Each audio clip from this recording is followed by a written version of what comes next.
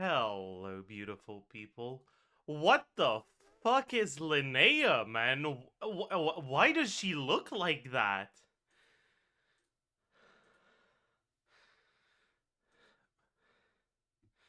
Why does she... Why does she look like that? Dude! Why does she look like that?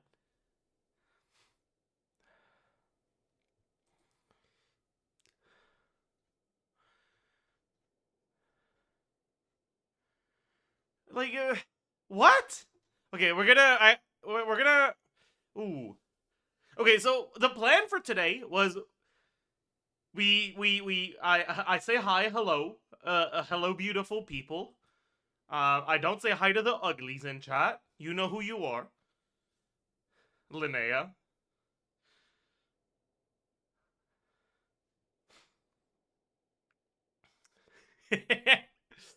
um. Okay, stop sounding Deluxe on her. I get it. Okay, shut up. Yeah, the plan was just, start stream, do the banner review, end stream, and then boot up stream later during downtime and do the usual, like, leak stuff. But we already have leaks. Like, what the hell? So maybe we do that instead.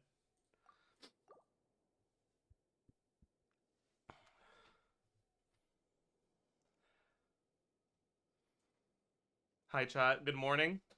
Wait. I will turn on my fan. My fan has been turned on.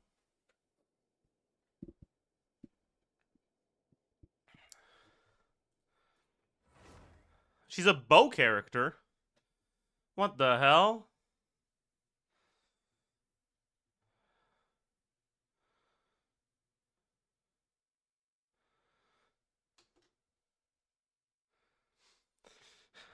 Wait, that means I can give her 5, yeah. Or not 5, that means I can give her elegy, yeah. But maybe I just give her 5 anyways. Your jacket looks nice. This is a university jacket. Like, this is merch from my university. From back in the day. It's actually not even, like, I'm not even the one who got it. Like, this used to be my dad's. Because he worked at the university I attended. So it was more than 5 years ago. This was before I went there.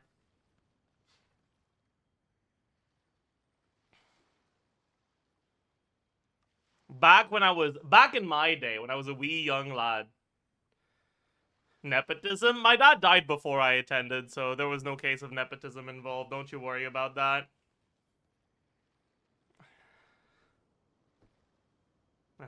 You feel bad now? You feel bad now? I do? Yeah, good. Saj, nepotism opportunity missed. Damn.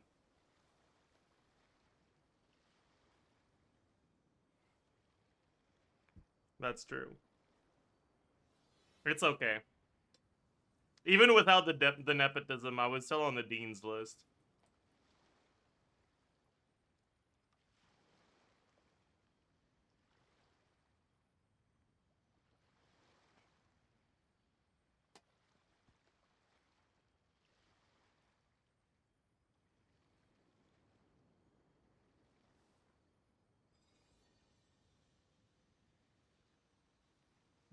It's too warm for a jacket, though.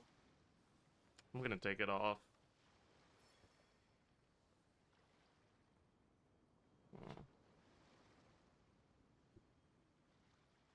It's not even that warm.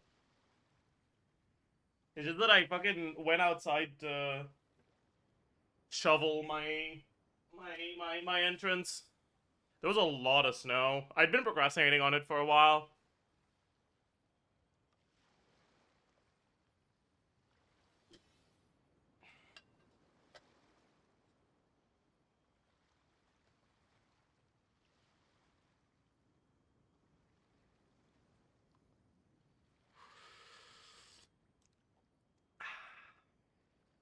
Alright. Wait, is there a new character? Is there a new new video for Varka? There is, right? Character trailer. I'm gonna have to watch that too. Unless one first cultivates the mind before cultivating these arts, all their feats will be like the moon's reflection on water, shattering at the slightest touch.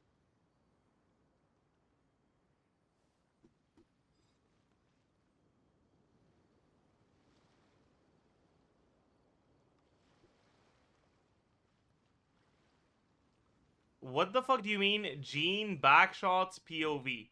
What the hell is that trailer? What? What? What's going on? Why? What? Tuano lost it watching the trailer? You will understand. Oh.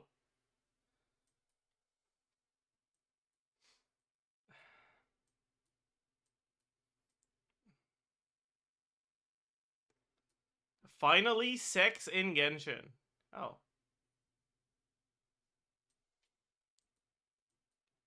Okay.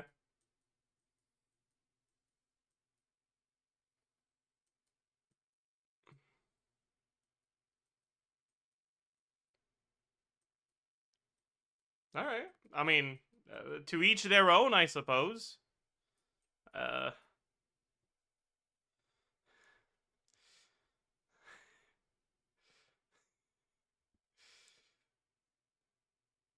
Anyways, where do I spend my resident here?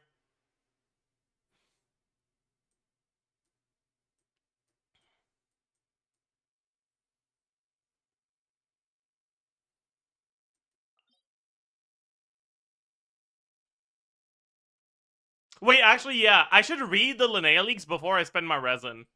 Because maybe it'll change how I spend my resin. Okay. Okay, when's the last time we had a 5-star with less than 10,000 base HP? That feels wrong. Base stats Genshin.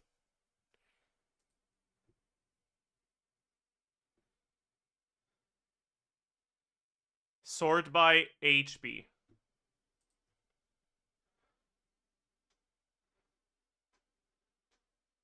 Chaska. Chaska was the last one. And Chaska and Ganyu were literally the only ones. That's crazy.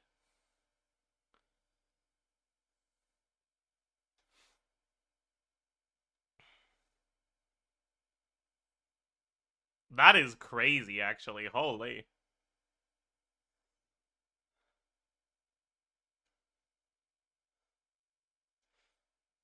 Why is Fischl so squishy? They had to balance her out somehow, you know?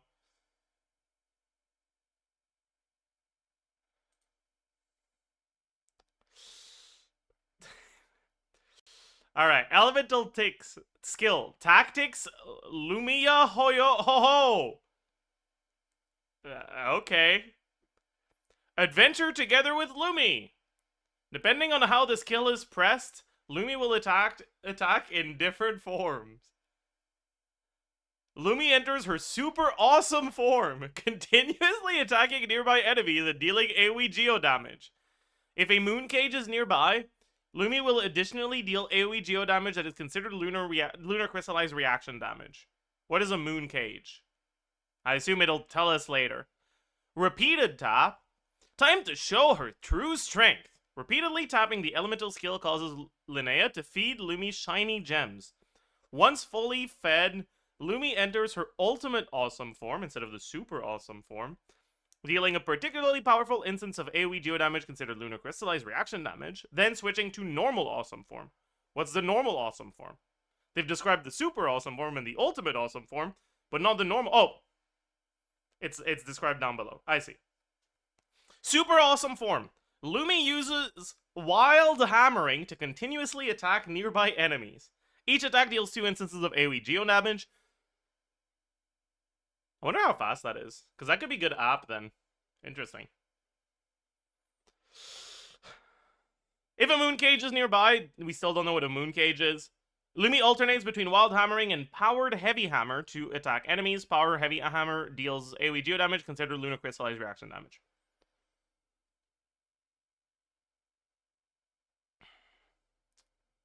Moon Gate is just the lunar crystallized turrets. Ah, I see.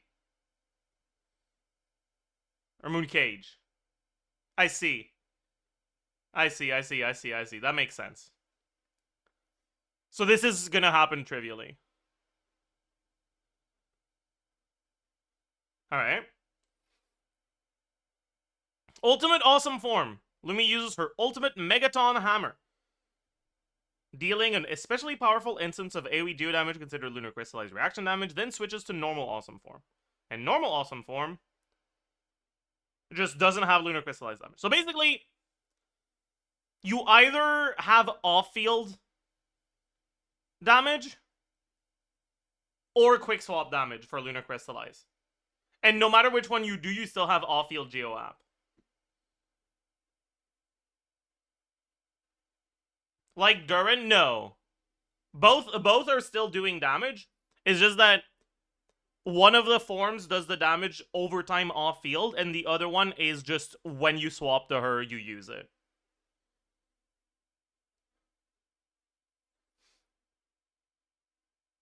Yeah, one big hit versus a bunch of hits over time. But we don't know the numbers yet, right? So we don't know which situations you want to use which.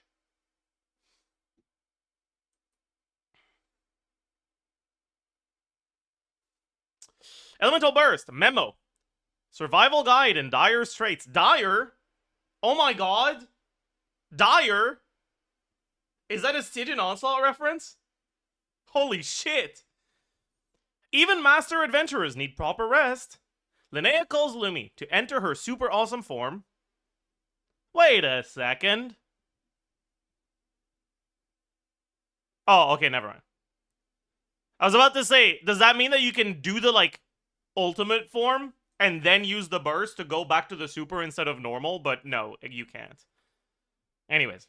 Restoring HP to all nearby party members and continuously restoring HP to the active character. Healing scale is based off of Linnea's defense.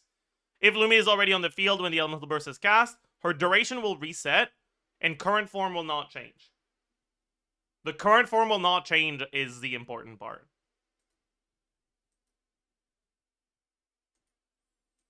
Okay.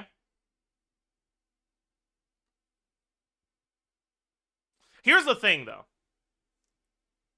If her duration is short, this character would probably be better with short duration than with long duration, right? Because then you could do sack bow and do, like, ultimate form at the start of your setup, then go use all of your abilities, and then go back to her, and if the duration is over, you can use the burst. I guess you wouldn't need sack bow. You just use the burst. Wait, can you use could you use sack bow to change from normal form to super awesome form? Like, if you do a... I wonder how it would work, actually. But that could be cool.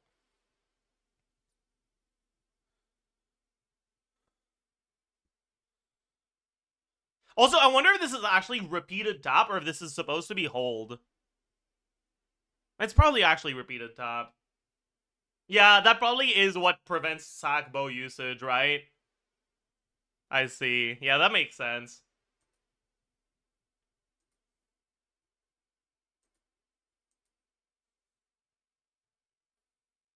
Okay. And then passives. Ascension talents. Field observation notes. While Lumi is on the field... On the field... On the field... On the field... Oh, Lumi's the summon. Right, that's not Linnea. I forgot. Right. Enemies near Lumi have their GRS decreased by 15%. Moon Sign, and I assume this is supposed to be Ascendant Gleam. Linnea's elemental skill and elemental burst are enhanced after summoning Lumi. Enemies near Lumi have their GRS further decreased by 15%. So it is 30% shred. Compendium of all living things. Based on the party's current on-field character, Linnea increases certain characters' elemental mastery by an amount equal to 5% of her defense.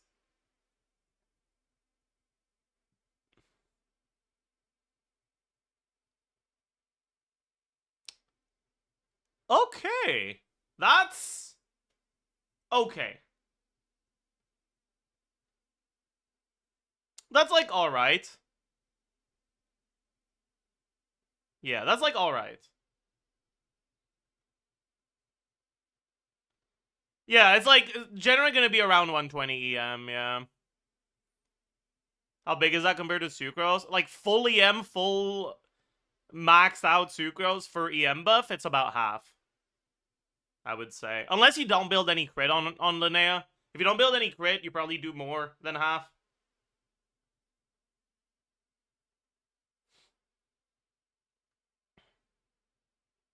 Wait, if the current on-field character is not a Moonsign character, she gains the EM. And otherwise, it's only the on-field. It's only the on-field. Ooh, that's bad. Wait. That's kind of ass.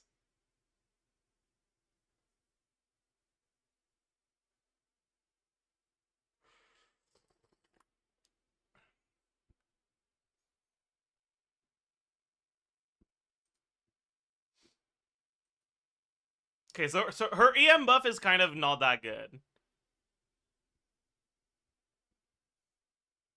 I wonder if that means she's gonna have good damage, or if it means that her build won't matter. Because it means one of the two.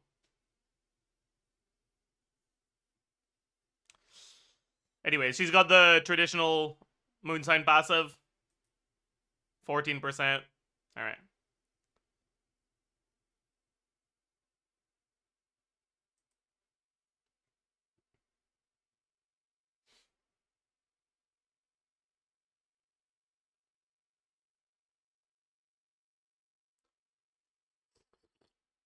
Read the exploration passive. It's funny.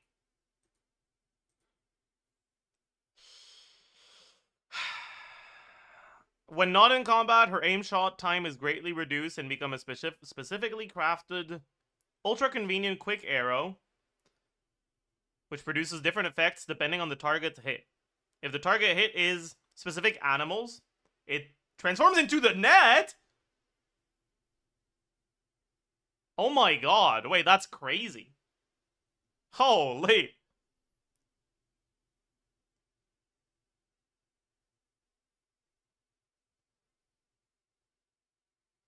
Net? I've never used the Omni Ubiquity net. Literally ever. Actually, no, I think... Have I used it once because there was a tutorial that forced you to? I've never used it intentionally.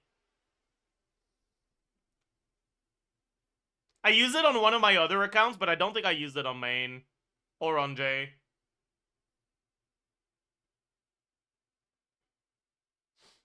Anyways. Specific ore. Linnea dispatches Lumi to quickly destroy ore veins. Oh.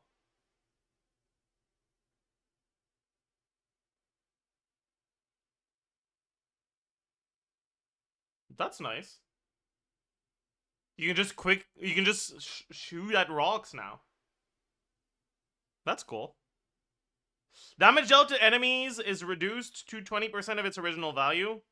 After firing a certain number within a short period, Linnea must briefly rest. Wait, why is damage dealt to enemies reduced to 20% of its original value? Sorry, I guess. Like, what?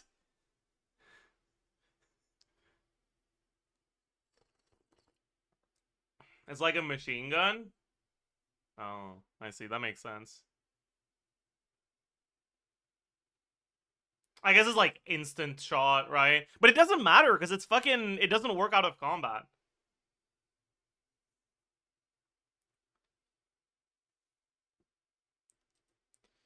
Dude, why does she look like that, though? Like, what the fuck? Is this the first character that, like, literally the first time I see them, I'm like, oh my god, that's ugly as hell?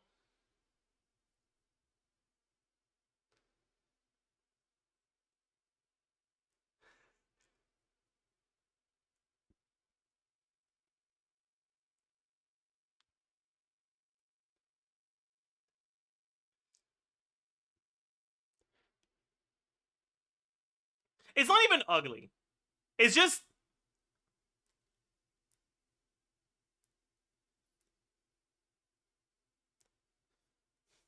her name doesn't sound like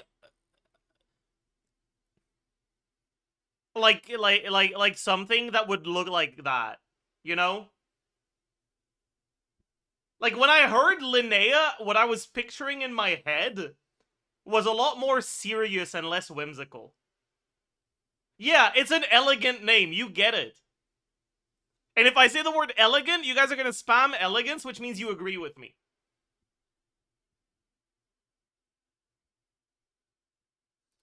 So, like...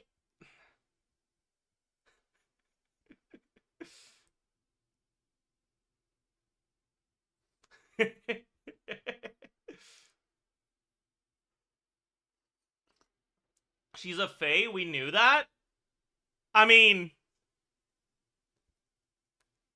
considering that the only other, like, playable fae is Flynn's, that's not really much of a precedent to support the argument.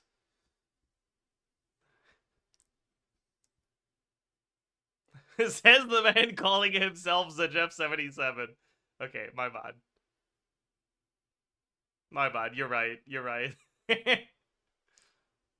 What do you think she's ugly? Yeah, again, it's not really that she's ugly. It's just that, like, I'm getting major whiplash because I really expected her to be a more, like, serious character design instead of a whimsical one. Her name just sounds...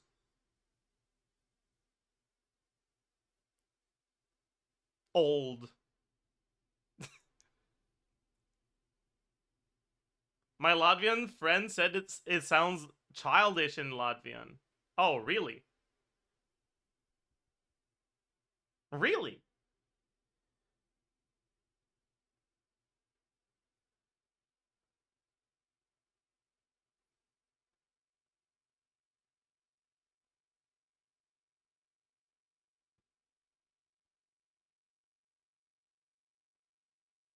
Well, the language is objectively wrong then, because that's not the vibes I'm getting, and I'm the authority on language, as you might be aware of already.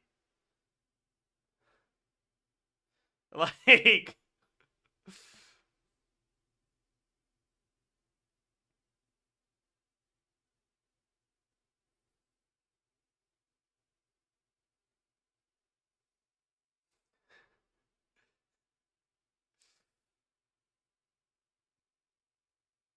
ethnocentrism. True. True. I think we Americans are at the center of the universe.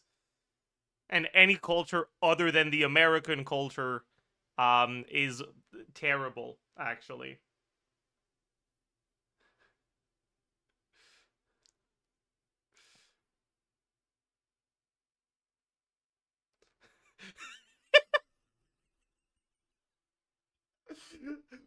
This is actually an all-timer message. Bro, what the fuck are you saying, pistachio01 underscore? What the hell?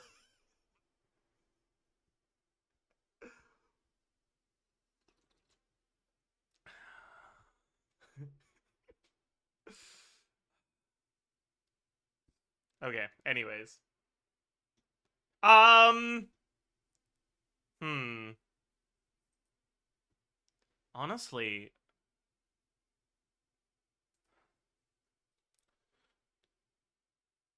I gotta think. I gotta think. So her base defense is 907. Does she have any self-stab buffs other than the EM buff that won't actually do anything? No, right?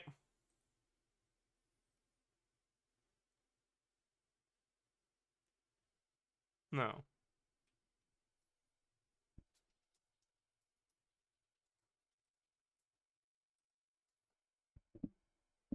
Also, wait, it's just Geores, right? Yeah, it is just Geores. That's good.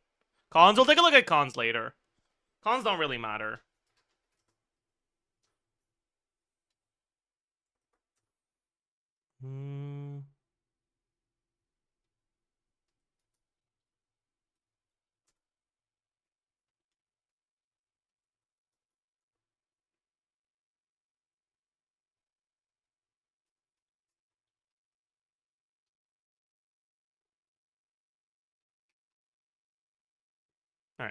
So 907 base defense. You're probably doing defense crit. I mean, you're definitely okay. For now, we assume that you don't go triple defense and you go defense crit. I want to look at how, if you build her for damage, Obeyed versus Husk does.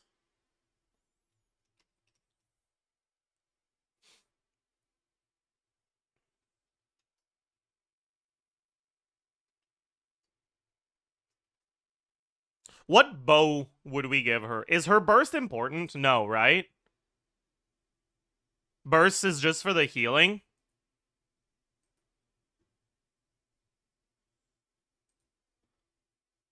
So she doesn't necessarily need energy.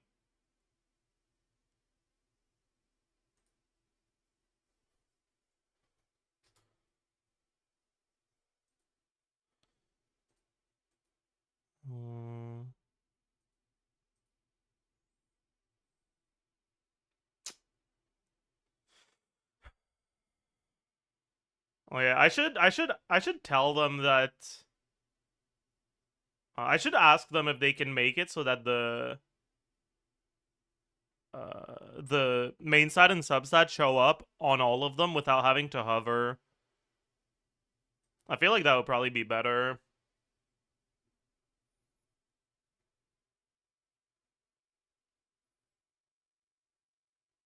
Yeah, so you can think about stringless, you can think about slingshot. What the fuck does this now? That's ER. That won't be good. What does Cloudforge do again?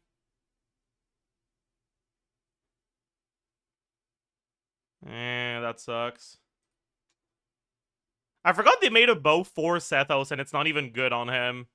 Man, that's crazy.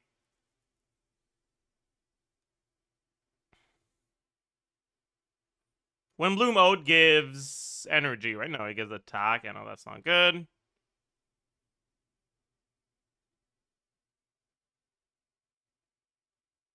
Wow, yeah, her options suck ass. My god. It's just stringless and slingshot.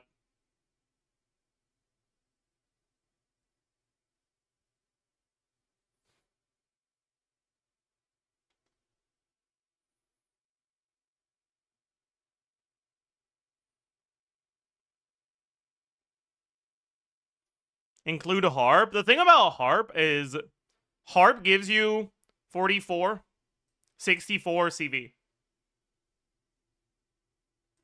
Slingshot gives you 62 CV.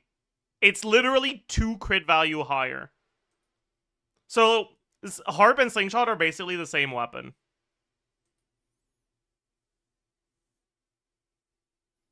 Isn't Cloudforge better than stringless? No, because you don't burst every rotation.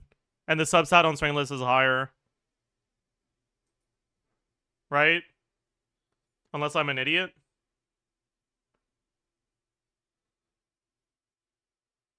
Where is it? Oh no, it's the same substat. I guess technically this is better then. Sure, you're right. King Squire. Does that give a lot of EM? No, right? It's just 140 EM? No, that's not good. Fav. The thing is, she doesn't care about energy.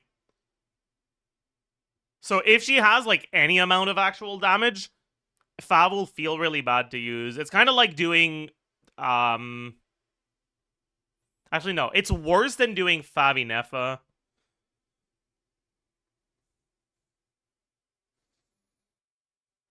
Because at least Inefa's burst is damage positive when you use it.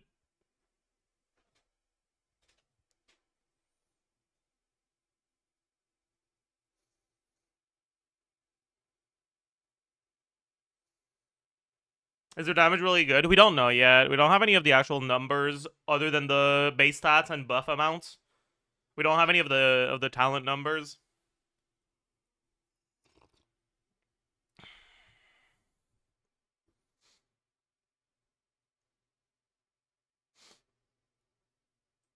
Like Escoffier and Fav? No, because Escoffier wants to use her burst because of Farina.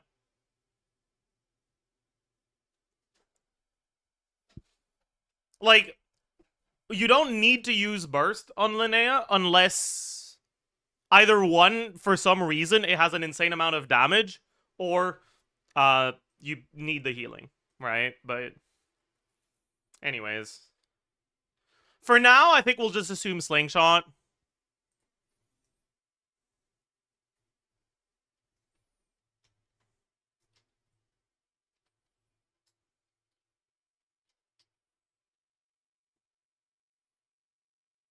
Harmager needs healing. Yeah, sure. But you have to realize also, this is a 5-star character. This is not like Goro Burst, where like when you have it, there's no real reason not to use it. It will delay your rotation by 2 seconds.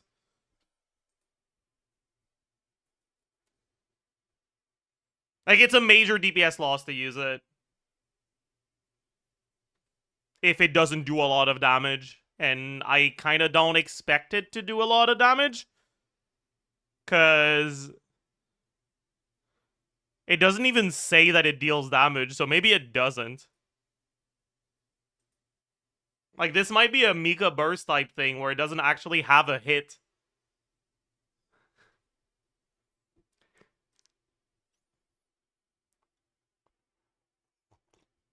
Like Barbara Burst.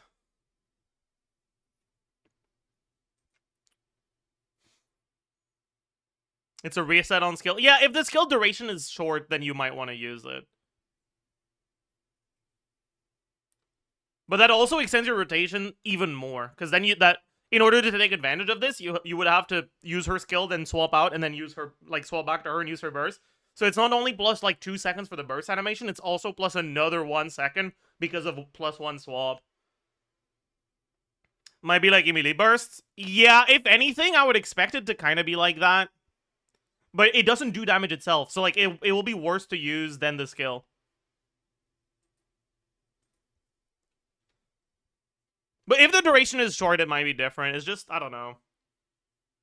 Check cons. Yeah, maybe cons give us some information because they increase duration or something. When the skill or when casting skill or triggering, I assume when your lunar crystallized reaction does damage, she gains 6 stacks of compendium record up to 18. When a party member deals lunar crystallized reaction damage, it consumes 1 stack to increase damage. Does this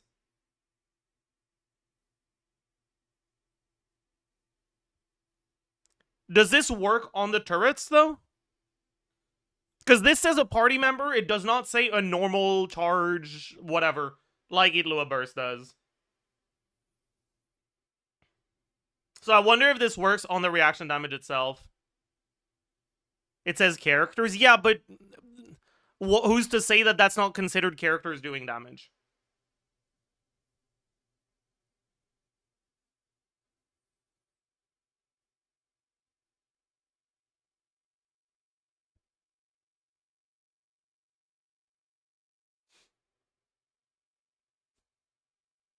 I feel like it probably won't, but I'm not sure. Anyways. Additionally, when she is in her ultimate awesome form, so when she does the repeated tap thing, she can consume up to 5 stack, each increasing the damage based off of 150% of her defense.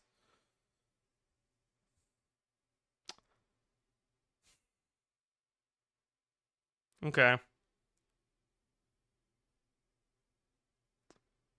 That seems nuke. It's not as good as it seems, because this doesn't get increased by EM or reaction multiplier. Alright, it's like Itlua's burst and like Zabai's ascension passive, right?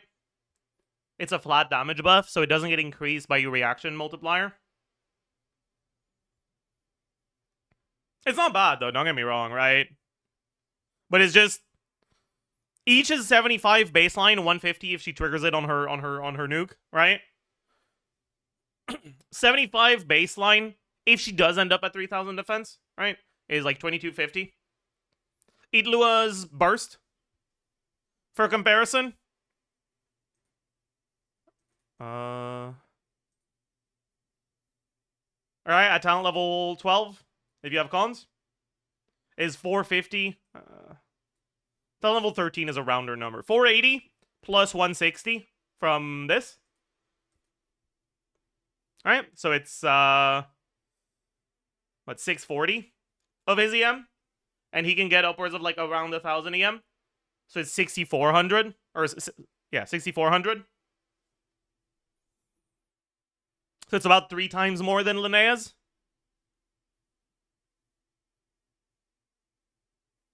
But Linnea's affects off field as well. So it'll affect her own damage, and it'll affect Columbina damage. If she uses up all 18, right? Usually, Itlua can use up 8 of his own, or 8 of his things on Lunar Crystallized damage, and the rest goes on normal Geo damage, right? So if she uses all of her things, you're probably ending up with, like, maybe 75-ish% quill damage of what Itlua's burst provides. Which isn't bad. But it's not... Yeah.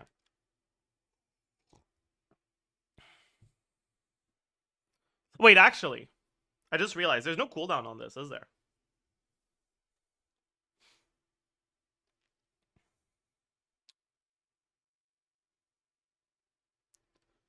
Which means you're not capped at 18 per rotation. When casting skill? No, it's when casting skill or triggering Mooncage Harmony, which, if I understand correctly, is what they call when the Lunar Crystallize reaction damage itself happens. So if you trigger it very often, you will be able to get a lot of these stacks. So if you have characters that use up a lot, you'll be able to get more value out of this.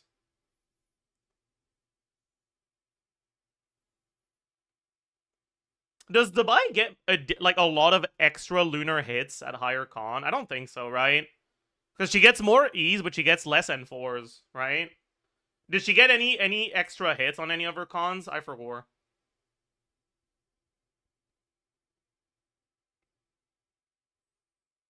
Is it all Lunar Crystallize or only direct?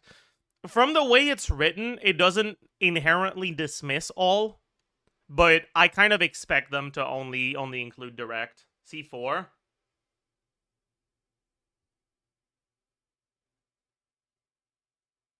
How many more does she get from the C4? It probably doesn't matter that much, though. Like, at that point, it's a relatively marginal increase based off of what you're already getting.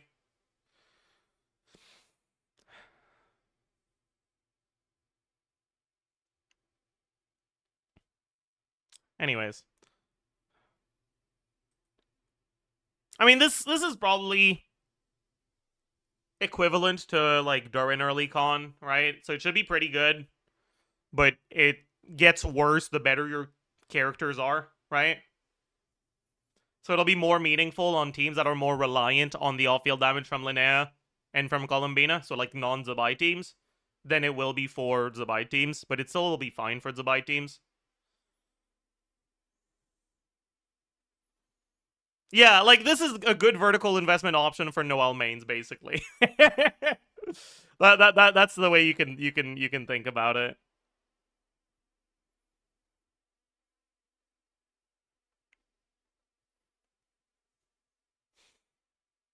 Alright, C2.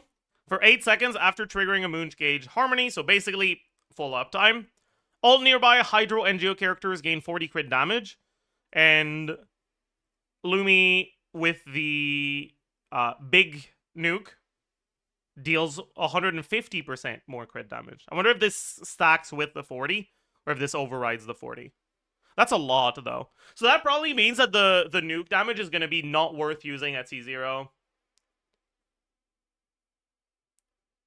Alright, this is probably going to be one of those things where, like, you're supposed to use the nuke damage at high con because of the C2, and you're supposed to use the non-nuke damage at low con.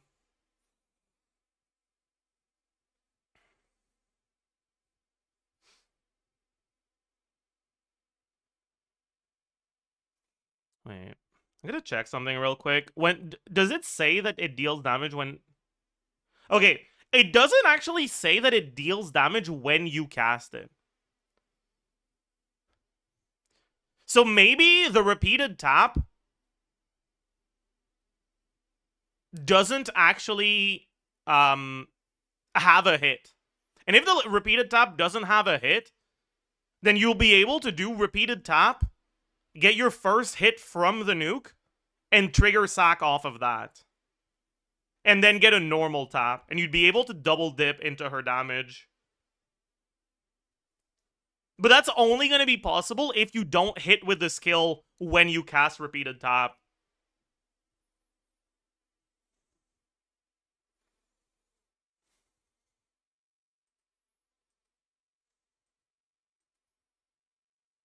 I hope that's how she works, actually. Wait, what refine is my sack bow?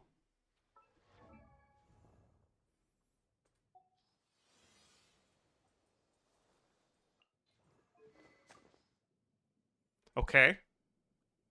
Good, good, good, good.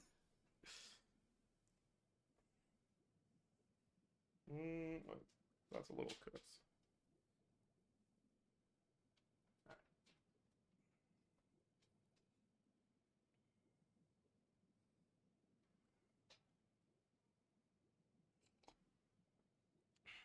I love when my character has a base 20% chance for the rotation to be bricked. The rotation wouldn't be bricked, though, because she still gets her buffs, even if she's on the normal form. Right?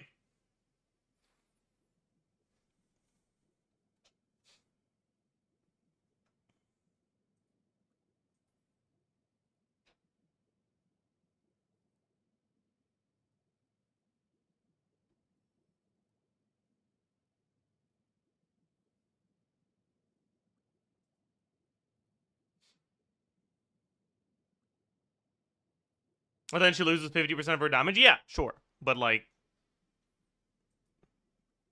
that's not the end of the world, right? Because it would still mean that sack is an average of 80% damage increase, which is better than her other weapons, for sure. Anyways. Moonsign Full Radiance. When Lumi uses her powered Heavy Hammer in Super Awesome form, or the Megaton Hammer in Ultimate form, if a Mooncage is nearby, the Mooncage Harmony is triggered. What the hell? Which counts as all nearby Hydro. That's so funny.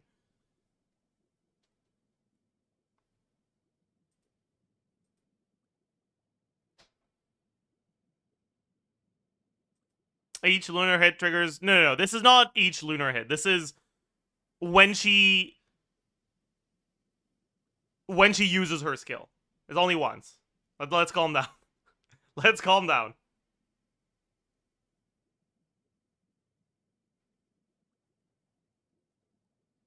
C4 for 5 seconds after triggering Mooncage Harmony. Linnea and the party's current on-field character gains 25% defense. And she can gain both if she's on field. And C6 enhances C1 when casting burst. No, when casting skill or triggering Mooncage Harmony, Linnea immediately gains max stacks. Consuming stacks now consumes double the stacks, and the damage bonus is increased to 150% of the original value. So far, that's kind of bad. Moonsign Full Radiance. Nearby party members' lunar crystallized damage reaction is increased by 25%. That's good. That's the good part. I see. I see, that's the good part. I was like, that...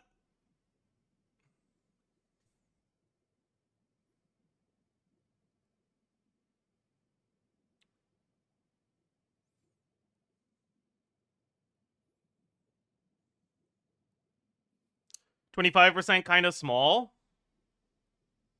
Oh, no, this is probably elevation. So it's like times 1.25 to your team DPS.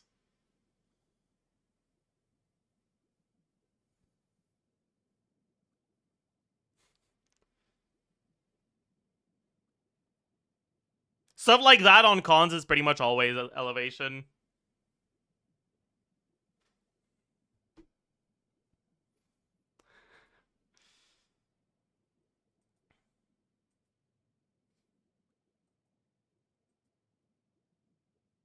Excel.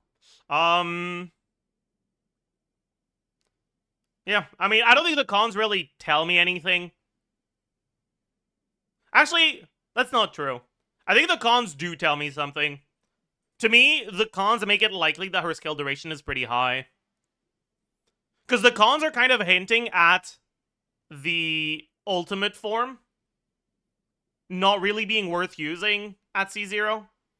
Because if it was worth using at C0, then it would be really weird for it to gain more damage than the other form at C from the C2. So most likely, her skill is enough duration that you don't have to use burst or refresh, so we don't need energy.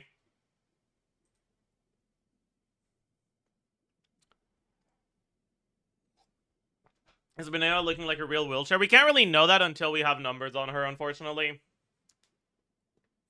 But probably. If we're being honest.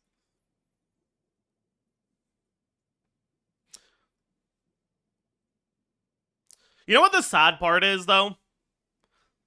Is that if I want to play Zhongli carry with Linnea, I don't have a good last slot.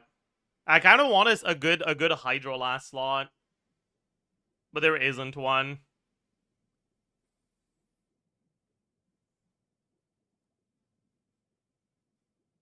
Right, because Farina's probably a DPS loss.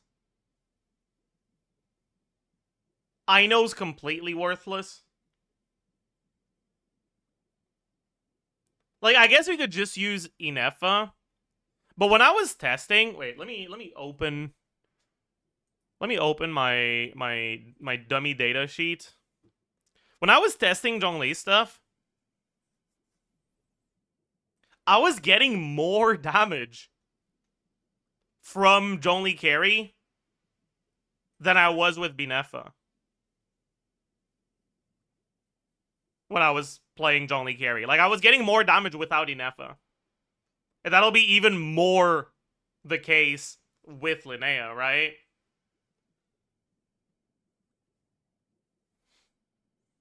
Is that true, actually? I might have had, like, Sucrose. Called Sucrose Binefa higher somewhere. Yeah, I had Sucrose Binefa a little bit higher. But it's, like, basically the same, right?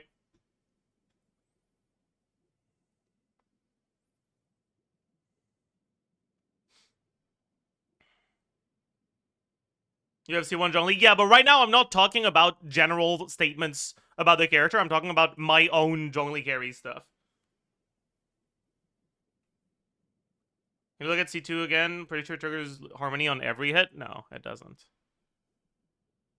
Because it says, when Lumi uses the powered heavy hammer or the Megaton hammer. Using these hammers is what happens when she casts the skill.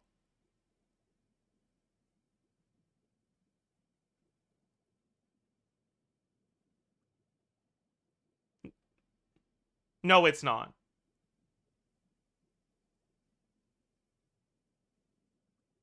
No, it's not. This is every other hit. Okay, I see. That makes sense.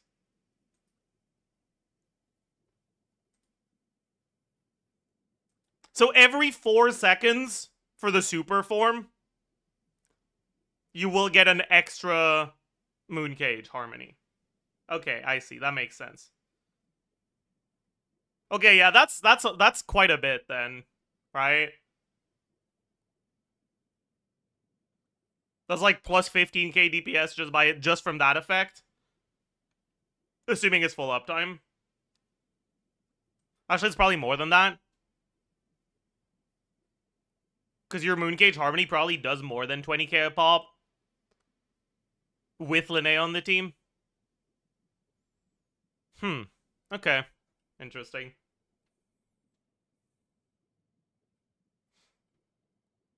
What is Mooncage? Mooncage seems to be the name that they use for the Luna Crystallized turrets. I don't know if it's the official name. Actually, what is the official name? Moondrift. And Moondrift Harmony. But yeah, they're calling it Mooncage instead of Moondrift. Because it's a translation. How good is her Sig?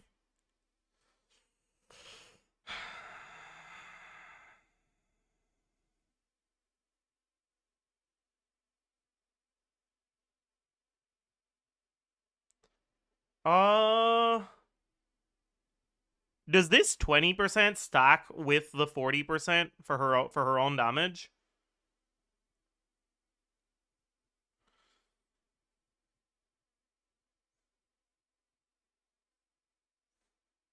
Yeah, her Sig seems more focused on personal damage than buffing. Like, it's a little bit of buffing, but it's more personal damage than buffing, right? It's more personal damage focused than Inefa's Sig. But it still has a bit of support.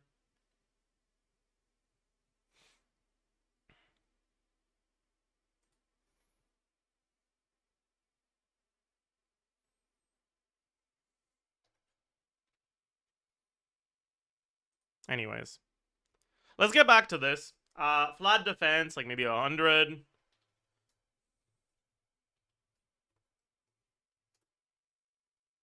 Yeah, this is not that much defense, huh? Okay. Thoughts on Elegy? Honestly, Elegy might be bait. Because Elegy doesn't proc every rotation. Right? One of the biggest issues with Elegy that I think people very often don't realize is that Elegy's cooldown, right? It's 20 seconds, but the cooldown doesn't start when you get your first stack. It starts when you trigger the effect. Which means that in practice, the cooldown is 20 seconds plus the time it takes to get your stacks, which is probably like almost 25 seconds. In 18-second rotations, that means that your first proc is going to be during your uptime, and your second proc is going to happen like towards the end of your second uptime. And then you'll have no proc whatsoever on your third uptime. So the uptime on Elegy isn't actually going to be that good.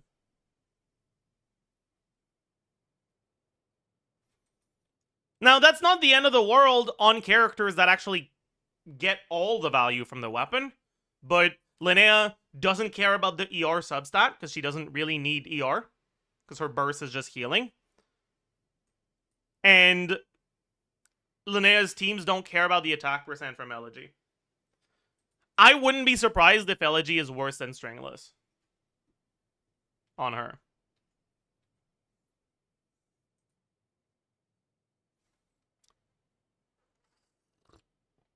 Look at the Nogcry craftable. How much is it?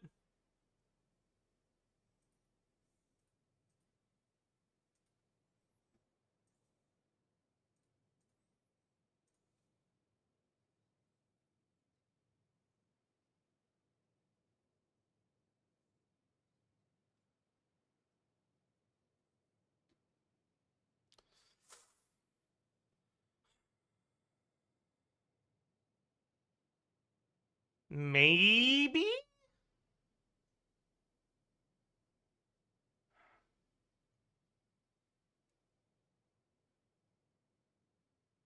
Probably.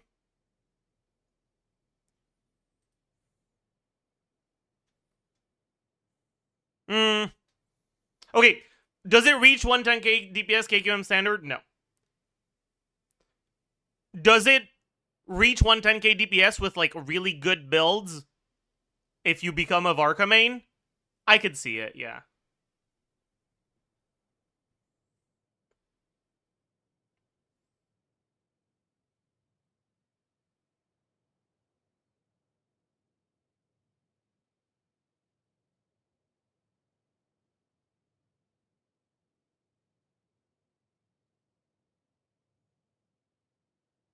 Maybe that's too optimistic, though. Anyways. What is it's a snare hook, right? It's...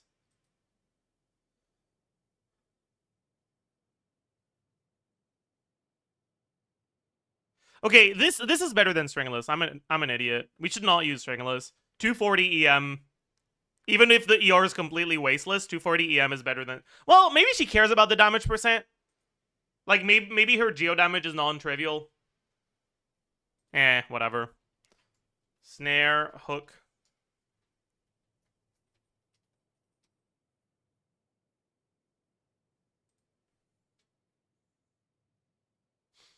Damage percent in these teams. How much damage percent is she gonna get in like premium to buy? None, right? Literally 0%. Alright, EM. If we're on Obeyed, we get 80 from Obeyed. We get 80 from substats. Did she get any EM to herself from the passive? It's only to the active character, right? Georesonance, that's also only to the active character.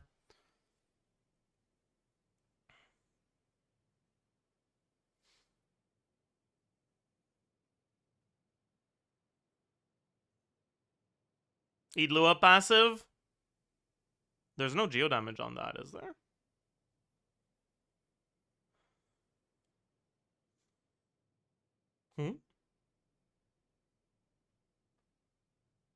Oh, for the EM, right. We're at EM now. That's true.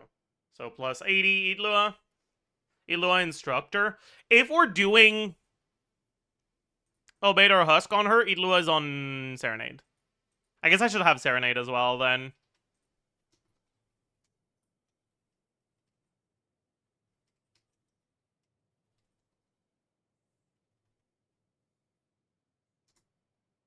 But yeah, we do have the Serenade.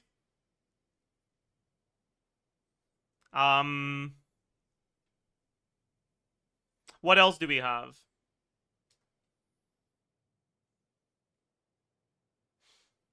For EM. Substats, set bonus, Idlua, Serenade.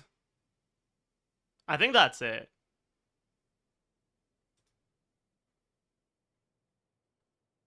$200 defense from Idlua? No, that's only to the on-field character, right?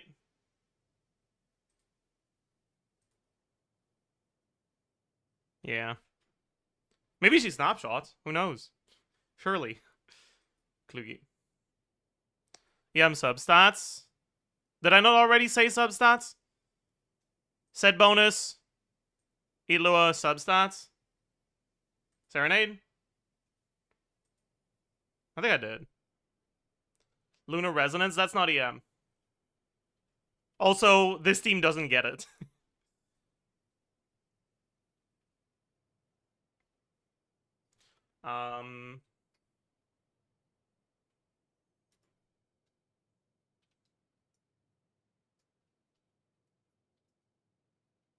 Okay. How much extra lunar damage percent do we get? We get Obeyed 60. We get Columbina Burst 40. And that's it, right? Oh yeah, 20 from Serenade plus Night Sky, that's true. Alright. 28% from Zabai himself. It's 35 with Columbina, but that's not the same multiplier. It goes at the start.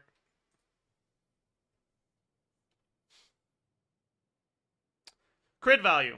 She is crit Ascension, right? She's crit raid Ascension, right? That might make Slingshot a little bit more awkward, but it shouldn't be too bad. Right? Because you don't have any external crit other than Elu at 10% maybe.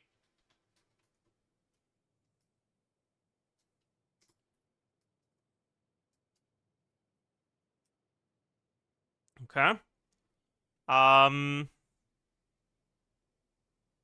So base stats, weapon, artifact, main stat, and substats. Ilua 50. And that's it.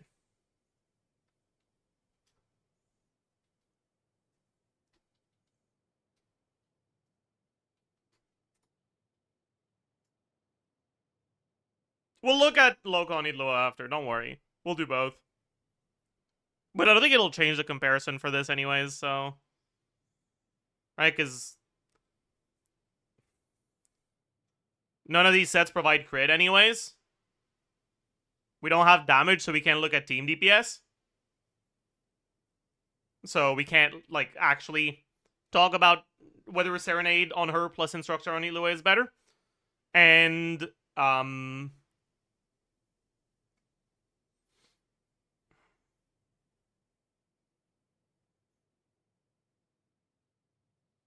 what was the other thing? I forgot. What about Serenade on Bina? No, that's bad. Well, okay. That's maybe not. I guess if you go Instructor on Ilua, maybe Serenade on Columbina is better than Serenade on Linnea. I'm not sure. But we won't know until we see her numbers for that one.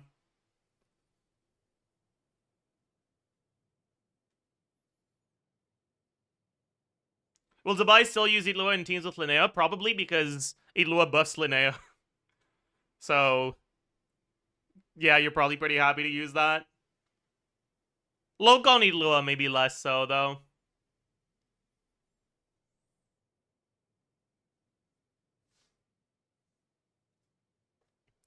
Wait, no, that's wrong. It's not this, it's crit multiplier. Okay.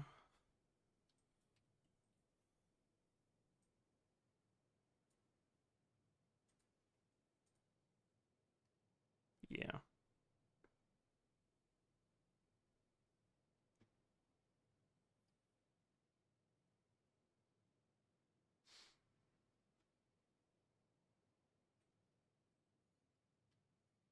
Can C6 Goro replace Lokon Ilua? Probably.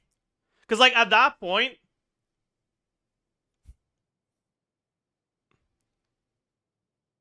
because you're getting more off-field damage, if you don't have the, like, team-wide crit buff from Ilua, and it's only 20% instead of 50%, then it doesn't actually separate itself that much from the team-wide buff you get from Ascendant Gleam bonus anymore. So having a character that's not from Nodcry becomes a bit more meaningful. It's kind of like I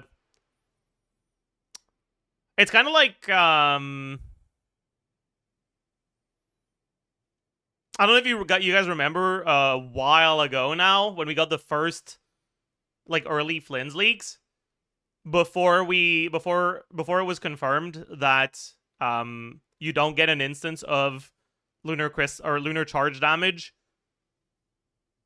just from the reaction being triggered. You need to actually have the Hydro and Electro Aura. And we thought that, at least I thought, that Llama would be good for him. Right?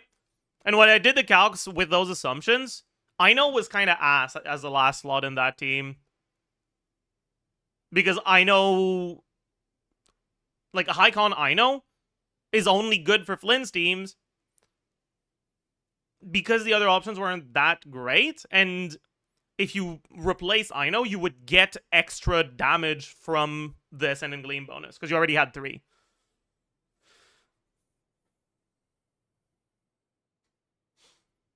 Anyways, Husk, we lose the 60% here. We gain 54% defense.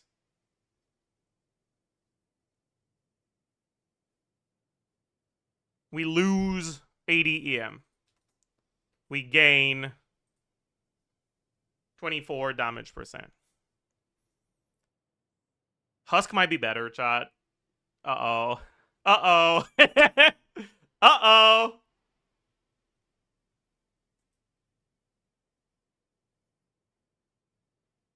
Because just in terms of the lunar crystallized personal damage, it's 2% worse. But the non-lunar crystallized damage is a lot higher. So if it's like, if it's anything other than completely negligible, it's probably basically the same for personal damage. But you're also adding up with 500 more defense, and 500 more defense is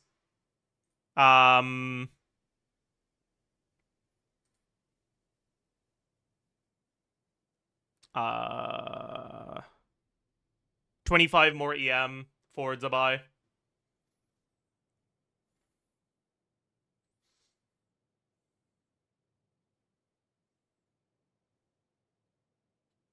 Have you considered that no one has that set farmed?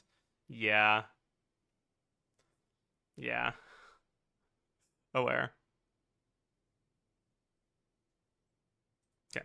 And then, if we look at Serenade, so if we don't go damage on her, right, we lose the 60%. Where is it? It's here. And we lose the 80 EM. But in exchange for that, we get the Instructor on half uptime-ish. Then her personal damage is about 15% lower. But you get an Instructor buff on Zabai. Now, depending on her numbers, maybe that's worth it, maybe it's not.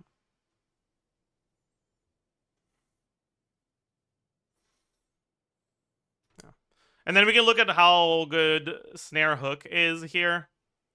So we lose this. We gain, or this changes. It's now.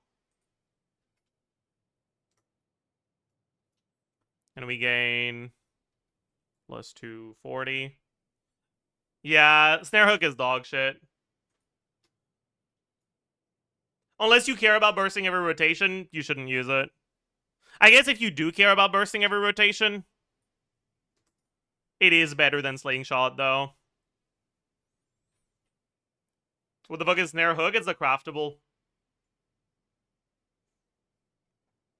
If you need to build the ER, Snare Hook is better than Slingshot, but otherwise it's way worse.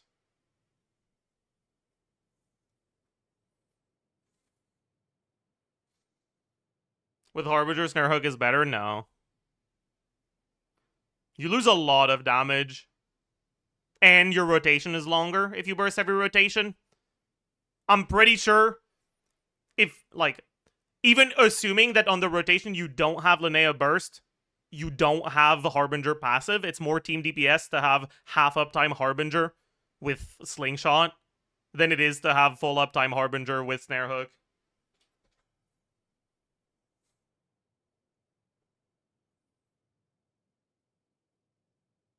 Why is Slingshot good if you don't do normal attacks? Because Slingshot is a lot of crit. Alright, weapons can have different amounts of base attack, and the amount of substat you get depends on that base attack, right?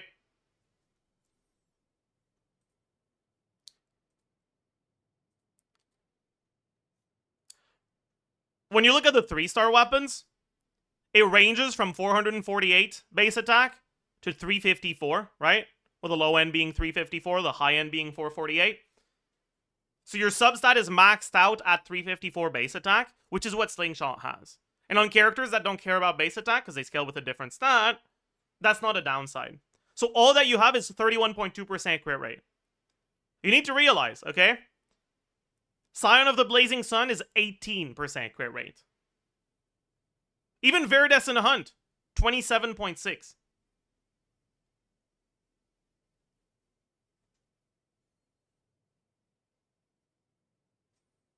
Fuck, Skyward Harp, 22.1. Polar Star, 33.1. If the base attack doesn't matter whatsoever, just in terms of substat, low base attack 3-star weapon is about as much as mid base attack 5-star weapon. The only weapons that will give you more crit from the substat, like noticeably more, because this is only a 2% difference, that's basically the same. The only weapons that give you noticeably more crit from the substat than low base attack 3-star weapons or low base attack 4-star and 5-star weapons. Right, Deathmatch, low base attack, 36.8 crit. And like Aqua and other Hunter's Path, other low base attack 5-star, 44.1.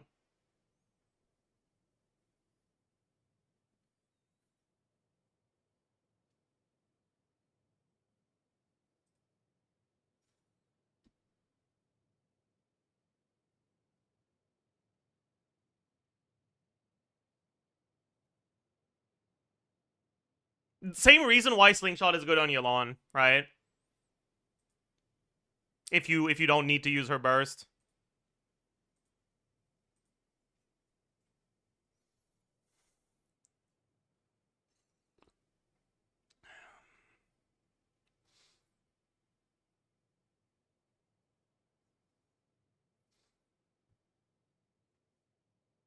Wait, you want crit rate on her more than crit damage? I mean, not necessarily, but she doesn't have a fuck ton of crit rate from external sources, so you don't hate crit rate.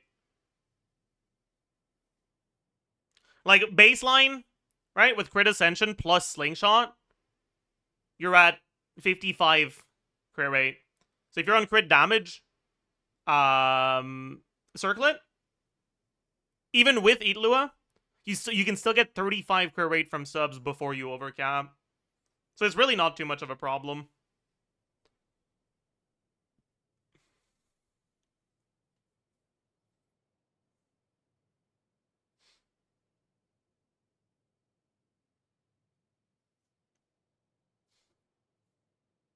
Does Slingshot do anything for her other than the crit rate? No.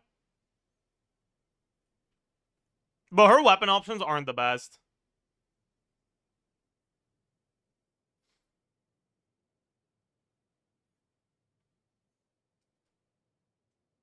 Yeah, I guess we might as well take a look at Sig.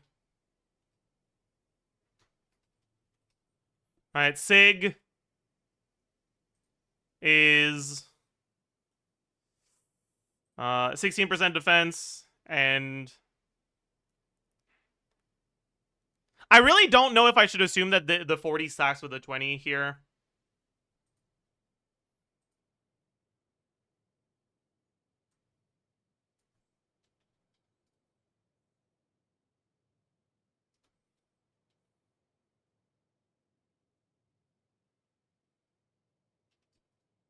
For now, I guess we can assume it does.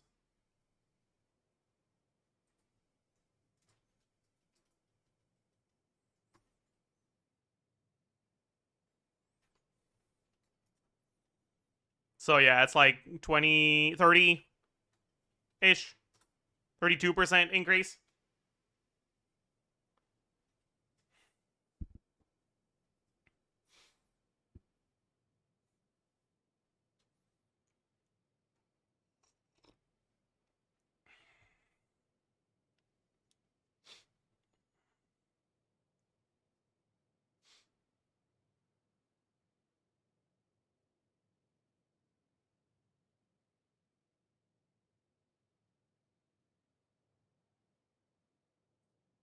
But she probably won't be that much of the team's DPS to begin with, so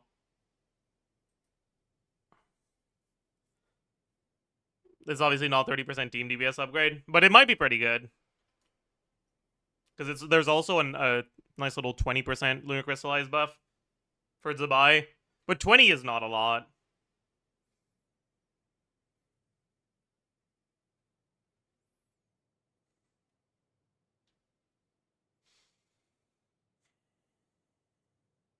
Calc Aqua, fine.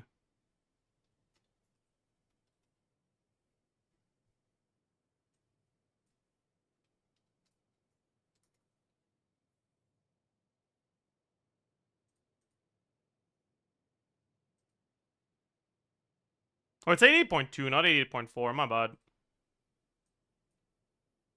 Also, that was a misclick. And you get 20 damage percent. But we don't know what her split is yet, so that doesn't really matter. Yeah. Aqua is like 8. Yeah, 8% better than Slingshot.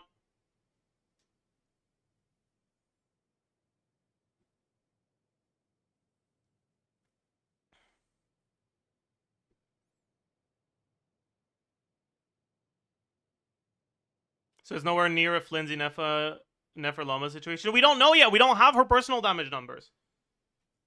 Right? These comparisons are like we're looking at build options. And build options we can actually talk about before we have specific numbers on her.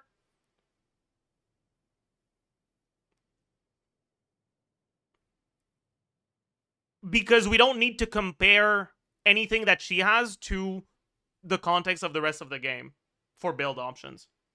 We can look at what her total stats are going to look like on different builds, even if we don't have her damage numbers yet. But we can't look at how important she is to teams before we have her numbers, because we don't know how much damage she does. Technically, right? This is also a little sus, because we don't know how much of her damage is non-lunar. If she has a lot of non-lunar damage, Husk might end up being a lot better than Obeid, for example. But that's why I have both of these numbers, not just the lunar effective defense.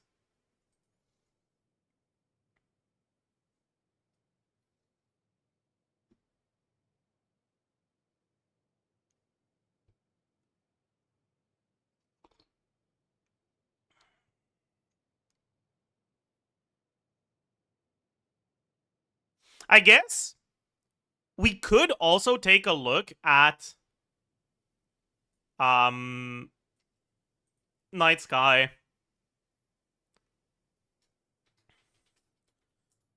Because if you do the big, like the nuke skill instead of the damage over time skill, you'll have Night Sky activated when you use your skill. The biggest problem is at that point, you're overcapping on crit way too easily on Slingshot.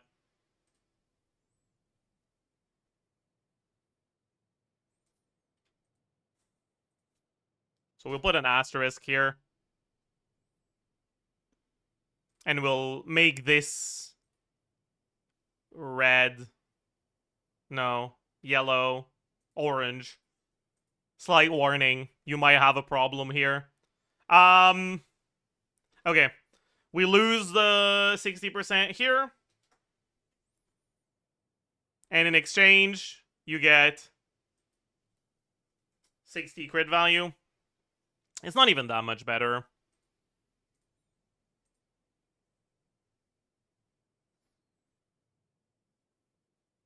Yeah, it's probably not worth it then.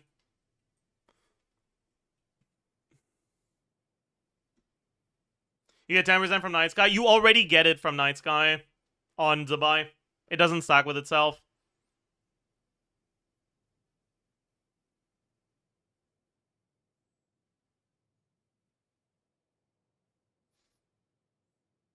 What if she ascends with crit rate? We already know she ascends with crit rate. Why do you think I made the cell orange? If on field, she'll get her own EM buff. Yeah, but she would get it on Obeid too, right? So, like, we're not looking at whether you should do the nuke. We're just looking at if Night Sky was worth going for if you did do the nuke. And it doesn't seem like it is. Because the damage upgrade is too small. And you probably can't use Slingshot anymore. Maybe with Sig it's fine, because now you don't overcap on crit too easily.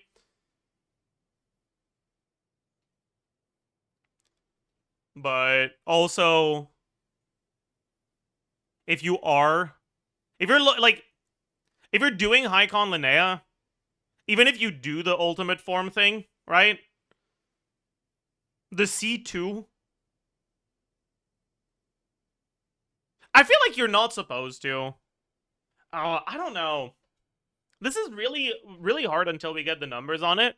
Because, like,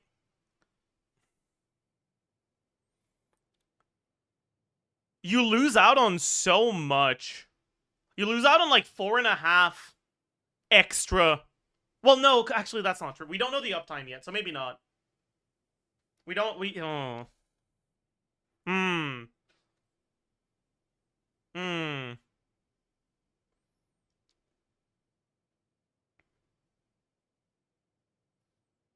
You use a 3-star crit damage weapon? I mean, that's not a lot of crit value, though.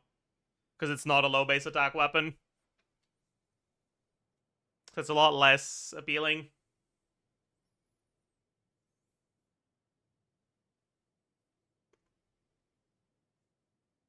How much base attack is Blackcliff again?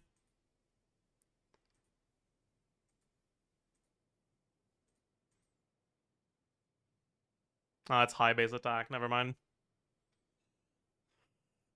Saj.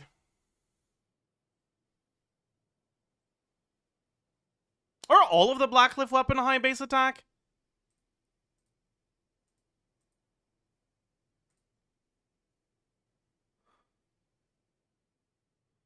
No, Blackcliff Agate is mid base attack.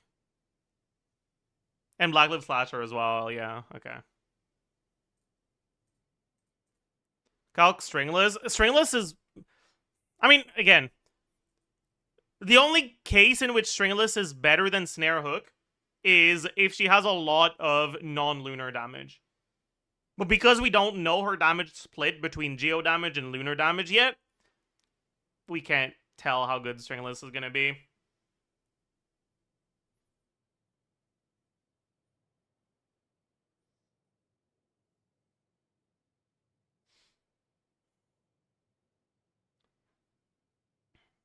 Is a Res Red team locked? I think it's Gleam locked, but that's it. Alright, you get 15 no matter what.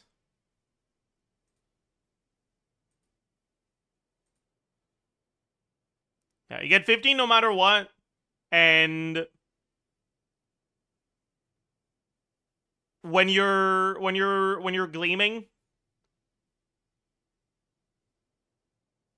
Wait a second. I was assuming that full radiance was just a bad translation of Ascendant Gleam. But they say Ascendant Gleam right here.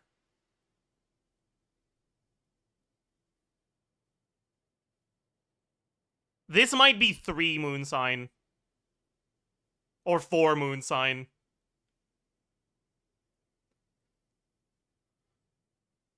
Oh, no. Uh-oh. Uh-oh.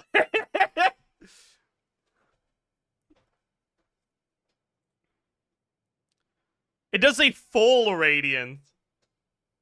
And it's not like full and ascendant are close in meaning, right?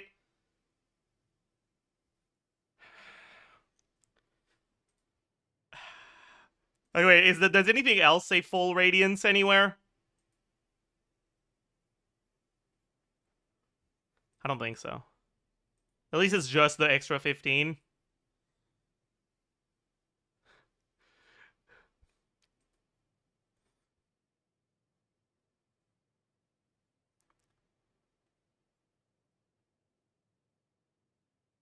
That's just the name of the passive? Oh.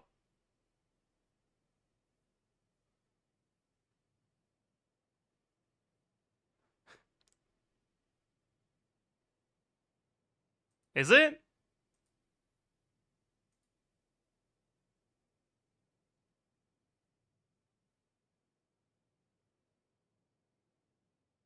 Because this passive just opens up with Moon Sign Ascendant Gleam. And then it describes what it does in Ascendant Gleam.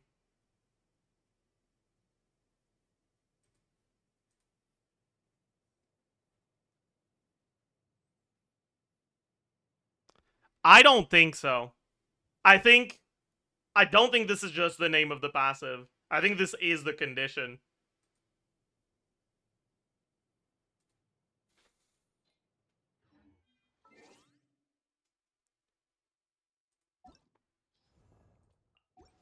Oops.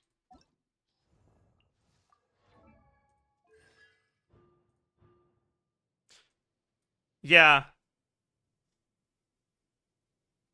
Because, like, this is the exact same format for Flynn's C2. Where it says, Moon Sign, Ascendant Gleam, colon, while Flynn's is on field. And then Moon Sign Full Radiance, colon, while Lumi uses her.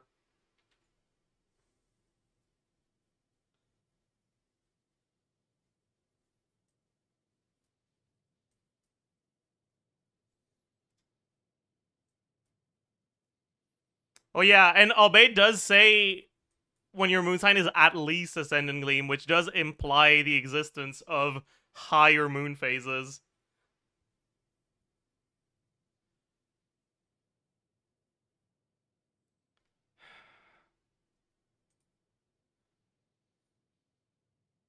Does anyone mention that?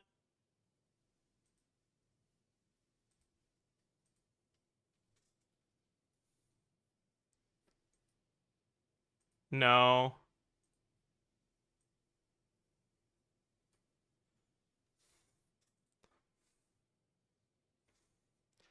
Please tell me they're just inconsistent with translation. Why is there moon sign, ascendant, gleam on her 14% passive and a different or a differently named moon sign full radiance on her shred passive? Don't do this to me.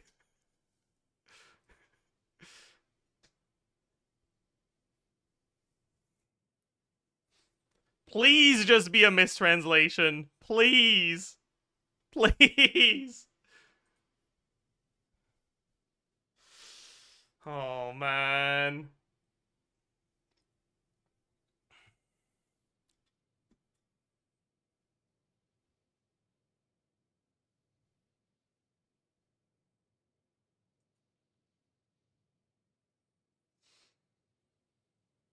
Fingers crossed.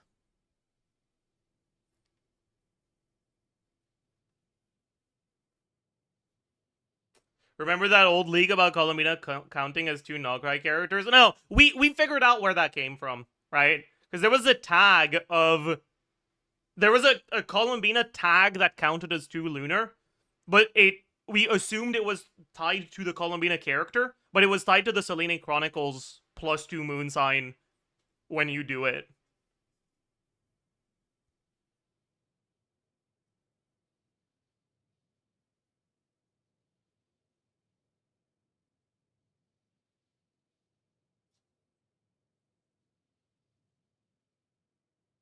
Nograi sets will get cooked by a higher moon sign? Probably not.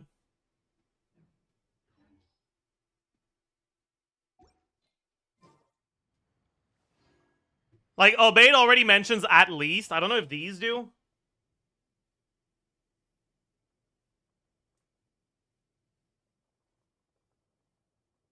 Okay, these one don't. But they'd probably just change the wording if they add a new sign.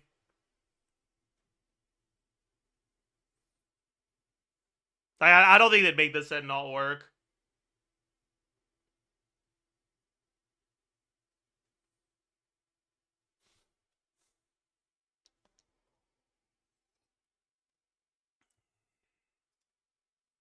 Because then what would you build when you have 3 Nogcry? Yeah. Sky set will gain an extra 15% from full moon sign. True!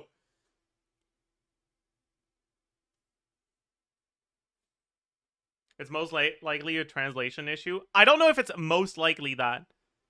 That was my initial assumption until I noticed that they have it properly translated here. It doesn't make sense for it to be properly translated somewhere and not properly translated somewhere else.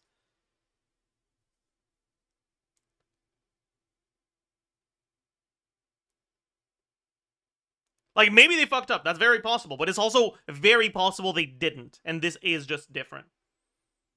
You check CN wording via comparing the symbols. But how do I do that? I don't know where the CN leaks are.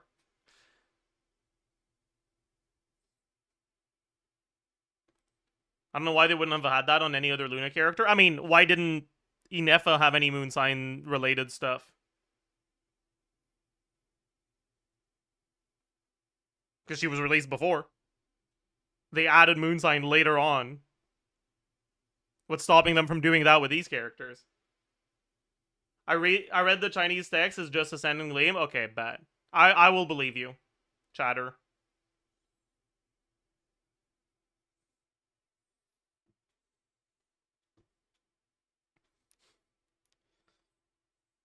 Yeah, there are 3 moons in Tevat.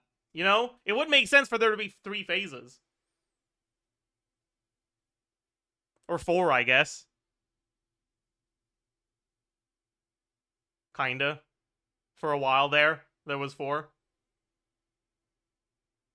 Archon Quest spoilers, by the way.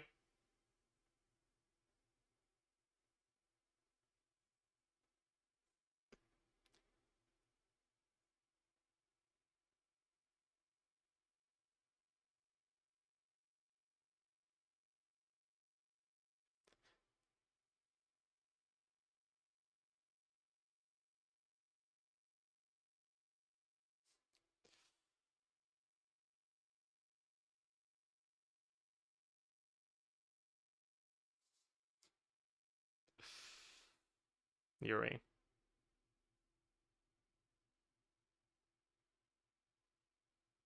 Four Moon Sisters plus honorary Moon Sister Dottore. True. Okay. Reddit commenters are spamming Klugi under your comment. Really?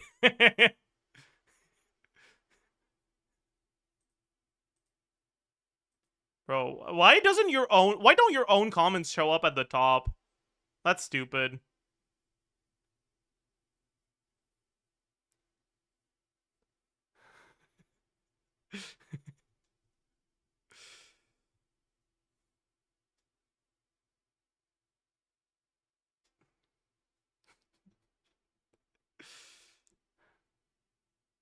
All right.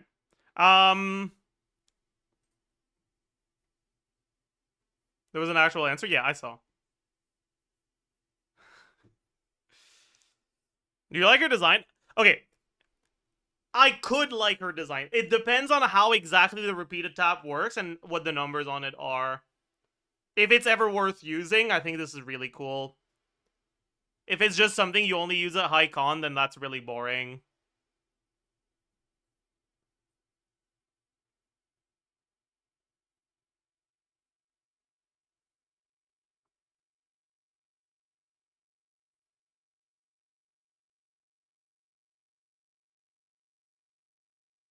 What do you think about the plus 150 crit damage on C2?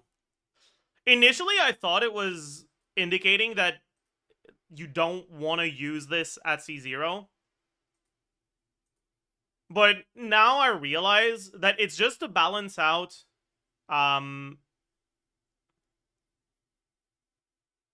it's just to balance out the fact that if you do the nuke version of her skill, you don't get the extra Moondrift harmonies from the super version of her skill.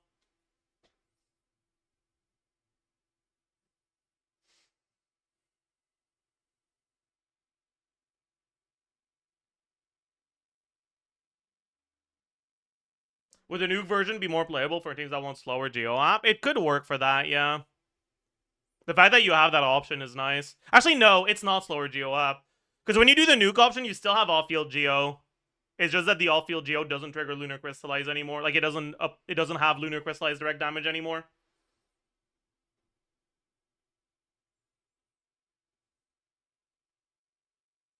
So it wouldn't change the application.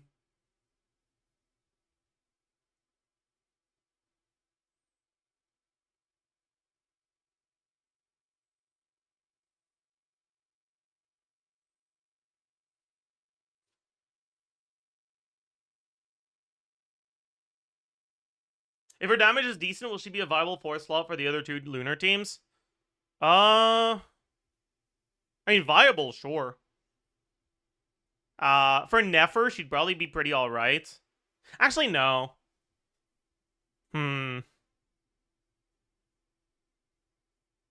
Yeah. Her...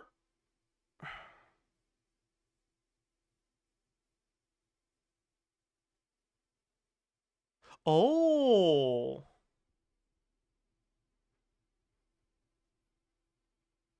Chat.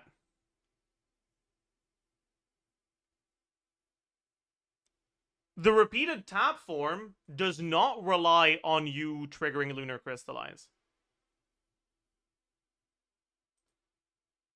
The super form needs to have moon cages, moon drifts, in order to deal lunar crystallized damage. The ultimate form does not. That means that in Nefertims, even if you don't trigger a single lunar crystallize throughout your whole rotation, she can still do the ultimate form.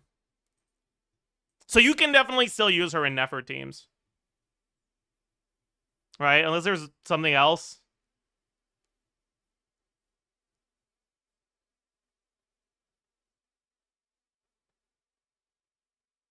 Yeah.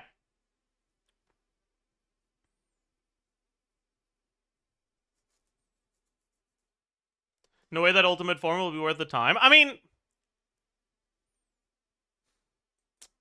I think it is going to be worth it. Because, like, you have to swap to her anyways to get the EM buff.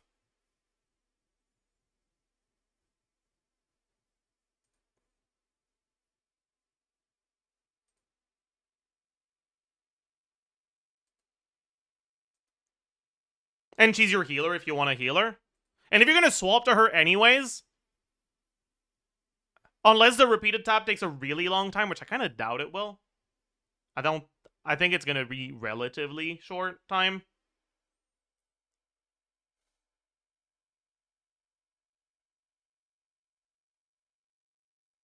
I guess we don't know that yet, right?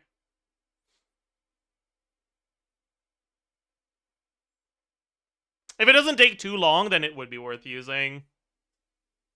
I mean, even if it isn't, even if you don't, okay, if you don't use it though and you just do the tap, she's kind of bad for Nefertims. Her EM buff is smaller than Sucrose EM buff, and she wouldn't have any personal damage. But I guess at least she has healing. But it'll be worse than using Inefa for sustain.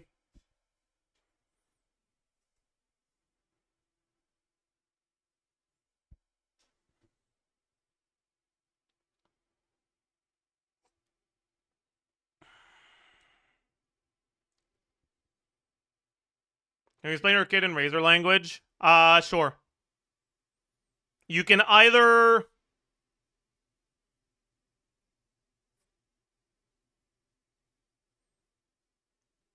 Actually, you guys remember Dendro main character's burst? Where you could attack it with a bunch of different elements to make it do something different? And you basically had the Pyro one and the other two that were basically the same? That's basically what she's doing, right? Her skill, you can choose between having damage over time or having front-loaded damage. That's basically it. She's also got a bunch of, like, extra little, like, buffs to the on-fielder and, like, shred and all that, but... yeah. How do you choose? If you use the skill once, it does the damage over time, and if you use it again, it, like, uses it up early, basically.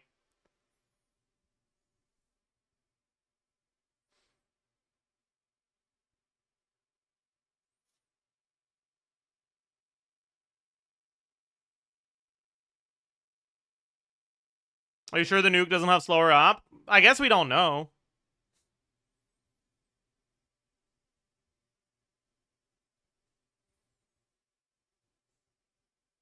Maybe.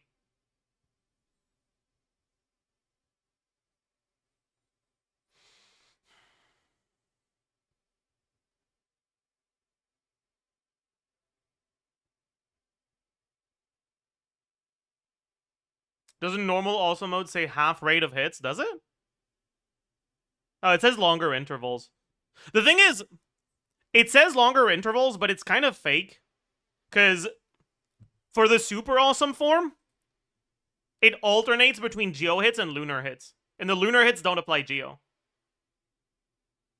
So, like, it's not actually slower up. I mean, it might be. Maybe it goes from 2 seconds to 23 seconds interval. Like, I guess we don't know that. But I don't expect it to be slower app. It might actually be faster app. Because if the super form is every 2 seconds, you would have Geo app, then 2 seconds later, lunar crystallized damage, no app, and then another 2 seconds later, so 4 seconds later, you would get another geo app. So 4 seconds between your geo apps. If the normal form is 3 seconds instead of 2, well, you're now applying geo every 3 seconds instead of every 4 seconds. So as long as the longer interval isn't actually just exactly double, or more than double, then the normal form would have faster geo app, not slower.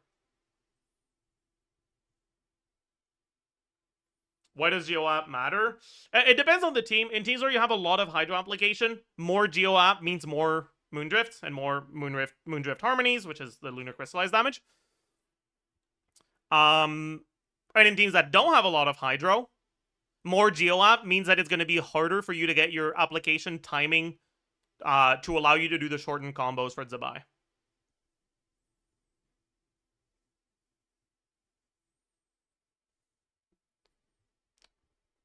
Ultimate is just with burst? No, the ultimate isn't burst. But you can kind of think about it as the burst. Like, Linnea's burst is not an offensive ability. Her burst button is just healing. Right? Her actual burst, I guess, I don't know if that's the right way to think about it.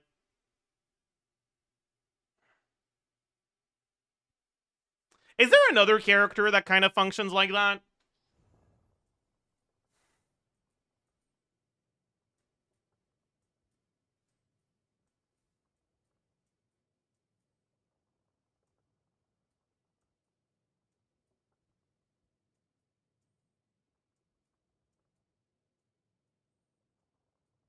No, not about the burst, but like about the ability to choose between front-loaded and non-front-loaded damage.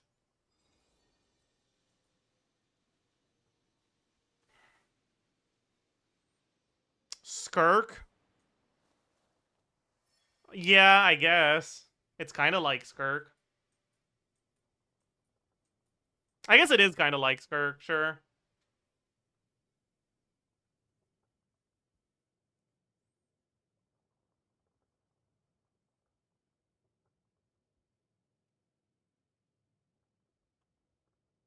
But it's just that, unlike Skirk, all of those things are happening through the skill button, right?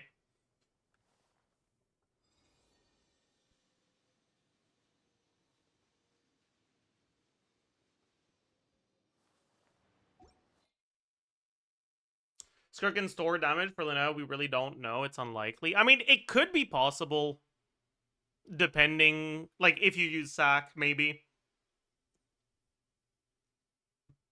But that depends on how exactly, like, on what the timing on the hit is. If it deals damage before you finish repeating your taps, then it will proc your Sack Bow before your ability goes on cooldown, and the Sack Bow won't do anything.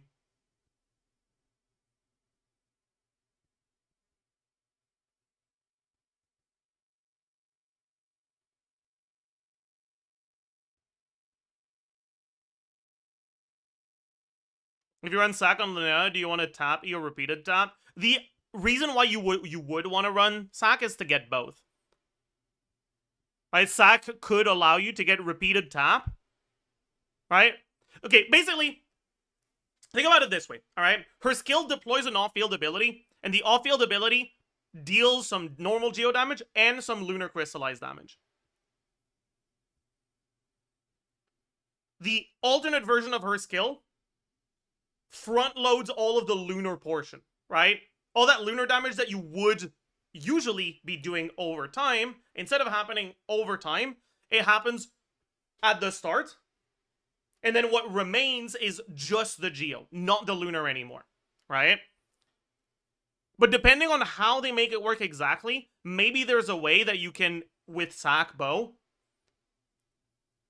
front load all your lunar, get the Sack proc, and then basically refresh your skill on the super form and still have the off-field version.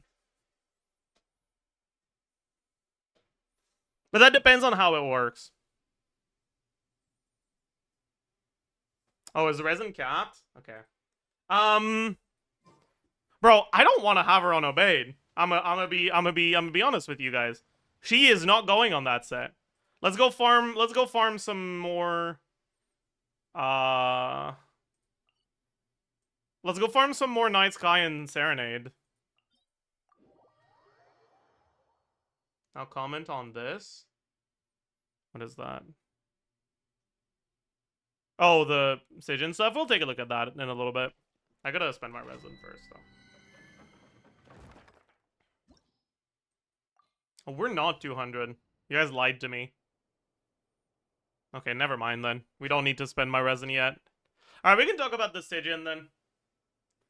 So, Gecko, Hera, Papilla. We heard you like chill bosses.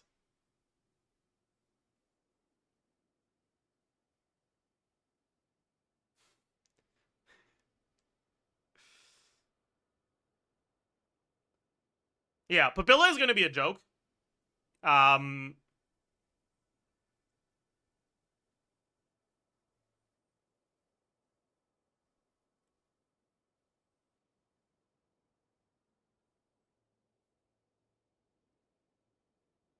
Does that mean Mawiko rerun? It could, yeah. Or Chaska rerun.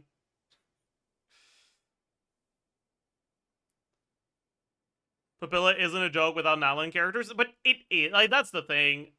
Papilla is way easier to brute force without Natlin characters because its mechanic is so easy to brute force with Fischl.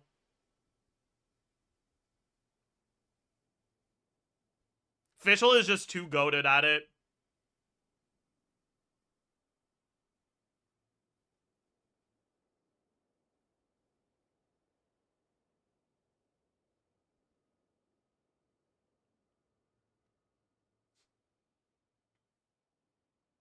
And its old HP pool, yeah. Yeah.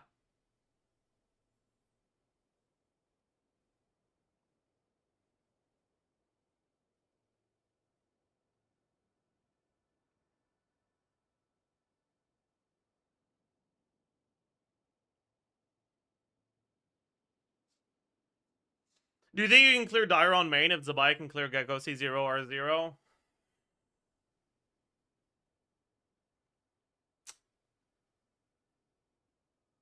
No. Don't think I can do Hera.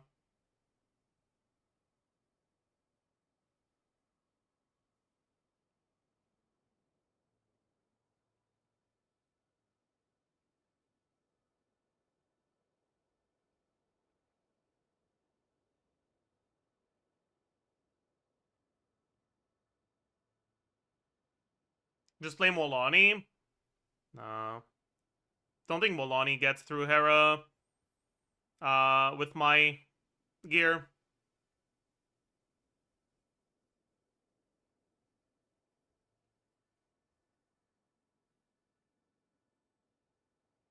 Because you can't do Sucrose, right? So it would have to be like Mona Durin? Mona Durin Shilonen?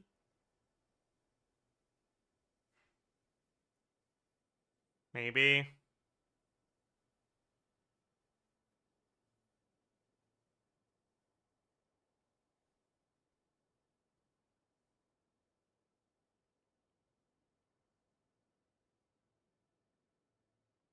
Mona Durin Llama instead of Shilonen might be better, yeah.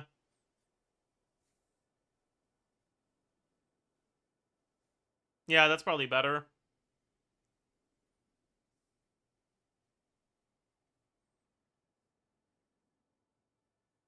Skyward Sword Durin? I don't have Skyward.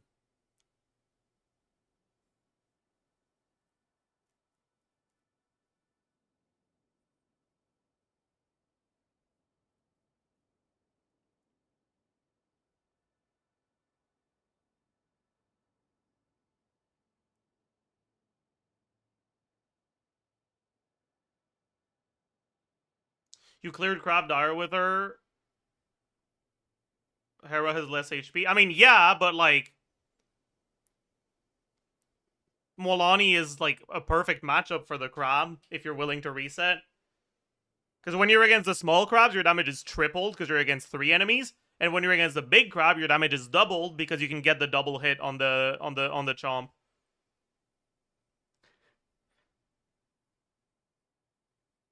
Like,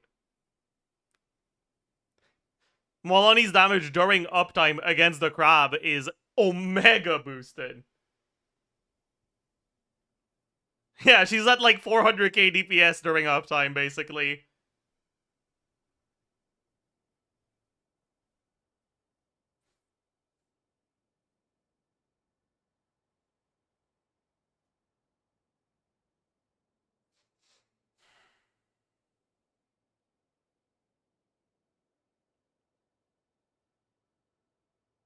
Gecko mechanics. Once the shield is broken, the gecko is down for about 7 seconds, after which it will immediately spawn the Radiant Cocoon, the mechanic you need a healer for. I didn't even know you needed a healer, so cool. While the cocoon is active, you have minus 100 crit rate, minus 50% damage, minus 40% incoming healing, and it has 70% Geo res. Wait, so you don't want to bring Geo? Does it not have resistances to other elements? It's just Geo res? Why?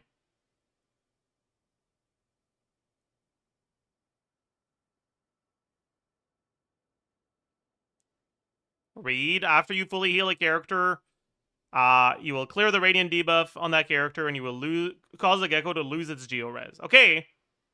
So it gains Geo-Res, and then it ungains the Geo-Res. But it doesn't talk about other resistances.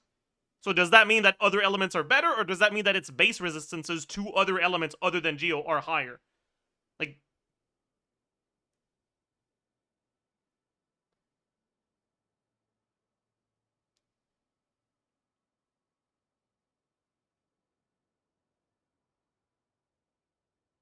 Probably the latter.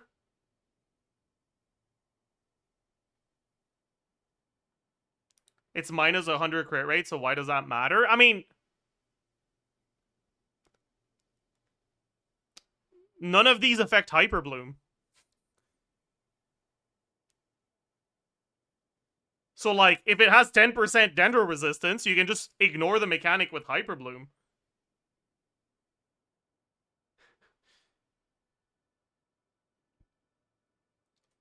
Full text.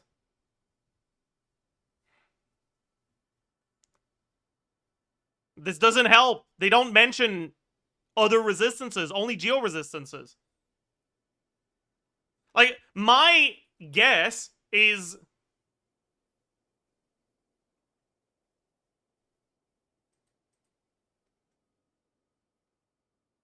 My guess is just that it has higher resistance to other... Whoa. Okay, wait. Tell me if it's a fucking... Okay.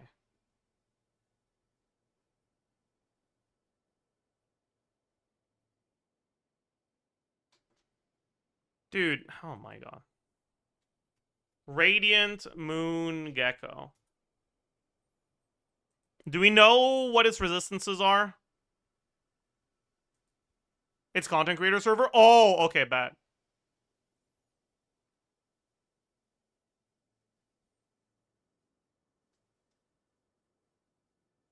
%10 res to other element? But is that going to be the same in Stygian? That's the question.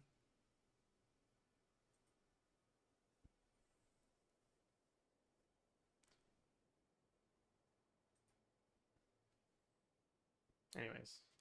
Starts immediately with the shield phase. The shield has 9 segments, and it takes some self-damage after breaking 3 segments, and then again after breaking the 6th. And then another instance once it's fully broken. You have 25 seconds to break the shield, or else it's going to deal massive damage in an AoE. Okay.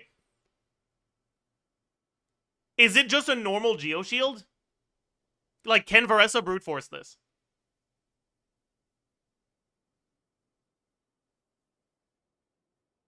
Or is it only Geo? Yeah? Yes, Overload is great for it? Alright, bet.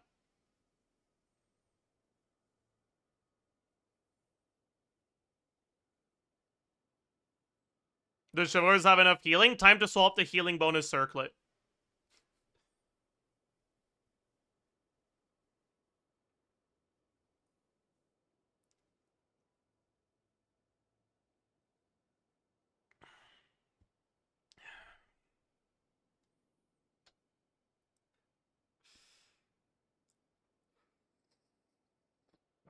How much of your HP do you lose when it does this?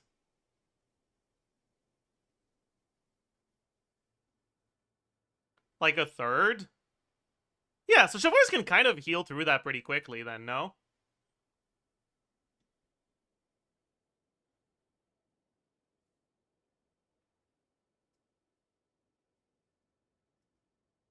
No lol?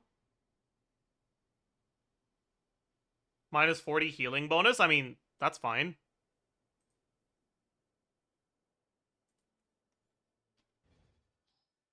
Like, healing bonus circlet is, what, 35.9? Not the whole team? Okay. Oh no! My Eon-san is gonna have, oh no! Ah! She's gonna lose damage! What am I gonna do? Fuck! My Fav Durin! No! No! No! No Fav proc? Doesn't matter. You only need Fav on the first rotation in that team. You generate so much energy.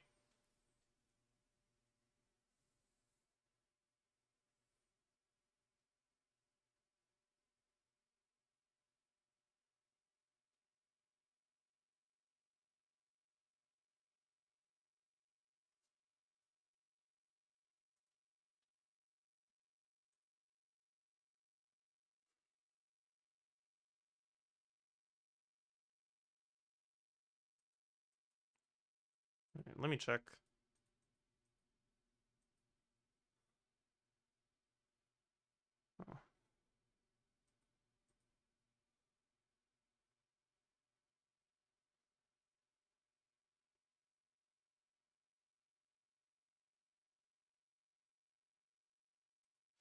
Does anyone know how much of the shield the Gecko loses when you hold Eon Zhongli?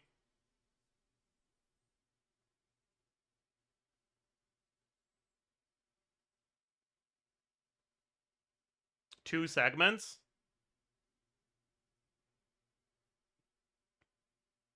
And what about burst?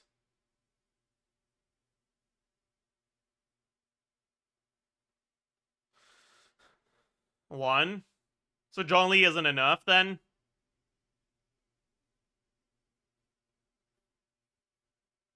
No, I guess maybe the pillar resonance helps.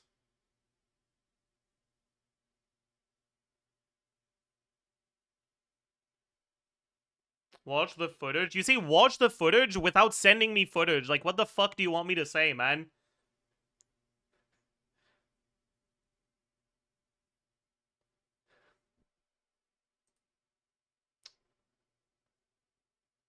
And then you just send me the exact same video as earlier that doesn't show Zhongli against the shield. Okay, thanks. This has Navia and Chiori and Albedo against the shield, not Zhongli. Don't show it on stream, it's leaks. Alright, let me take a look.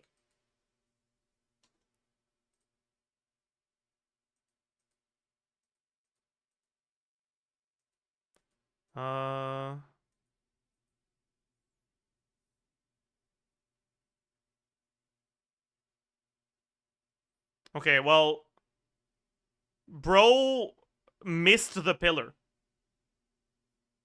So, I don't know how I feel about that. I don't even know if the pillar's doing anything because the pillar didn't get spawned. Because it was targeted onto the boss hitbox. Pillar hits don't do damage to the shield. I don't know if that's true. Because the geo application on pillars is weird. So it might just be that the non-geo hits don't do damage to the shield. The geo hits should. Okay, it doesn't actually show any pillar hits.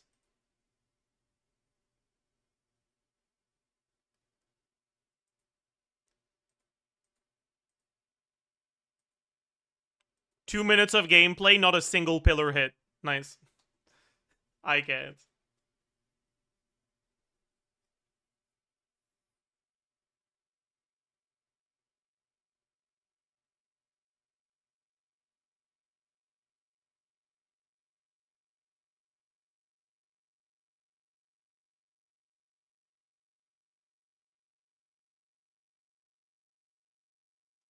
Yeah, because, like, on Legatus Golem, the pillar does deal damage to the shield. So if it doesn't do damage to this shield, it's because this shield is different for in some way. But, like, I need to see footage of that.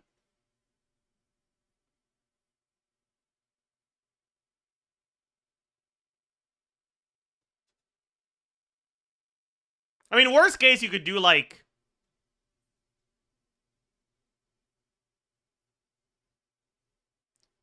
Wait, what if you did Varka Hyper Bloom? Thoughts?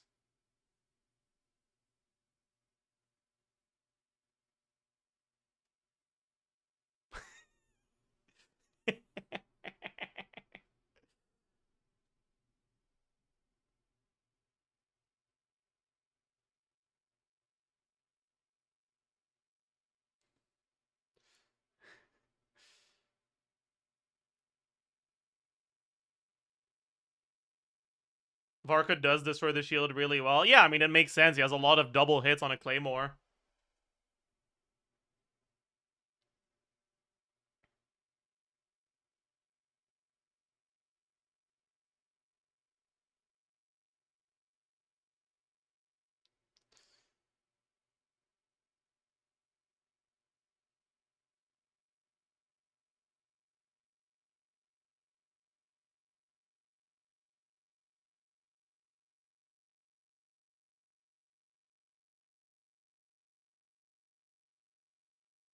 What about Klee Overload? I'm thinking of ways that you could deal with the Cocoon without Geo, or without dealing with the HP mechanic. But yeah, I don't know. I feel like it'll be really weird if the Cocoon has Geo Res but not other res on the Geo Shell boss. I am very much expecting either the Cocoon or the Gecko to have increased resistances against elements other than Geo, just as a whole. Because otherwise, this is basically not a Geo Shield boss at all.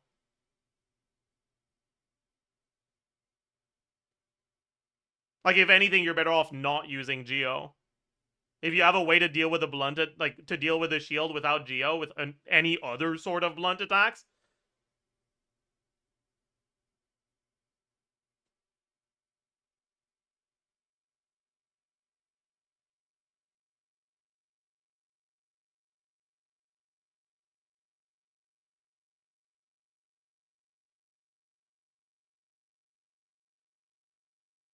kind of like, no, actually.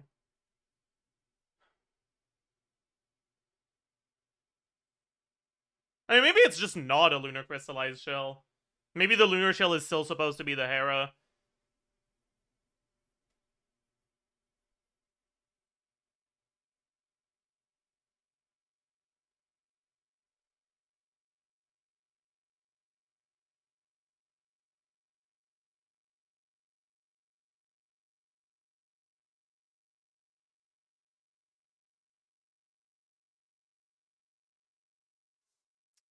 It might be time for me to, for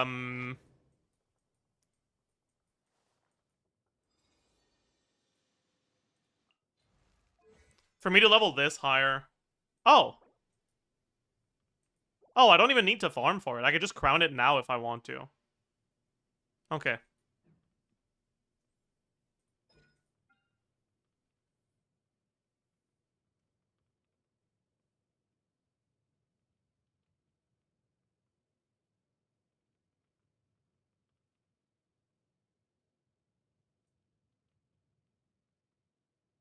Because, like, maybe it gets me to a healing breakpoint where I need one less healing tick to heal back to full.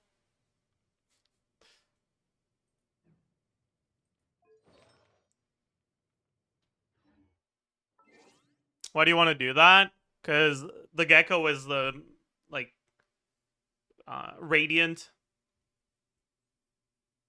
enemy, right? The radiant enemies steal your HP and punish you if you don't heal back to full.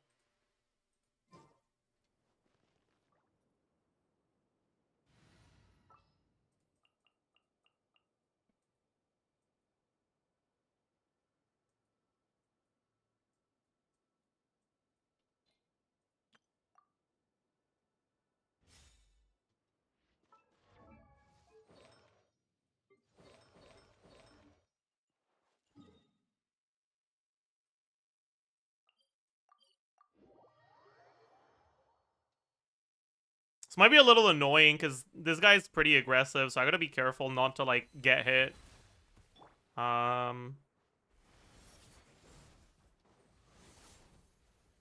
Leave it to me.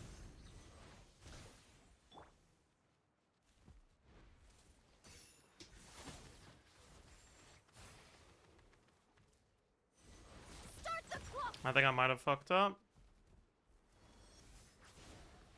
Wait, does it only do it when you get it to a certain amount of HP? I think it does. Okay, no, never mind. Oh, fuck. Okay, so it would have taken 3 ticks. This might actually be a crown diff, though. Okay, is there a...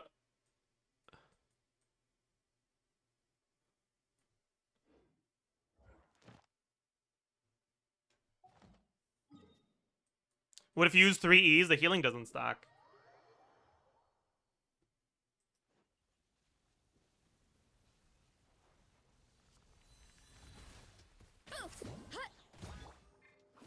Hands where I can see 'em. Stop right. The story has only just begun. Stick. Form first. Let's move. Hi. I shouldn't have done that.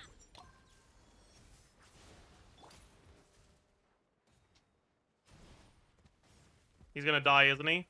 Wait, it's not HP based? I thought there was an HP based version. Okay, whatever. Drop your weapon. I got hit. Dude!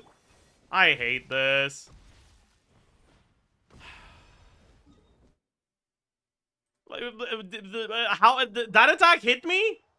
Like, what? It didn't do stagger, there was no hit sound? But it hit me? Okay, I guess. Stop right there.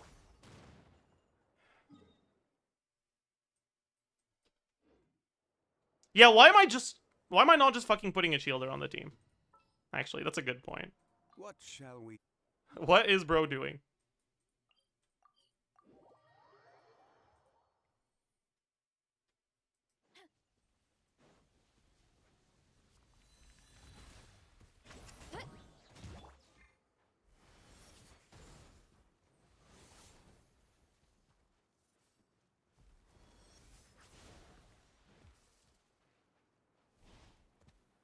The gecko will hit? I mean, yeah, and I'll be focused on dodging, not on fucking looking at my HP bar.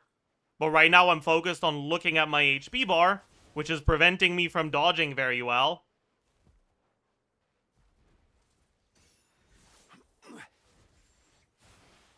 Okay. Solidify. Faster. Stronger. Okay, so I need 3 ticks, but it doesn't really matter, honestly. Like, 3 ticks does not take that long. If I swap to healing bonus, I probably only need 2 ticks, but I don't know if that's Nice worth and it. warm. Nothing like the warm sun on a full stomach to make me feel. Who cares? Yeah, Showa's healing is more than enough. For sure.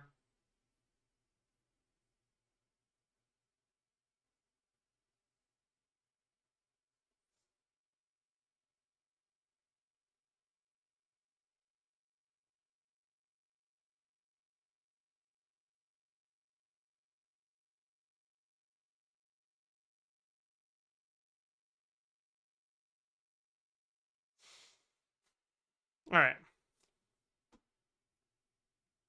Could just use Shanyon also. I mean, I don't want to. Why would I intentionally go out of my way to play a much worse team?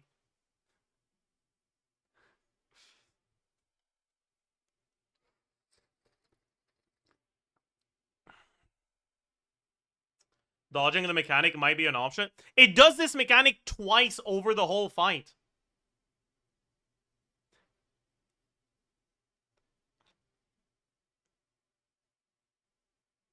You can't break? What do you mean you can't break?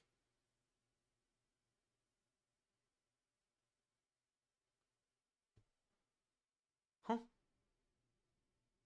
I'm getting rage baited, I think.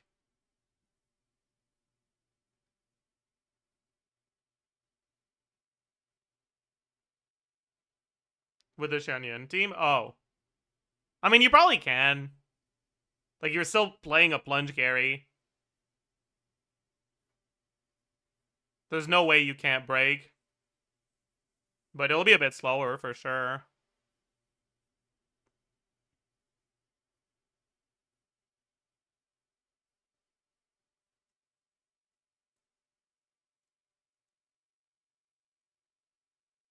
Okay, the Gecko does not look that bad, actually. Unless it has high non-geo-res. This looks like a pretty free boss. Do we know how much HP it has?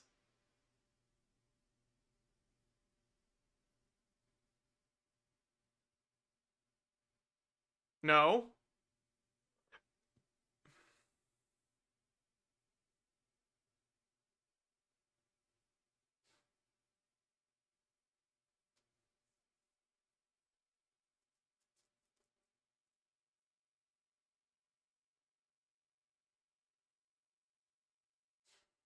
So Skirk and Brute Force all three of these bosses. I don't know if Skirk and Brute Force Gecko. How are you breaking the shield? I guess you bring Chongyun. Or I know. Is that even fast enough? Maybe? Or Fremine? Yeah?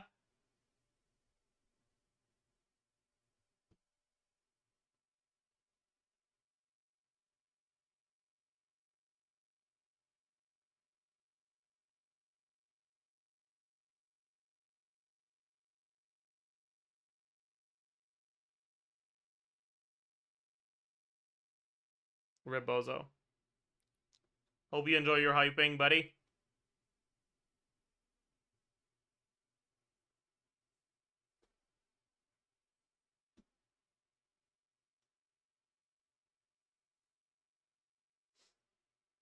I feel like Chongyun won't be enough to break it in 25 seconds. The thing with Chongyun is you will get 2 bursts in 25 seconds. Actually, you can get 3 bursts because he has the cooldown reduction. You can get 3 bursts in 25 seconds, so it might be enough.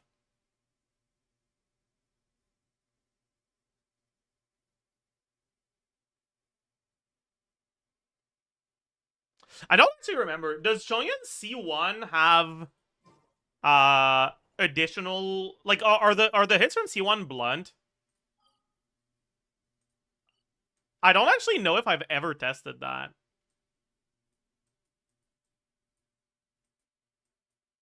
Where's the Ligma Golem again? Petrichor.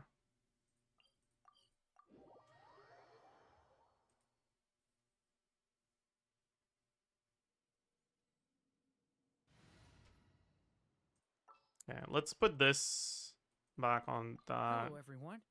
I'm Durin. of Chongyun. Yeah. Yeah.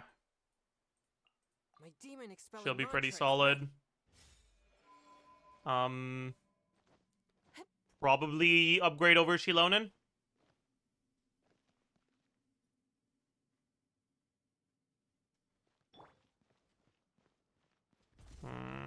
Gather. Okay, so... Okay, well...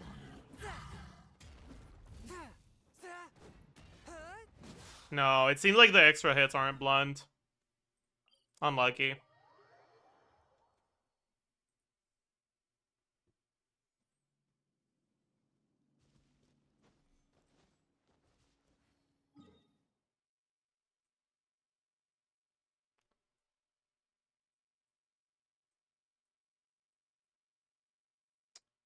Is a sword drop at the end of skill blunt? That's a good question as well. I don't know. That's what his C1 does? I never knew. Yeah, no one does. No one does N4 on Chongyun. Solidified. A touch of frost. Okay, I hope he stays inside the area. Okay. He's coming back inside the area. There we go. Yeah, it is blunt.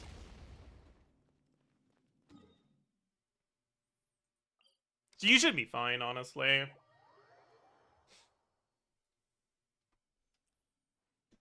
Like, if you try to, like, get as much app as possible,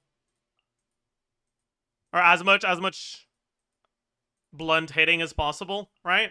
In this team. Let's Starting from 0 energy Submit for judgment.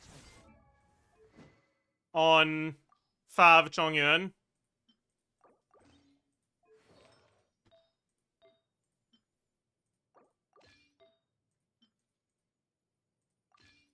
With enough HP not to die.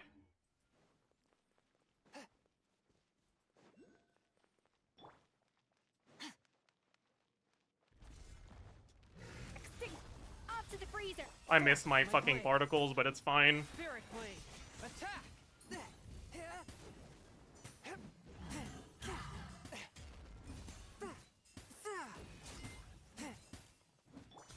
Okay, missing my particles fucked me over, actually. Does this reset the boss? It doesn't.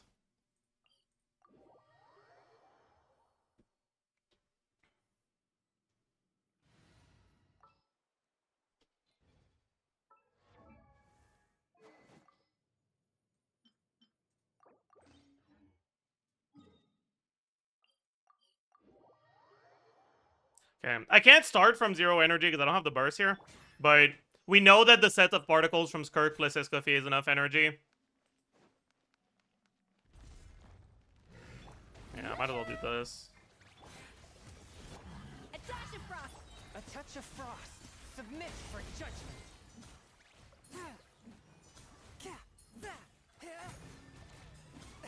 After Ah, all fucking that Collies. training. He gets 1 shot. That's not good.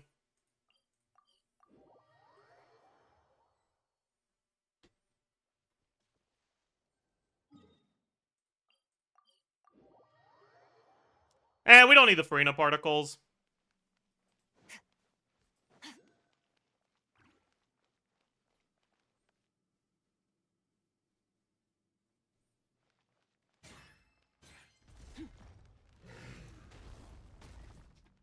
Sir, a little amuse. From whence you came. I'm Cannot bad. underestimate my enemy. I'm getting the healing. That's not Chongyun. Whatever. Forth, my blade. I missed. Okay. This character sucks so much ass. Spirit blade. Attack. Whatever.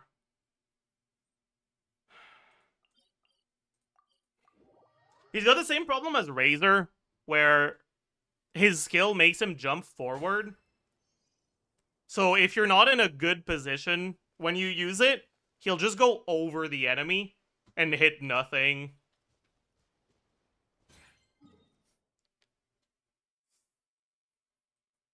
Thoughts about Sak Chongyun? Yeah, you could do that.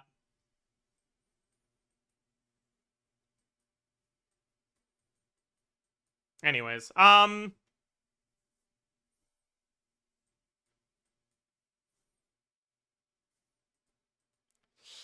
Since I don't need resin for, I don't need resin for Cheval's talent if I want to use, or if I want to level up her skill for the Radiant mechanic.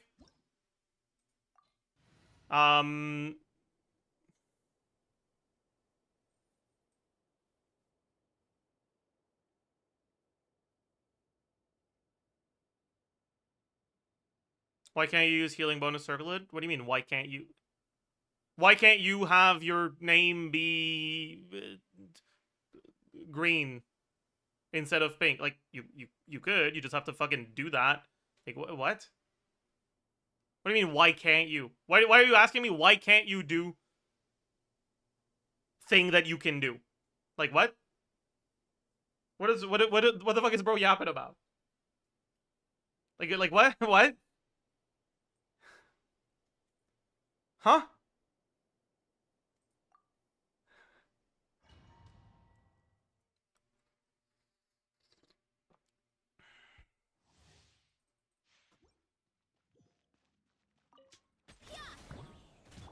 You asked for it. The story has only just begun. Ugh, quick as a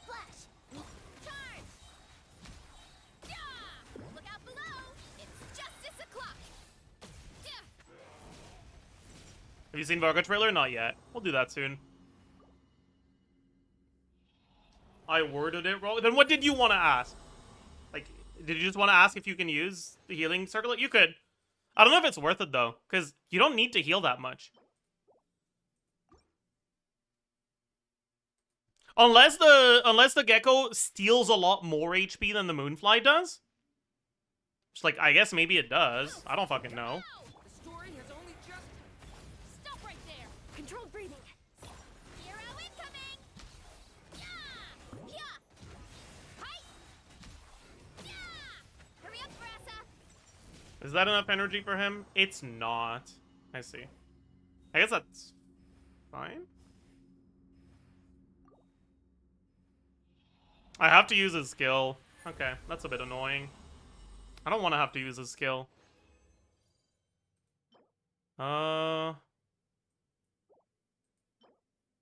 Okay, wait. I need to actually start keeping an eye out for defense gear, so this could be good.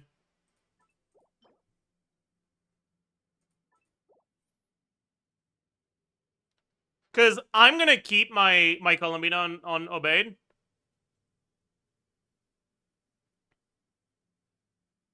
Most likely. So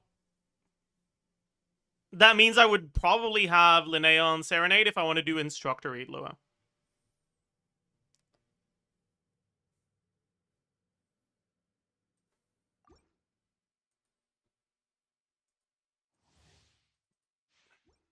I should actually check what my defense pieces look like right now. I don't actually know.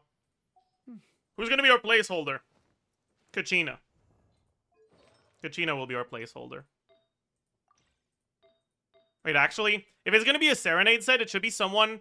Wait, let's Fashion Impact it up if we're going to be using a placeholder. I don't think it looks good on her, right? Eh.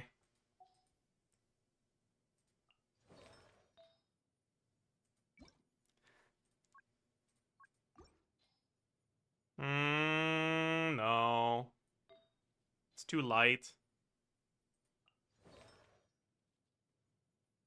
He does have those light accents here, so maybe.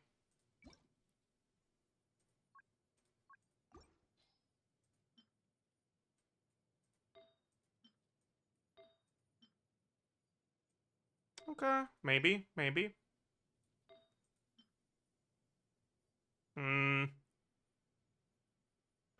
There's too much green in the accents, so I don't know. Yeah, there's like no green here, so it's probably just her, right?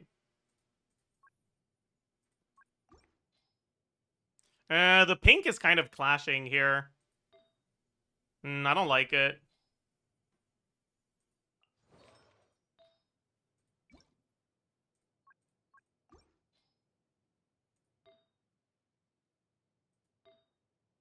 I don't like this one either.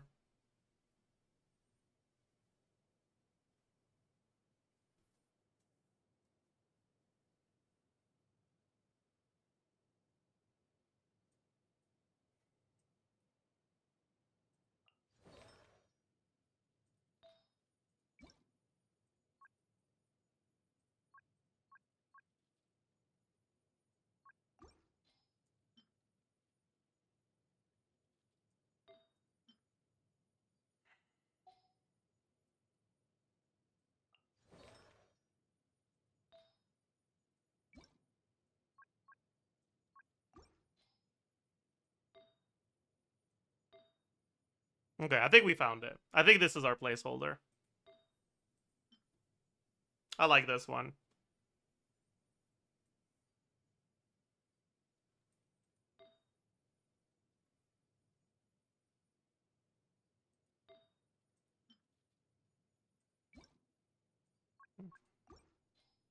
Okay, so we sort by crit damage, crit rate, defense percent.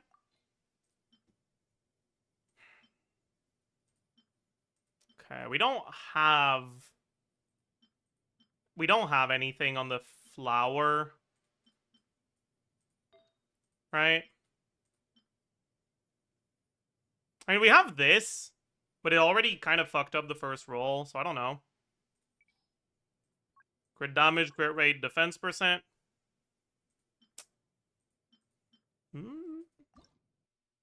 That's pretty fucking good, yeah. Okay. I like that.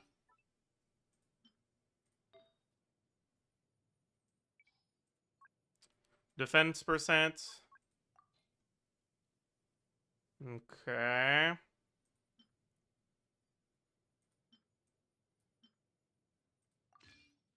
Okay. Maybe. That looks promising. Let's just sort by defense main stat, actually. Oh, okay. That also kind of looks promising.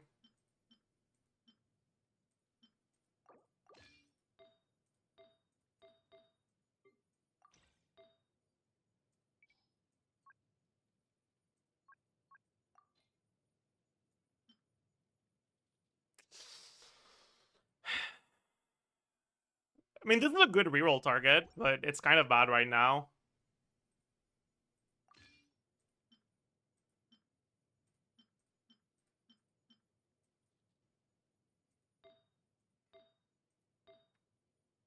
Okay. What about unobeyed? Who looks good unobeyed? I think she does, right? Yeah. This is insane if I end up using it on her.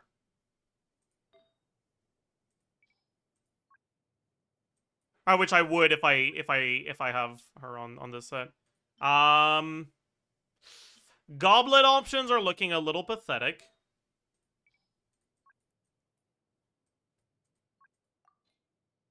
Oh. Well, that looks nice.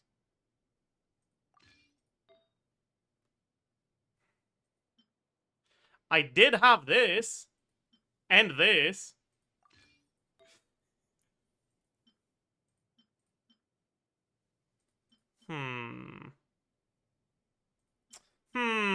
Maybe then. Maybe then. Because, like, this is really good. Like, it's not perfect. Because it's a 3-roller that doesn't have EM. But it only rolled into crit and defense. And is that 4 max rolls? No, right? No. But it's like 3 high rolls, 1 max rolls. So it's really high roll value.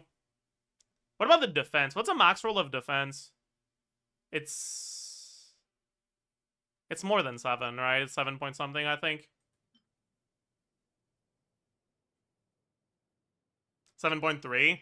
But this is also 1 max, 1 high. So it's like really high roll value.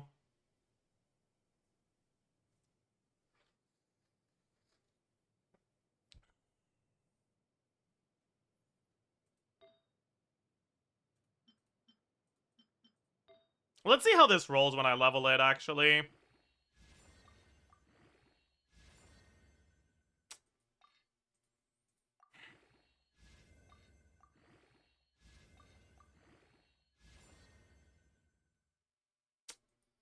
Okay.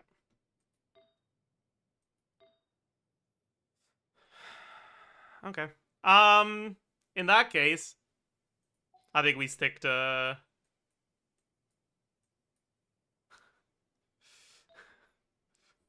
Stop rolling on stream. Maybe I should. Would I ever want to reroll this? Honestly, kinda, yeah. Like, I could reroll this. If I do end up using her, I would probably reroll that.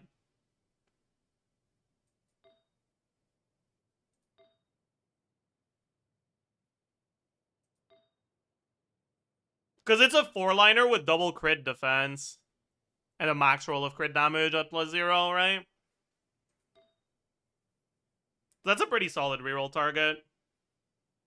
It's got a dead stat. It's not a dead stat. It's not perfect. But, like, this is better than a 3-liner with crit damage, defense percent, flat defense. Or crit damage, defense percent, EM, crit rate, I would say. As a reroll target. So you're definitely getting her? Yeah. When I got Zabai, I already committed to getting Linnea if she was indeed a Lunar Crystallite support.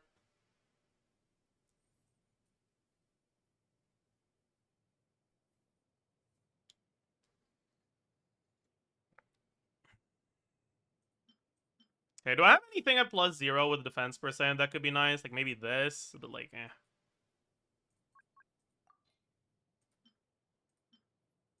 Seems like I don't have any double crits. Maybe I should keep farming this domain then. Because maybe I will have her on a bait instead.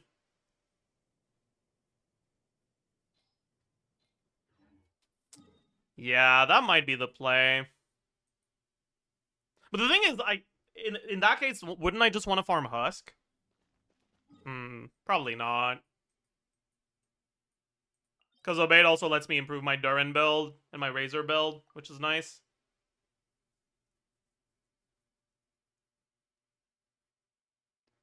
I could strongbox Husk if I wanted to, but I don't think I do.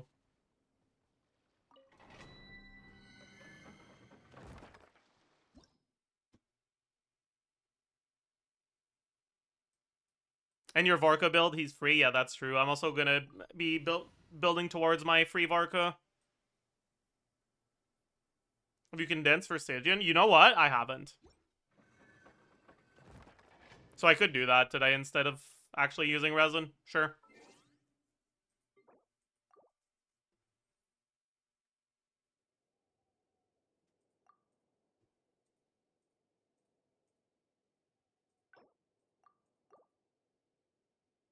Isn't Stygian a week away? It is, but you need to condense twice. Like, you need to condense 2 different days to start full, right? And you can't condense the last day because you need to have that resin. So you need to start condensing like 3 days early, and I know I'm gonna forget, so maybe it's better if I...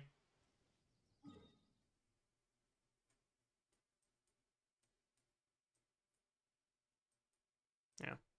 I'm not gonna condense it here, though. Here I will use it up. Do I still want to do a bait on this? No, I don't. Right. On this account, we do... Fuck, right, I forgot. Forgot about the Diluc. Okay, so... Do I optimistically assume that I will get the last character to enter Lunar IT?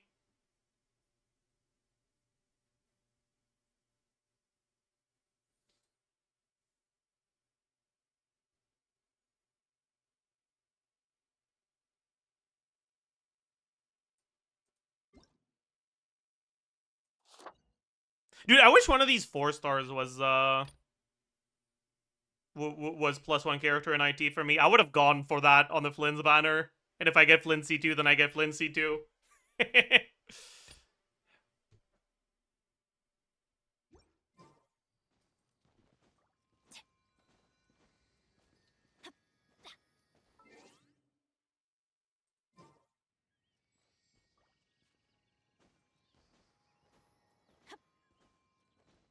Would have been nice for Bennett cons too, yeah.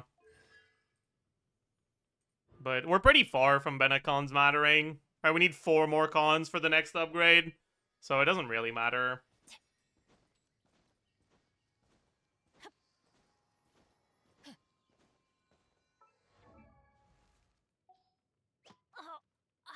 What did you get yesterday on standard? I got Diluc and Sackbow.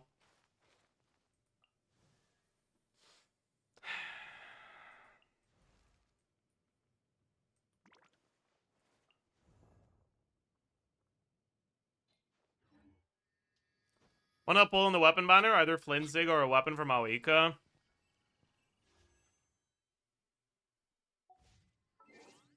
How good is Varka's Sig on Maoika? I don't actually, I didn't actually look at that.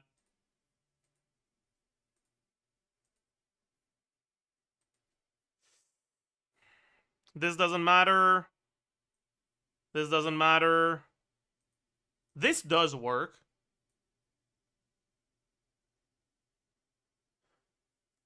Oh. So it's 30 damage percent. But it's crit rate.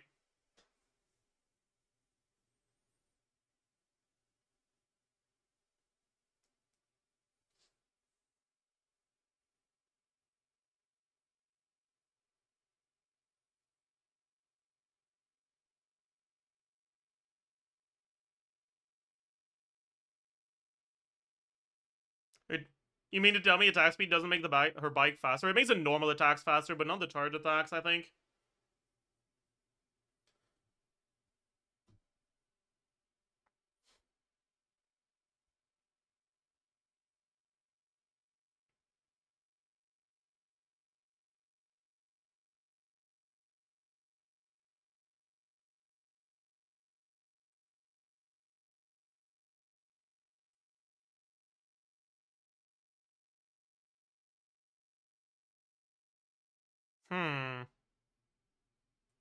I'm thinking, maybe it is worth going on the banner then. Because...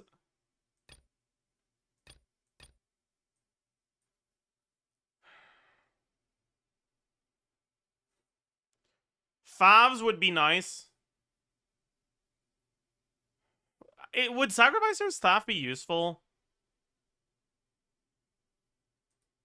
How good is it on, like, Inefa? I forgot.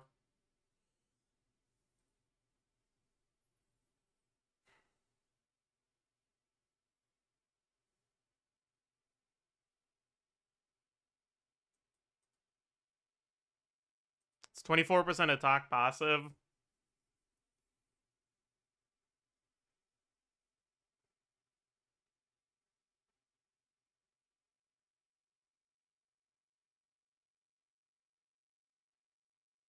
Yeah, that doesn't seem like an upgrade over Jadewing Spear, right?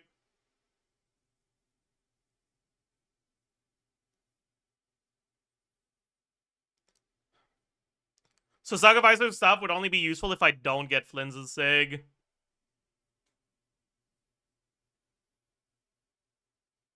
But I would go until I get Flynn's Sig.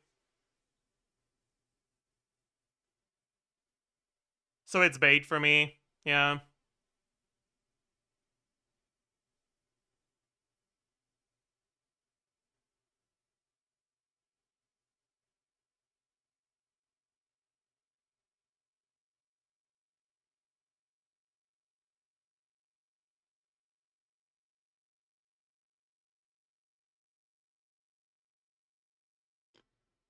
Wouldn't it be better to get C2 Flynn's? Yeah, but the idea behind going weapon banner here is that the weapon could be a decent stat stick on Mawika. But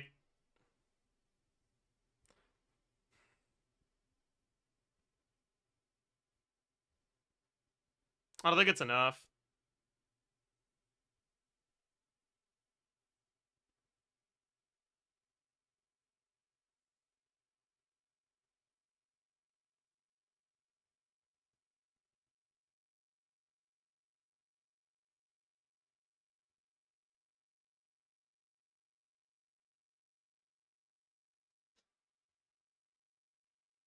Yeah, I don't think it's enough.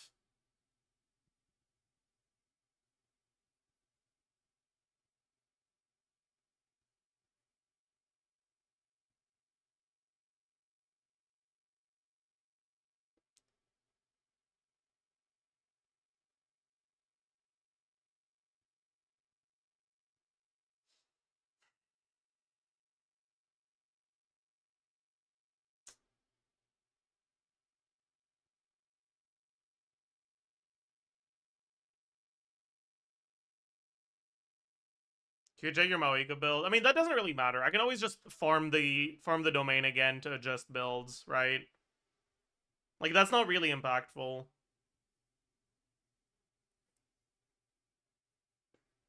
And, like, it's not a bad weapon for her. But if I did get that weapon, would that make me not want to get Mawika's Sig if there's a good banner that has Mawika plus, like, Inefa or something? No, I'd still go for Mawika's Sig. So then it would get wasted.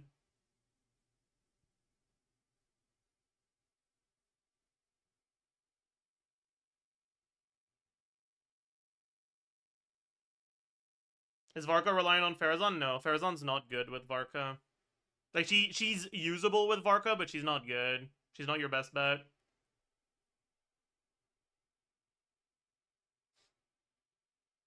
Isn't Flynn's already your best team? It is. But it's not at the point where it can clear things that aren't its own shill content. Right? And eventually that's what I want to get to. I want to get to the point where my 3 teams can clear, as long as it's not a counter matchup, things that are not necessarily their own shill content. Right?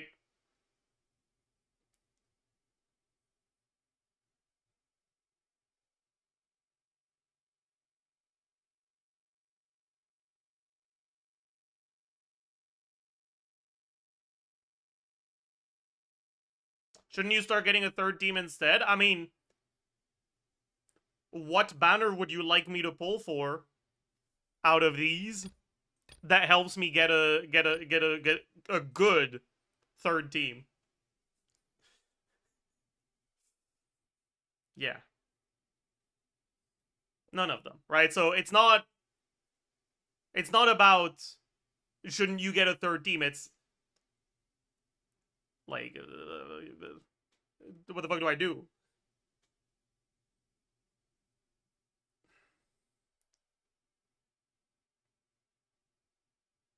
Next banner, Skirk. Yeah, but I don't know if I like Skirk for an account like this. You need so many 5 stars for these Skirk teams to, like, get to the point where they can brute force their non-chill content, right? Because, like, C0 Skirk is very good, but the baseline premium Skirk team has a lot of 5 stars.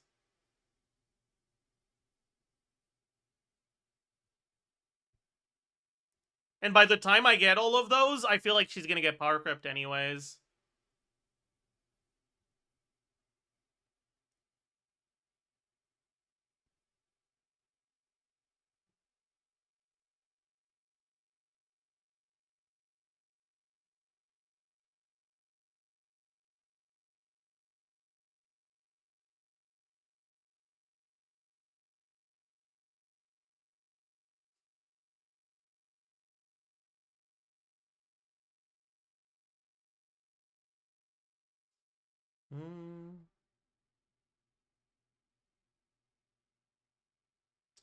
Why did you skip Inefa weapon banner?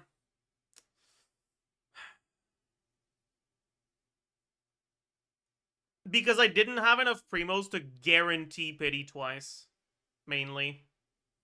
And also, even if I grinded the game, which I could have just grinded exploration to get that amount of primos.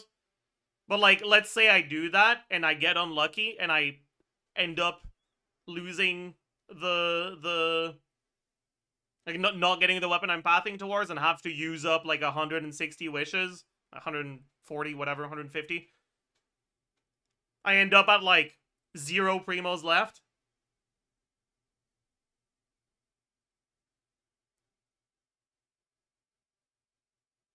I might end up in a situation where I don't have enough primos to get the character that I want.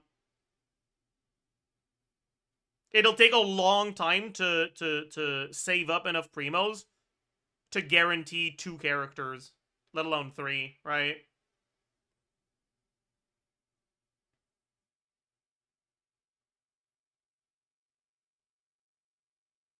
And with Hoyo moving away from characters functioning as 1 cost, if you want to build a 3rd team, you kind of need to have a lot of primos saved up if you're starting from nothing.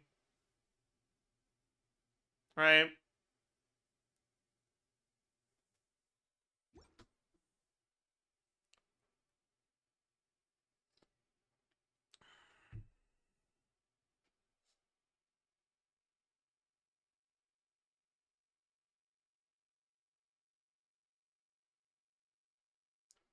Going for Zabai would have been fine if I hadn't gone for Flynn's already.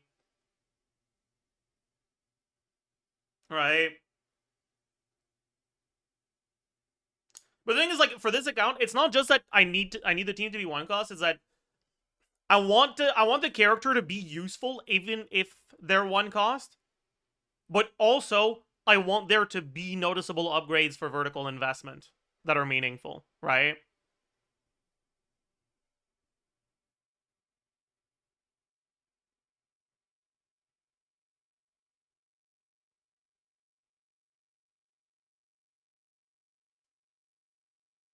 I hate to say it, but I think Inefa bricked this account. Yeah, she kind of did. It is what it is, though.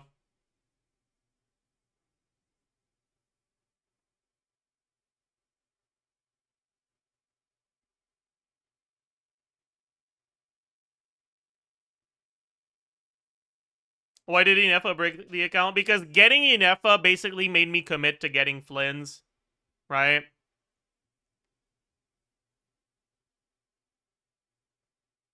Like, if I ended up skipping Flynn's after getting Inefa, I would be in a worse position, I think, than with my C1 Flynn's that I have right now.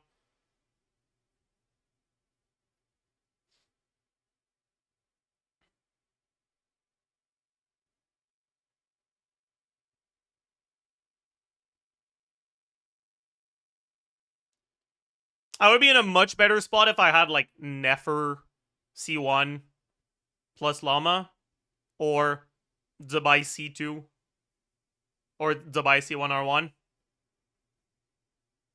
instead of Flynn C1 plus Inefa. Why? Because those are just stronger. But, like, I made the decision to go for Inefa. I had, like, the banner was gonna leave before we got Nefer leaks, right? So, I had to... I had to commit, and I committed wrong, basically.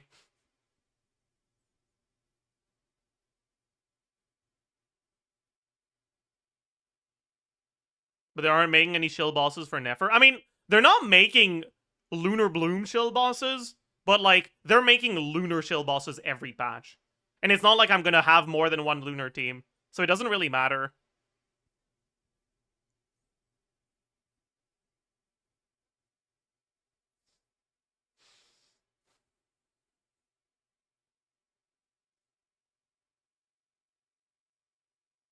Flynn's can still clear those. I mean,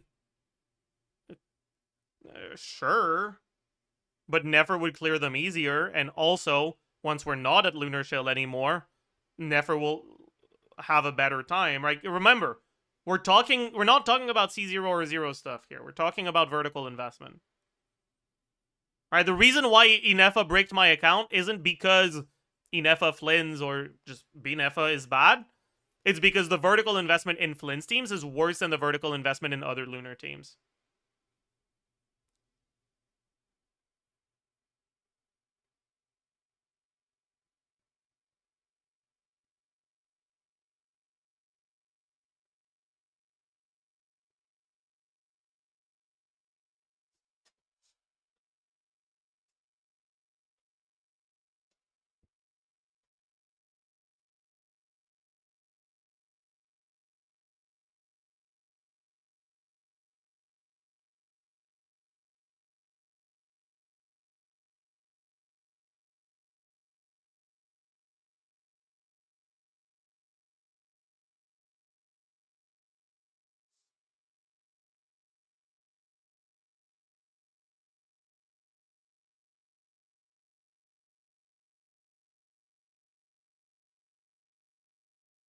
Isn't it better now to save up for Seed Lally? Aren't you horror playing Seed Lally as Mawika? I mean, right now, my team that struggles the most is not my Flynn's team or my Mawika team. It's my Kaya carry, I guess? Third team.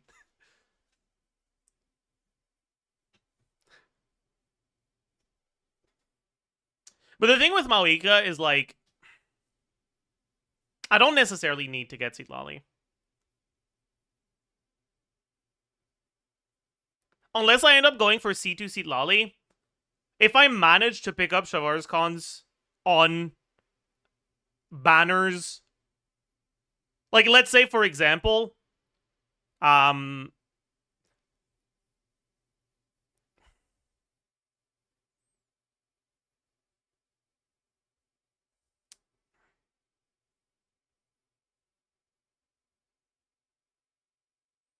we end up getting like like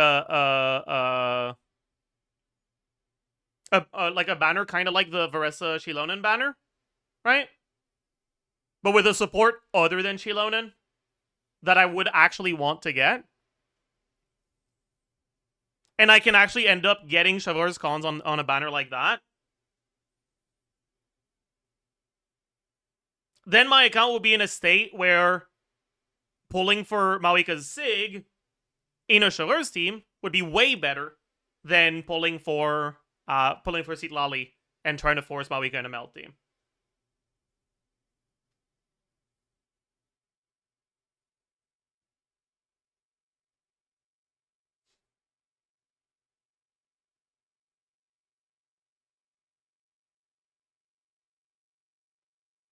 I'd say that the biggest advantage that the Citlali teams have over the basically one-cost Mawika teams where you pump in additional cost through Mawika Cons and Sig is post C2R1. Once you have C2R1 Mawika, getting more Cons on Mawika is a lot worse than just getting Citlali and then getting C1 Citlali and C2 Citlali.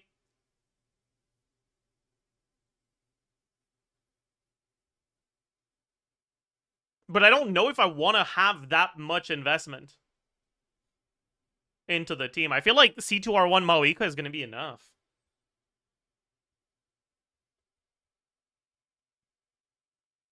So I'm kind of just waiting for there to be a Mawika rerun with another weapon or with a character that has either another character I want or that has a signature weapon that is actually useful for me in some way.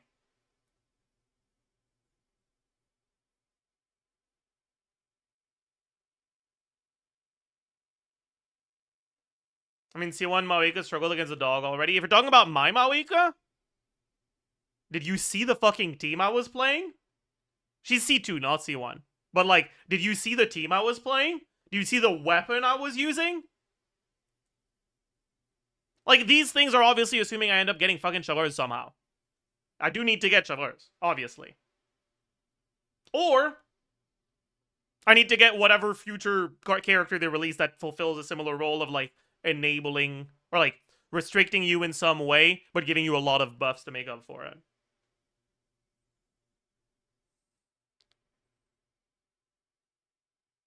Why did you skip Citlali last rerun? Same reason.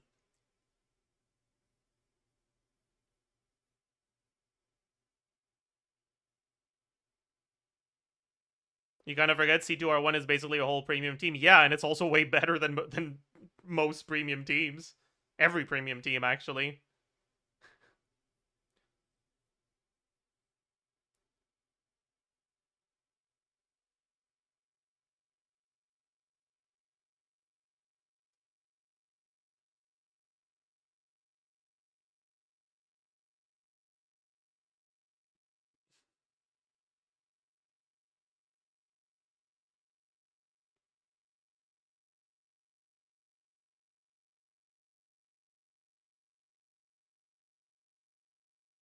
Is C2 Mawika better than C2 Nefer? In their respective premium teams, I'm not sure. I think they're kind of close. But if you look at C2 Mawika as a 3-cost team versus C2 Nefer as a 3-cost team, Mawika fucking knocks Nefer out of the park.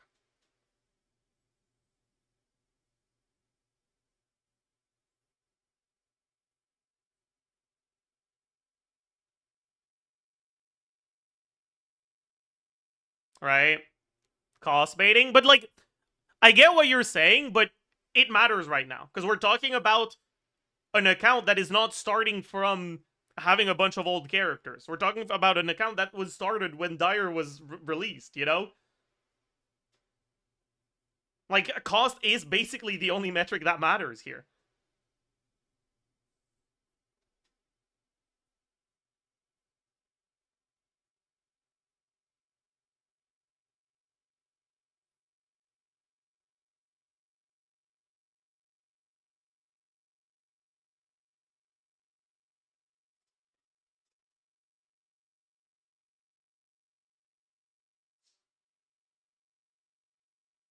I'm using C1R1 with C2 Llama and it's really good. Yeah, but like you gotta realize, right?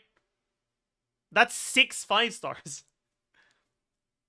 If you do that plus Columbina, that's 7 5-stars. That's a C6 Malwika.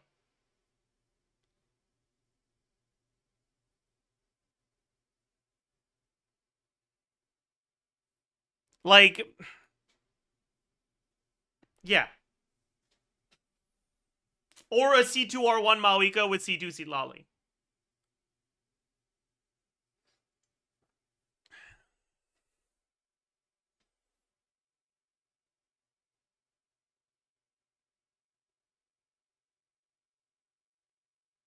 But I got C2 Llama in 70 wishes. Okay. Congrats. Nefer's still better with C2 Llama. Nefer with C2 Llama is not better than C2 R1 Malwika in an overload team.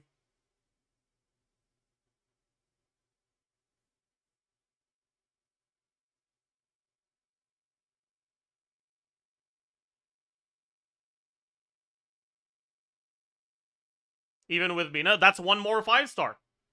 That would be C3 R1 Malwika. Or maybe C2 R1 Malwika with Sitlali. That's a little bit closer, I guess.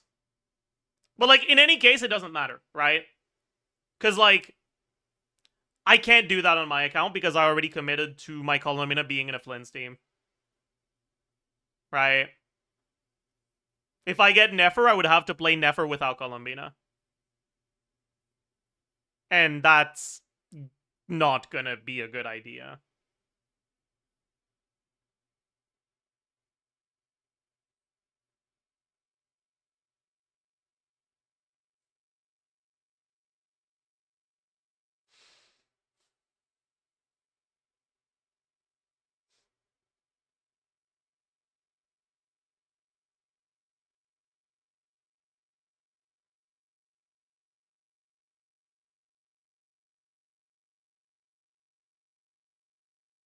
Here we go for C2 Zabai with only 4-stars. The problem with that is, again, right? I mean, C2 Zabai with only 4-stars, like no Columbina, isn't really gonna be better than, like, new character coming out like 2 or 3 patches from now in their full premium team.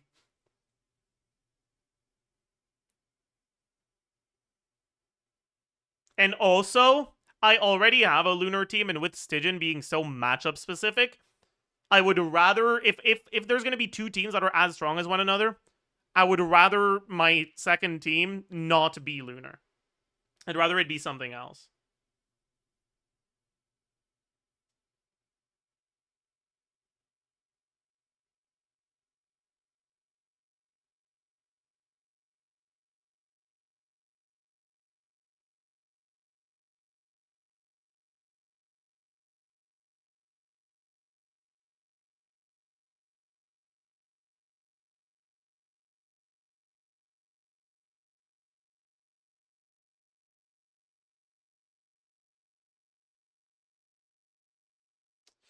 No, reanimation HD. Burst doesn't change to super form.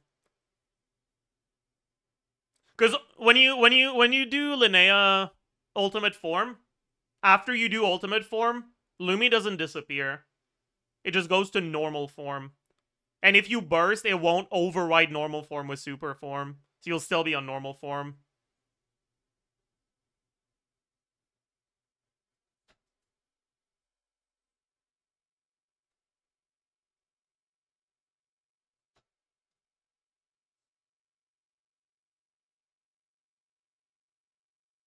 Is it a big upgrade to Zubai over Goro C6? It's hard to quantify how big the upgrade will be until we get numbers. But even without the numbers, it's already basically a slight upgrade over Goro. Like, with no damage from her. I think. At least that's what I calculated the last time I did that.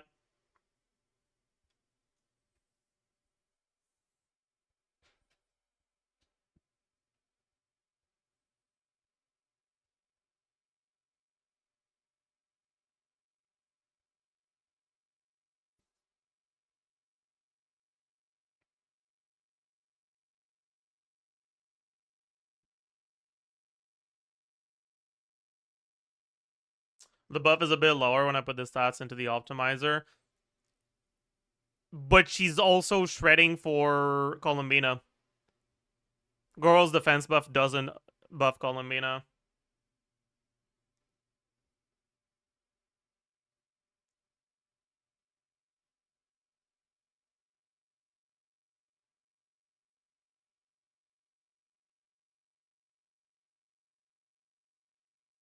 I did account for that. Really?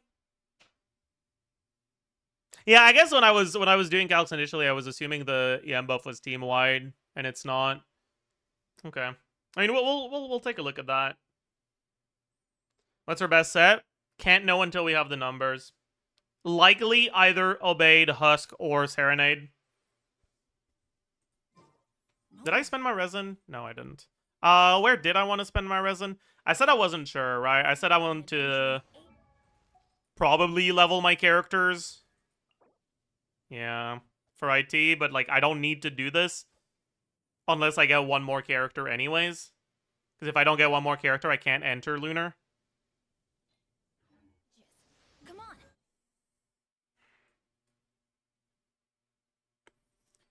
But if I do get one more character, and I only start farming books after I get one more character, I probably won't have time to farm all the books I need before IT is over. So I probably have to do that now. Commencing task. Okay. Don't get mad at me for this, chat. Okay? But, like, unironically, it feels so much better to navigate this menu on this account because I have less characters, and all the characters that are built are just up here, and I don't have to scroll and fucking look at them for 30 minutes every time I swap teams. Oh my god.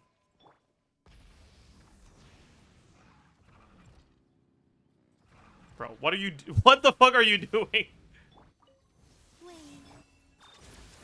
Observe. Be silent. Night falls. Close your eyes. Do you fear the dark?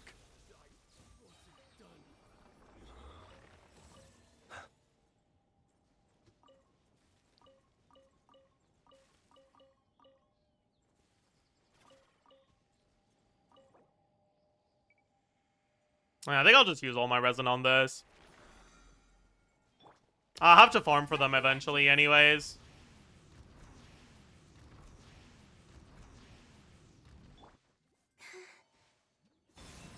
Insulation chamber deployed. Be silent. Close your eyes. Night falls.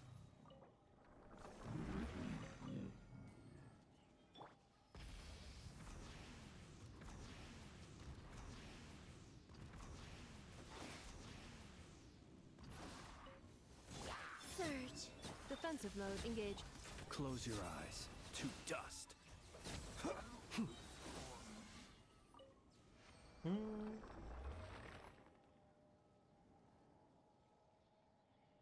We should have done books last week with the 2x drops. It doesn't matter. It doesn't matter whether you do books or Mora, because you'll have to do both of them eventually anyways.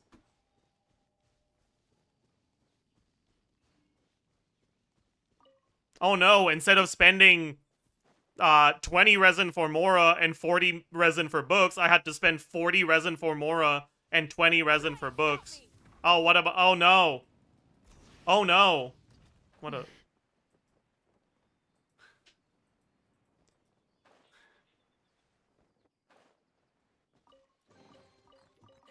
Hey, not a bad rise with the sun.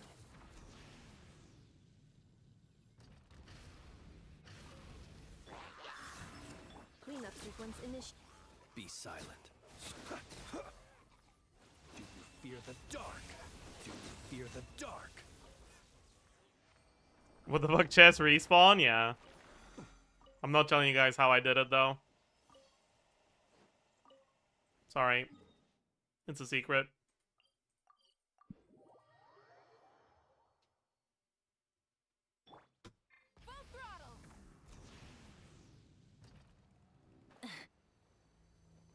Run away, because it's gonna pew. It didn't pew? What the hell? It's gonna pew now? There it is. And then it's gonna pew now as well. There we go. Defensive mode engaged. Observe. Close your eyes. Do you fear the dark?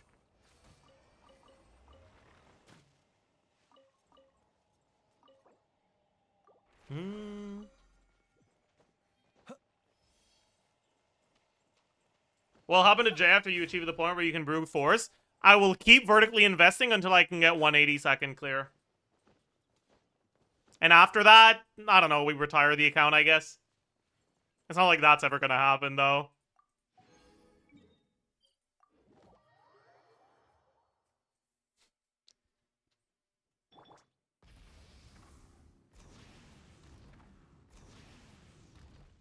What's the lowest cost 182nd clears that people are getting?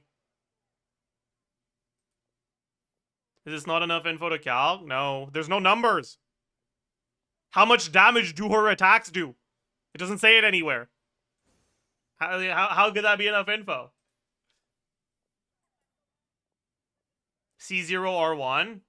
Okay, that's not an amount of cost. How many 5-star items were there in that clear? Right, because C0R1, if that's literally everyone, is 24 cost.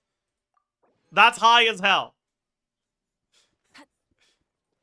Right? Like, that's fucking high as fuck.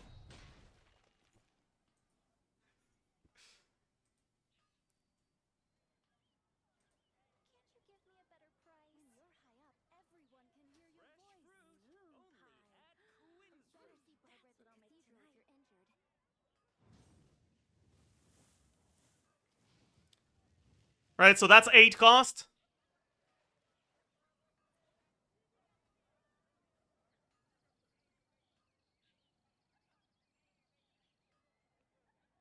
I mean, the C2 doesn't matter, so I guess this is...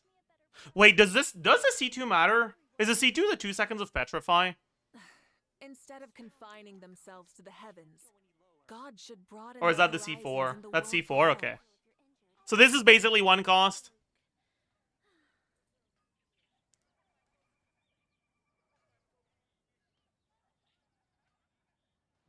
And this is 4. So that's 13 cost, Dire? 180?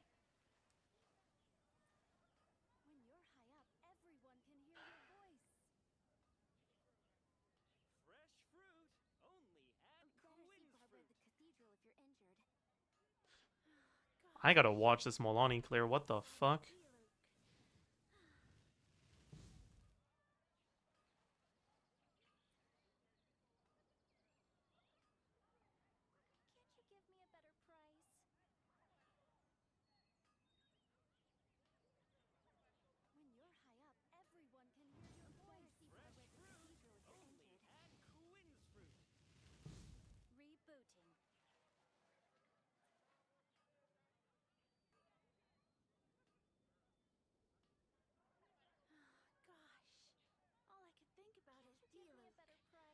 Okay, yeah, that's kind of fucking impressive, actually.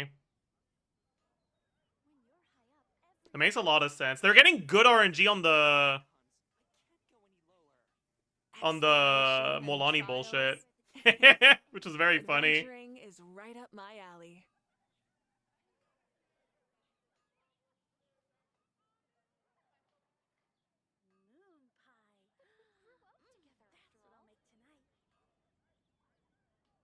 I like on the Molani burst, I mean. That's really impressive, though.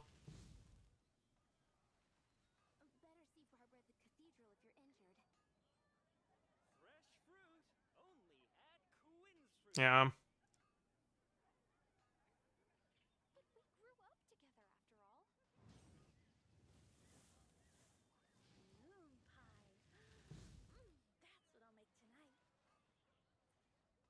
That's really impressive. Yeah. I wish I could have used this strat. They're doing multiple swaps to Molani for extra energy, so they can burst every rotation.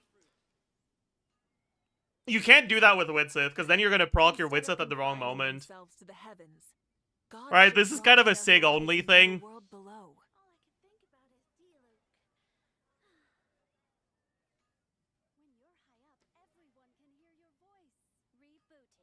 Exploration and trials. Adventuring is right up my What about alley. Sack Jade? I don't have that. I don't buy Battle Pass.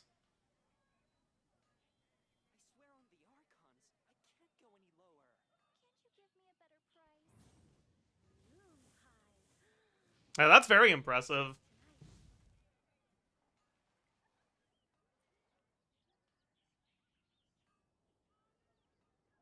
Chat, stop spamming one calls Molani Dire clear, okay? I don't care. Burn it down.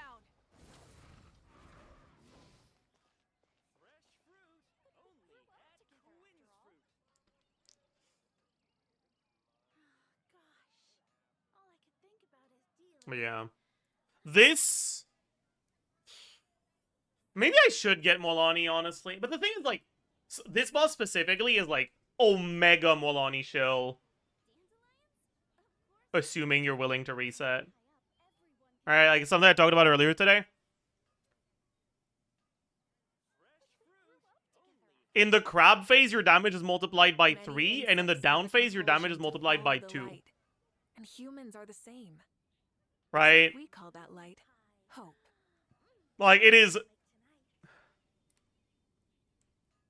You're basically getting double DPS. And you get to have one more support slot, because you don't need to bring a pyro unit. Why times 2 in down phase? Look.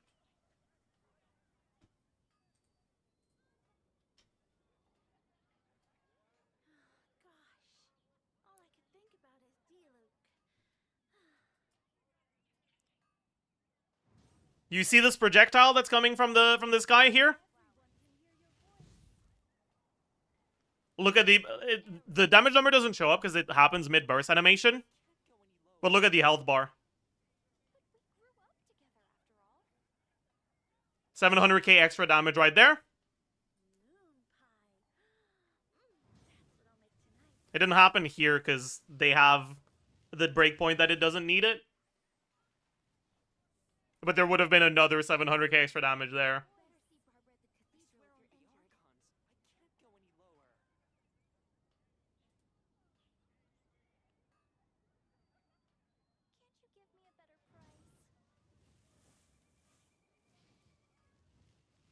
Why is that? Because the Cram has two different hitboxes. It has the horn hitbox and the body hitbox. And Molani's, like, mark onto enemies affects both. I think it only affects the horn or something. But when you chomp, it targets the body instead. And so it also pats, or it also sends the, like, AoE projectile to the horn. Does Nevada charge attack work like that? No, because it's not separate entities, so abilities that only deal damage once, only deal damage once. But it's separate hitboxes. So when Molani does her chomp, and it targets the hitbox that didn't get marked, the game is like, okay, this mark did not get targeted, therefore it didn't get hit. Therefore, the AoE part of Molani's chomp needs to go and deal damage to this.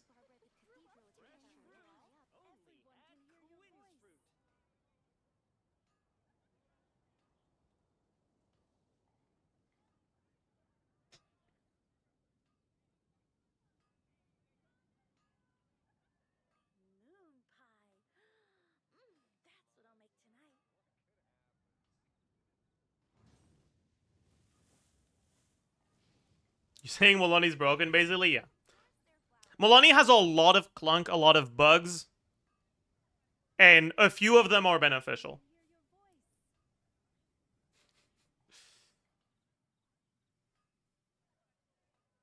That's the most impactful beneficial bug.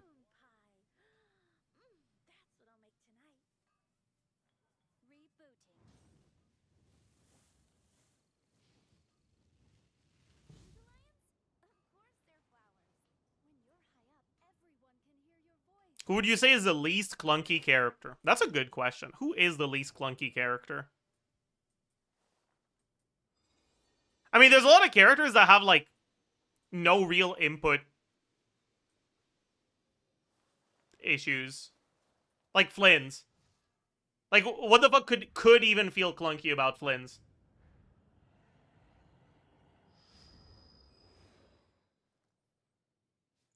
Energy? That's not clunk. You just didn't build him right.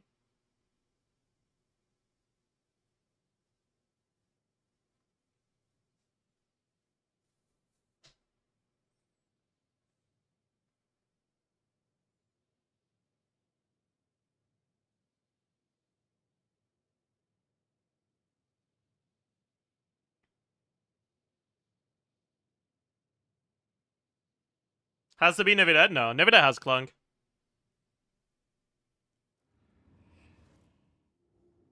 The clunk gets unlocked at the higher level gameplay.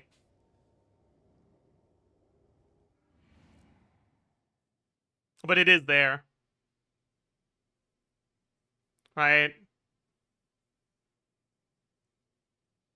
Like when you do the short hold to make your charge attack come out faster.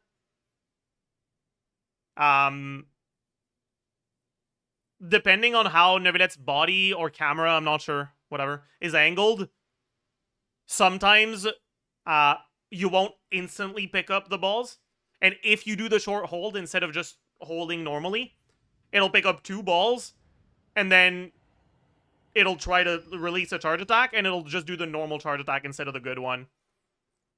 Right? That doesn't happen if you just hold down charge attack, because you'll pick up 2 balls, and then you're still holding, so you'll just pick up the next one.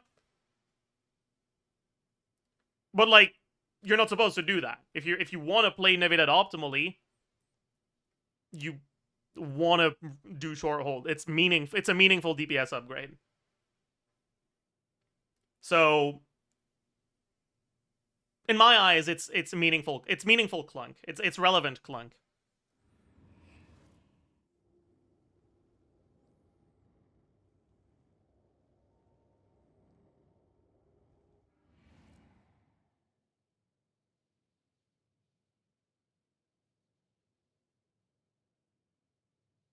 Yeah, and also absorbing the wrong balls and letting the old ones expire is pretty annoying.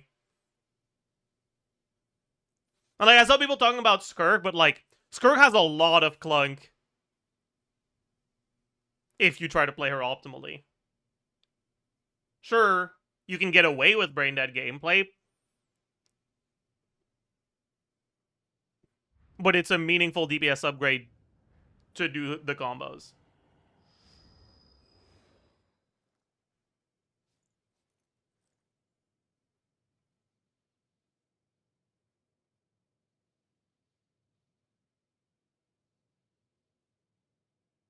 Arlecchino? Bro, Arlecchino's fucking weird, man. Sometimes, I don't actually know what causes it. So if anyone knows, fucking tell me. Sometimes her normal attack comes out slower after a dash. And it's not movement input. Because, like, it still happens when I don't hold down any movement button.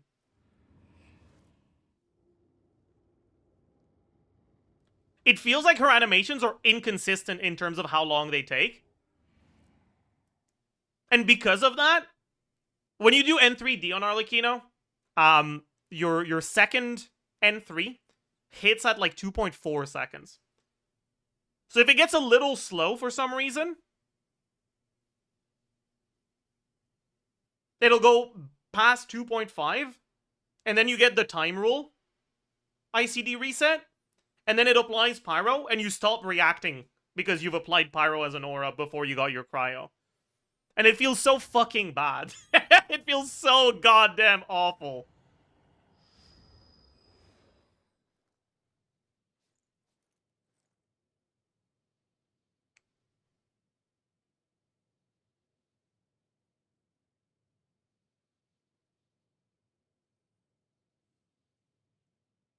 That's honestly the main reason why I swapped to doing N5D instead of N3D.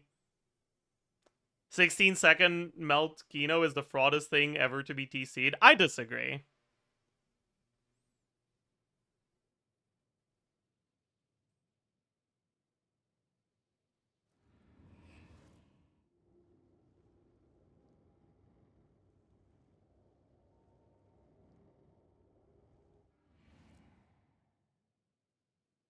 Is 16-second melt Kino even possible? Yeah.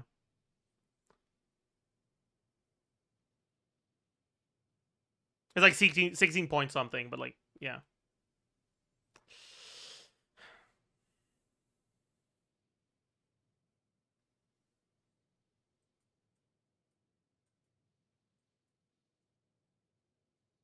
Do you think Varessa has clunk?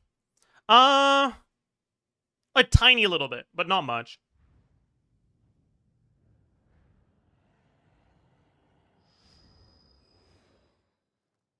Yeah, it's like the targeting can be clunk. And overload in general in AoE is inherently clunk. And getting staggered out of your charge attack feels kind of awful. But I'd say she's less clunky than, say, Skirk.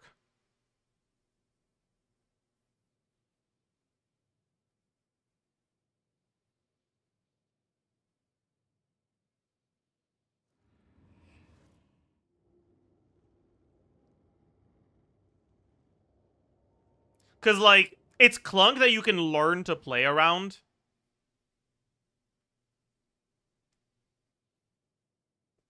And once you've learned how to play around it, it kind of stops being a problem.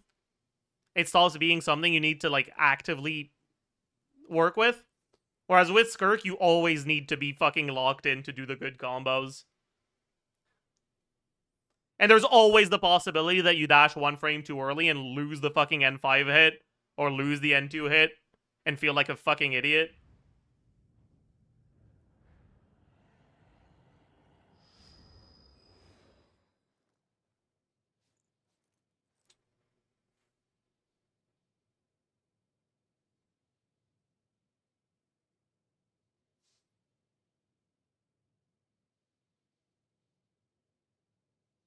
And also, the inconsistency of her attack speed, because you can't pre-buffer her normal attacks, her normal attack string, and you need to be pressing the button on the right frame for it to be as fast as possible, making it so that people that mash normal attack faster get faster attacks on Skirk. It feels bad. I don't like it. I don't like it at all.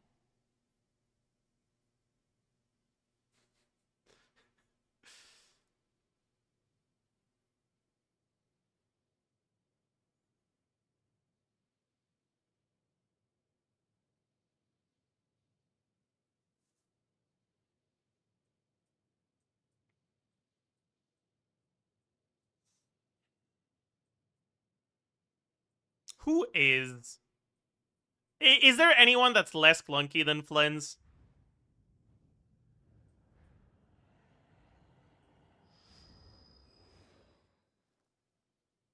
Honestly, I don't think so.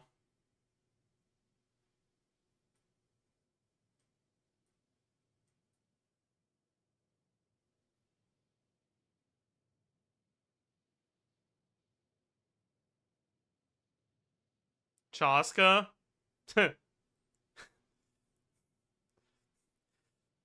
No.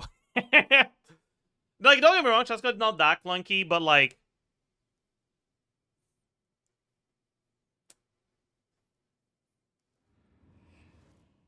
getting staggered on Chaska, it feels like someone just shot your dog. That's the level of distress you'll be in when you get staggered on Chaska while you're on field. Like, it's bad, man. It feels even worse than Wanderer, because at least with Wanderer, like, let's say you get staggered after your N1, you still got the N1 damage. on Chaska, you get staggered when you have 5 bullets.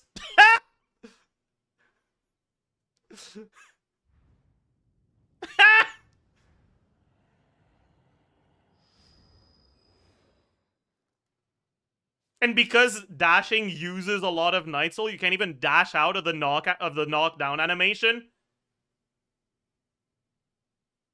Like, don't get me wrong, she can move fairly quickly while holding her charge attack, so you can avoid getting staggered generally. But every once in a while it does happen, especially when you're playing with Bennett, right? Because you have to stay inside the Bennett buff. Every once in a while it does happen, and it feels so bad. Oh my god, it feels so fucking awful. I vividly remember how upset I was that Abyss where there was a Primo Bishop after like the Natlan like automaton enemy in Abyss 12-3. And I remember the Chaska run I did. And I remember getting like, you know, the 3-hit attack from the Geovishop? If you get hit after the first one, you can dash out of the second one. But if you don't dash, you will get hit by all 3 on Chaska. And because dashing makes you use up all your Night Soul, you're basically cooked. So I just had to watch myself lose all of my uptime because I was getting staggered over and over. And I was, dude, it... Yeah.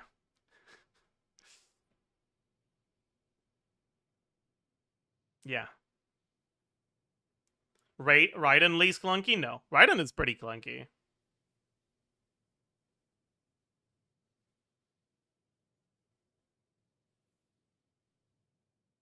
Who's the clunkiest? Probably Molani. Ito least clunky.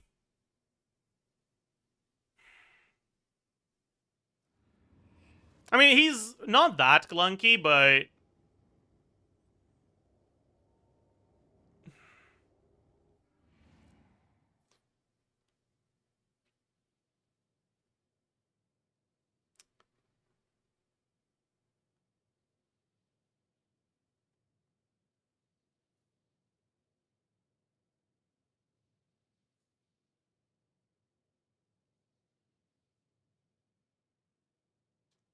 He's definitely one of the least clunky characters. I can agree with that, actually.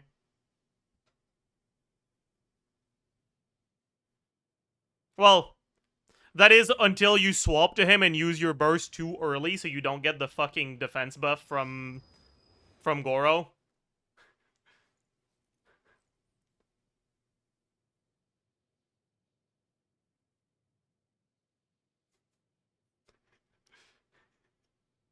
That's Goro Clug, I guess.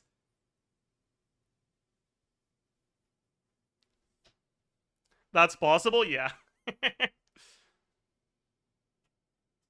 Yeah, it is.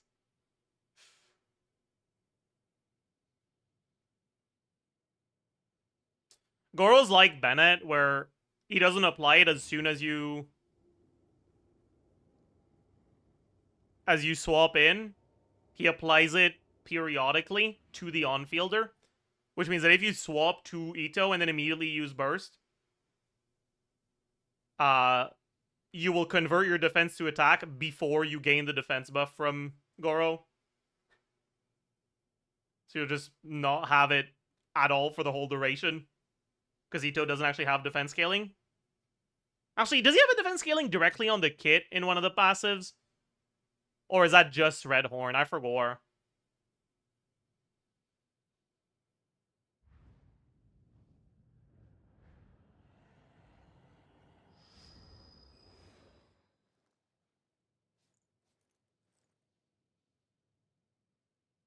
I mean, it's if there's one, it's like 40%, right?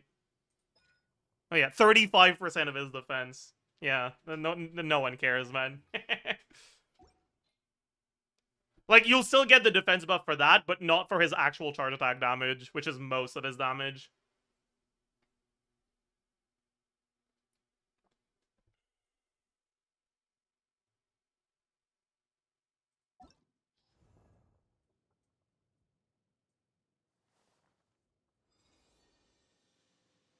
Is there anyone more clunky than Molani?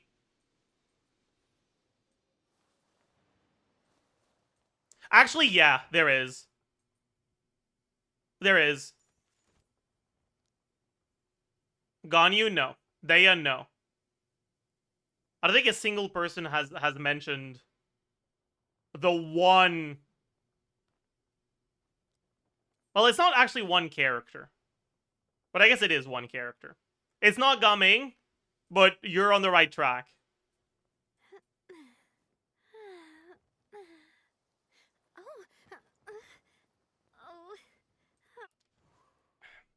It's like Diluc or Ferminet or any other pyro-infused plunger with Xianyan.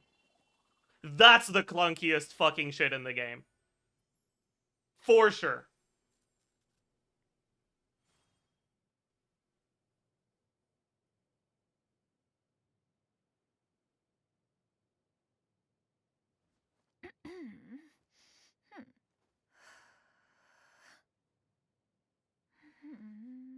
Why? Because of the VV setups.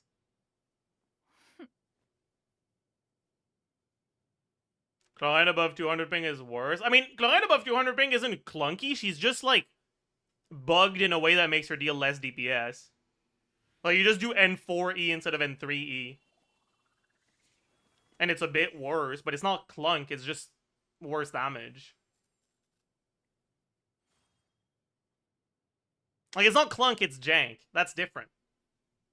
How could you confuse clunk and jank like that?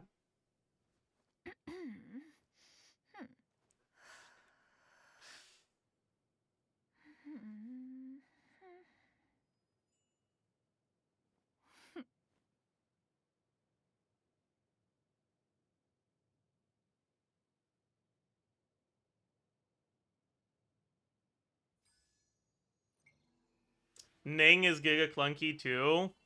Yeah, Ning is kind of clunky. But Ning isn't that bad because her normal and charge attacks suck so much compared to her skill and burst that, like, optimal Ning gameplay barely uses them. And that's where all the clunk is concentrated. So, like, it's not actually impactful clunk, even though it is big clunk.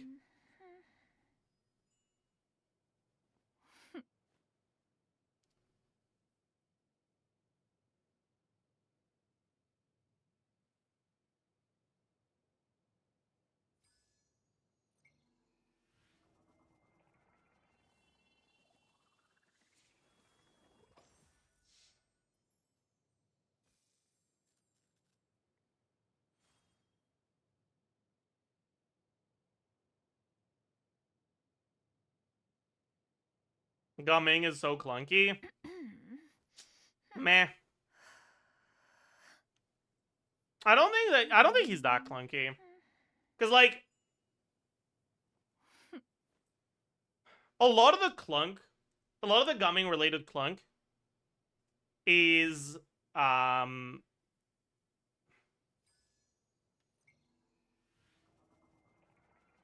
is 4-star Gaming clunk.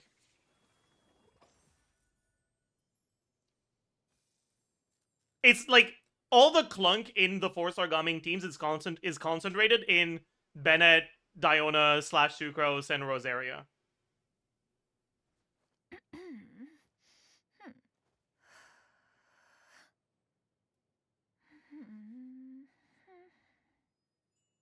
Is having to deal with a Venn diagram of burst that's a problem. And having to deal with enemies that move out of that. But in premium Gaming, it's really not as big of a problem. Like, see, Lali makes things feel so much better when you play Gaming.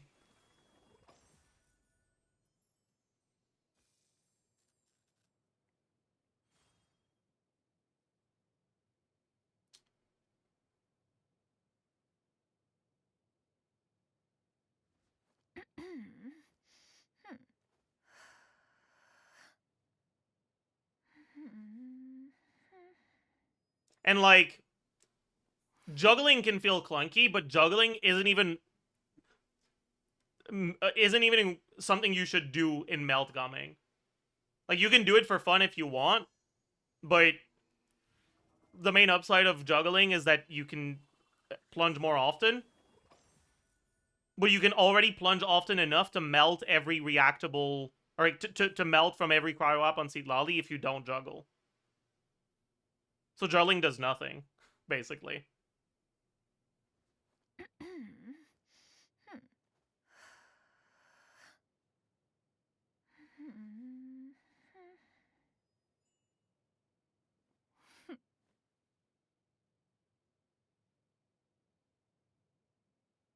Like, juggling is what you should do in vape gumming. Or double cryo melt gumming, I guess.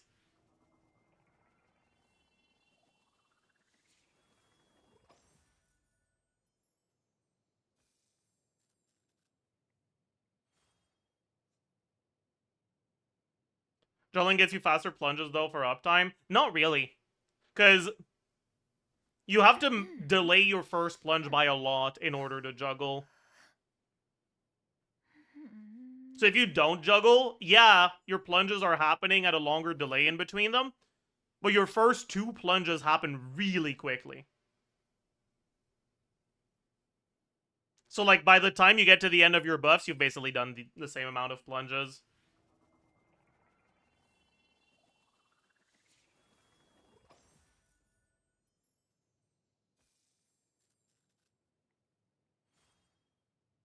Anyways, I'll be right back, chat.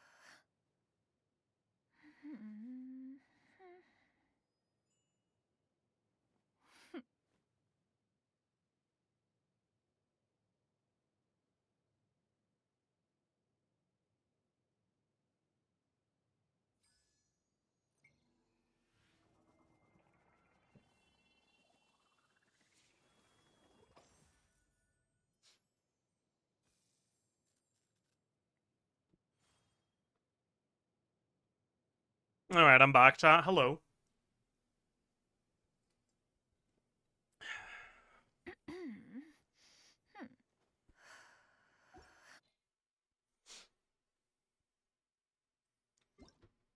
Everyone say hi to YouTube.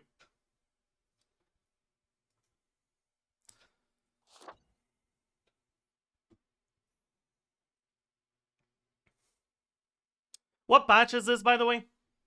6.4? 6.5? Don't do it, by the way. 6.4? Alright, thank you.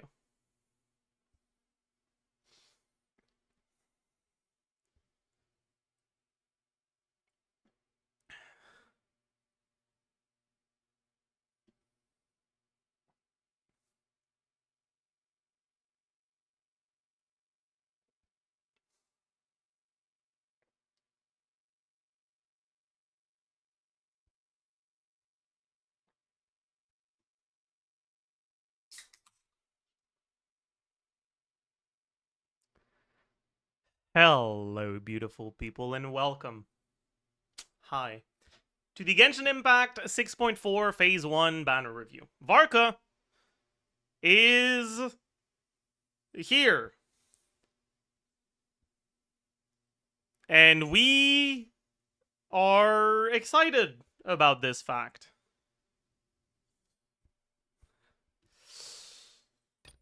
Varka's being released, and he is getting his banner alongside of Flynn's rerun.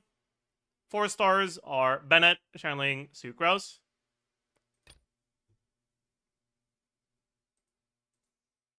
Obviously, they're getting their respective signatures, and we have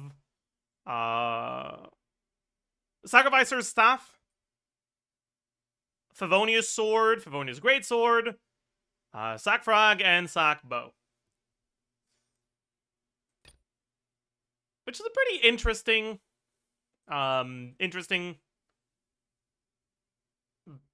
lineup, all things considered. So, without further ado, we can yap about Varka. Now, for those of you that have watched the Varka pre-release, you might be aware that I have lost a large fraction of my will to live as a result of Varka's kit.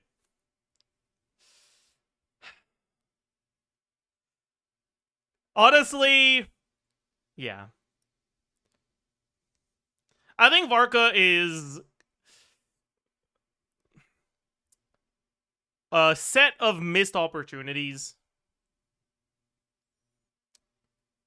And he's sandwiched between instances of power creep, basically.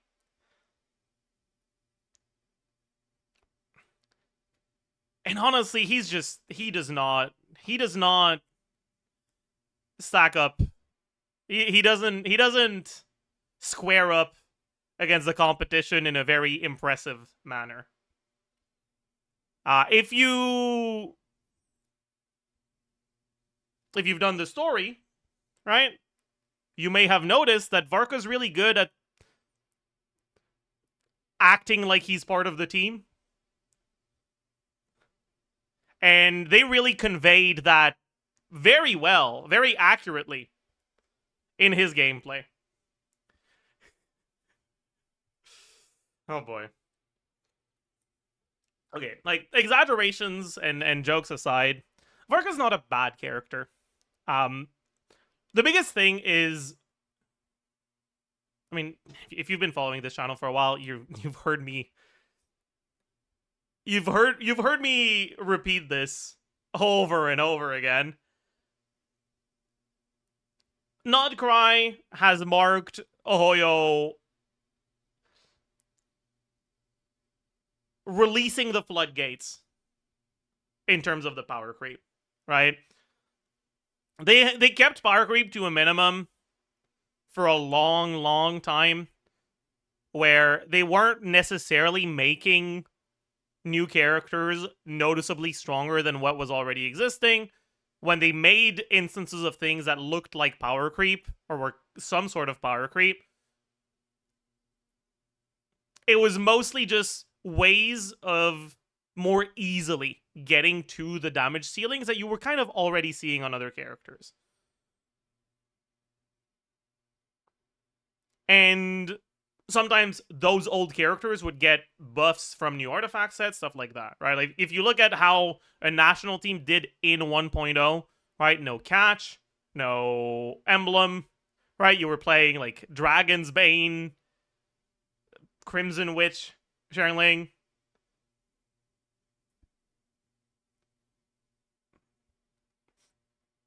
It was worse than it is now, but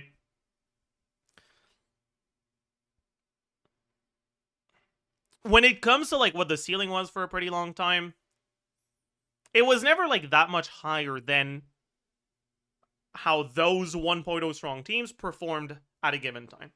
And what was the first real instance of that changing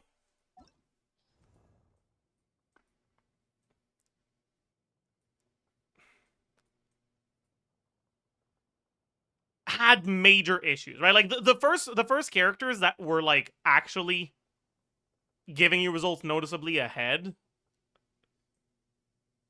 of what national stuff was giving you at, like, good to high investment started happening in Fontaine, right? With Linny, but Linny had some pretty major obstacles to achieving those results, right? With Arlecchino, but that was kind of held back by reliance on Chavar's constellations.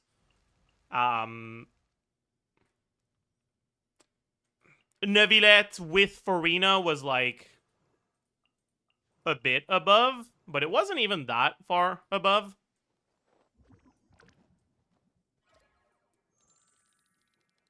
Right, so within Fontaine, we had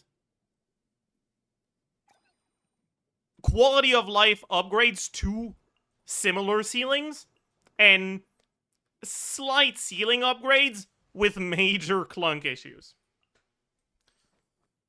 And then Nutland happened, and we had Mawika. And post Mawika, things started getting pretty bad, right? You had characters that were very easy to play, that were a bit worse than Mawika, but better than the stuff that was released before. Characters that were performing at a similar level when you played them in the easy way, but that also had optimizations that made them perform almost as well as Mawika. And then it just kept like that, and then we got characters that were both really easy to play and performing not too far behind, especially with the upgrades to the team. And now, well, oh man. Oh man. When you look at how well Varka is performing right now, yeah, I do the history of Power Creep lecture very often. I'm aware I'm repeating myself a lot, but I think it's very impactful to understanding the value of Varka. If Varka had been released with Kinich, and he was getting performance as good as what was available at the time, I think Varka would be considered one of the best characters in the game. Alright, when you look at pre-Mawika stuff, obviously, if you also went back and gave those characters that were out at that time the witch buffs and access to Durin, maybe that wouldn't be the case. But like, just in terms of overall performance, Varka Premium team, if you take that team and insert it in what the meta looked like on Kinich release, would be competitive for the top of the meta.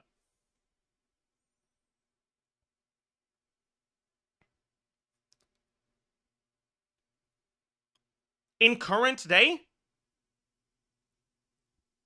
the best teams in the game have like 50% more DPS than a Varka team does.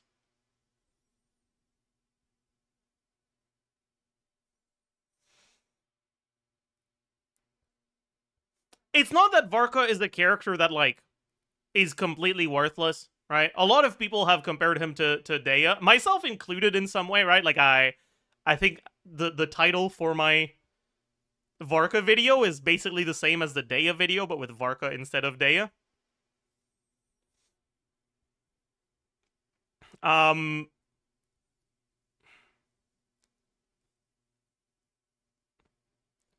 But as much as I like to make fun of Varka because of how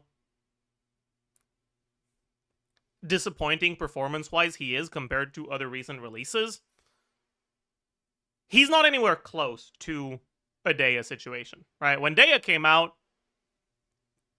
her issues were, like, actually major, and she was so much worse than everything else, basically.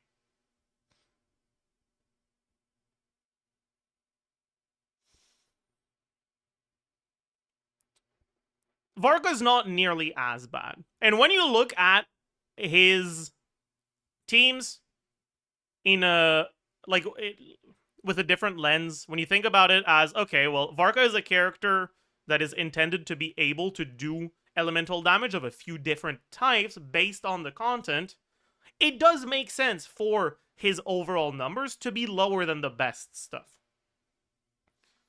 Right? Varka can be Varka's best team is going to be the Bennett Venti Durin one, but he is playable with other elemental cores, and because his weapon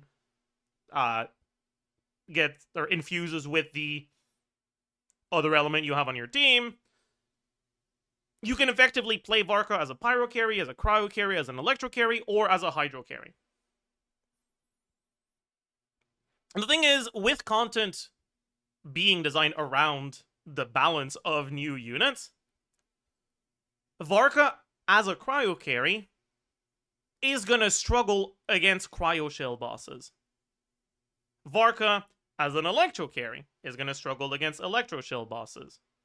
Varka, as a hydro carry, is gonna struggle against hydro shell bosses.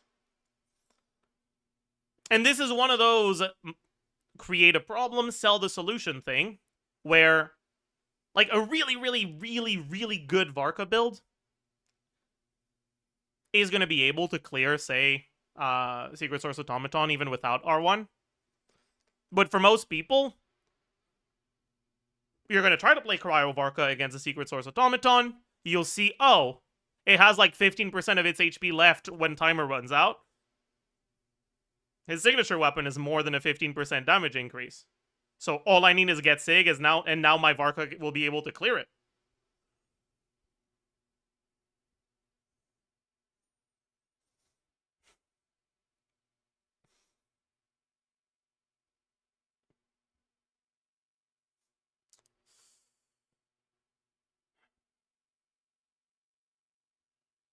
Overall, right?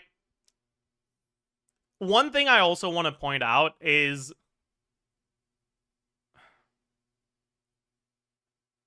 when it comes to optimized gameplay and good clears,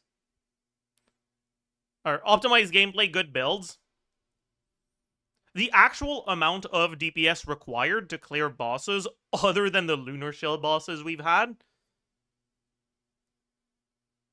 isn't at the level where, like, the strongest characters in the meta are right now. Like, we will see C0 R0 Varka clears against a lot of bosses for a while going forward. But I want to warn people not to get baited by that, basically. Because as much as some people will be able to do it, most people won't be. And a lot of that is going to be just build quality. Because balance in Stygian with fearless HP pools is very often intentionally done so that it's technically doable with really good builds at C0 stuff. But the really good, like, benchmark is higher than what your builds are, probably. It's higher than what my builds are sometimes. And obviously, I play Genshin as my job. I play more than most people who watch this video. Alright. There's the Zajef builds narrative that is fair when you compare my builds to other streamers. Streamers who resin refresh, streamers who buy the battle pass. But when you compare my builds to the average player, they are very good.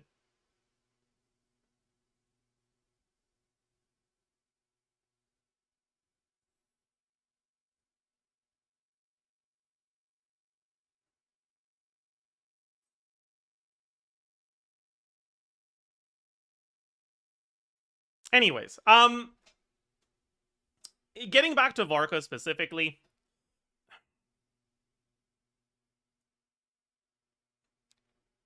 I'm like, I have two ideas basically that I wanna bring forward here. One, Varka isn't as bad as people who make fun of him are making him out to be. But two, Varka is bad. And just because you'll probably be able to, just because you'll see some people clearing with Varka, does not invalidate this idea.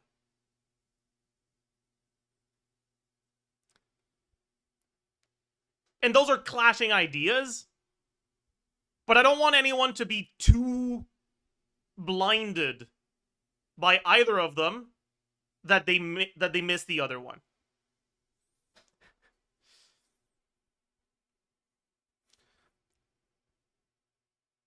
I think that Varka is the sort of character that if you care about having an account that's able to clear consistently endgame content, you should skip. There's always a chance that we get characters released later on that buff his teams more than they buff other teams, right? We have had people saying for a while that Nicole is supposed to be a Varka buff.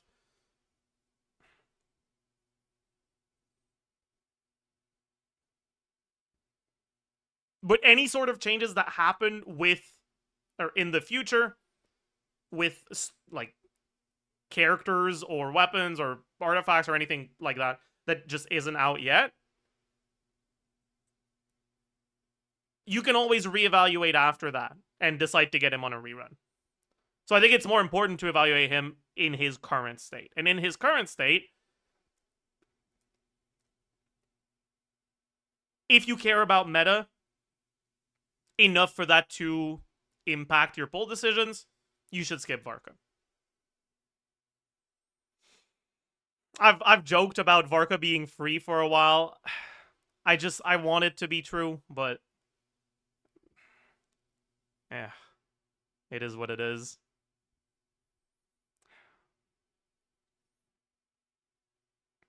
If you really like Varka,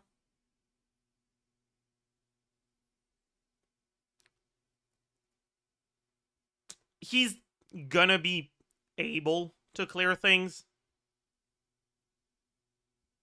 And I would say that, as a general rule, if you don't already have premium Varka, you are better off going for, if you care about vertical investment, you like Varka a lot, he's your favorite character, you want him to be able to clear content, between pulling for Durin, pulling for Venti, and whatnot, versus pulling for Sig is better.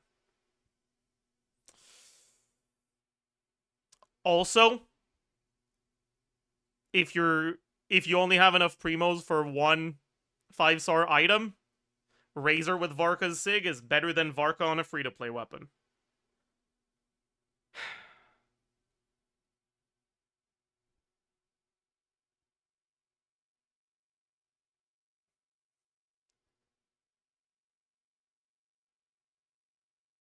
But, obviously, Razor is a lot more dependent on 4-star constellations. Right? He needs his own constellations, and he really, really, really wants Shalar's constellations.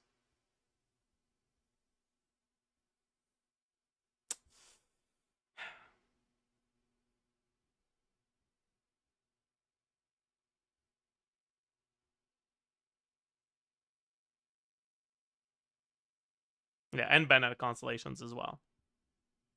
All in all,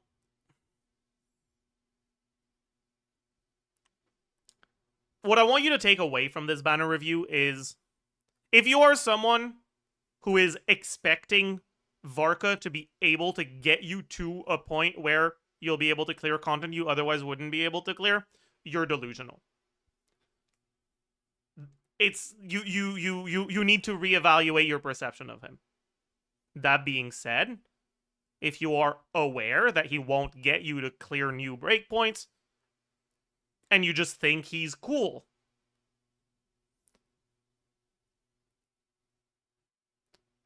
the results you'll see from playing him might be a bit better than what you've been led to believe if all you've looked at is especially if all you've looked at is how people talk about him on Twitter.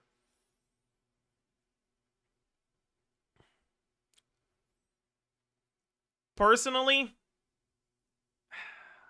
I think I've decided to skip him. I mean, I might just change my mind at the end of the day, but I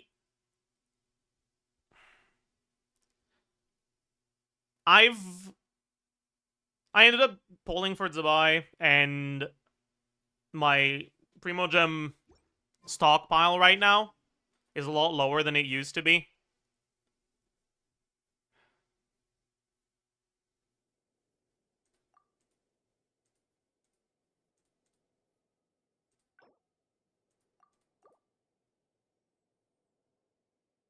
getting Zabai basically is making me commit to get Linnea as well. We have Linnea leaks today, so I'll probably make a video about that soon. She's looking pretty good.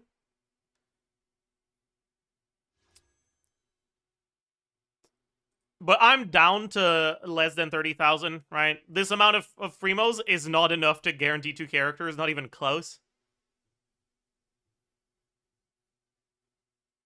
We don't... Shut up about the Star Glitter, chat. YouTube doesn't know. They don't know about the Star Glitter. No, but I'm for the first time in a situation where well,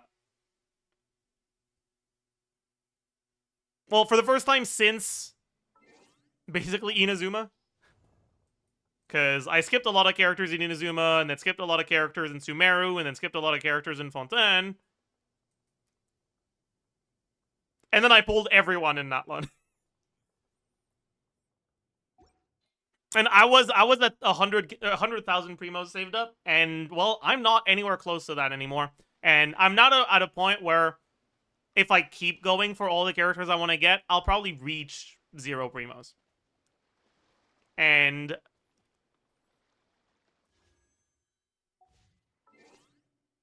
because Varka's gameplay doesn't seem to be that interesting, even if I like him a lot as a character, I can like him without owning him on my account. Like, it's fine. Who cares? Right? Don't get gotcha brain rot. Okay, you're allowed to like characters and also not want to get them. If you want to be involved with Varka, you can draw him. Maybe you can knit a Varka plushie. Maybe you can learn origami and make an origami Varka.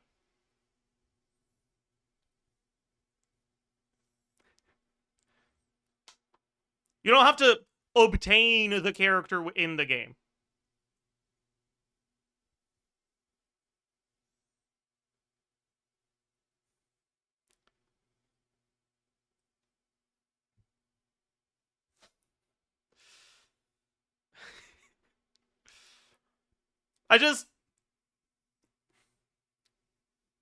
It makes me sad when I see people pulling for characters only because they like the character, and then benching the character because they don't actually use them because the character sucks.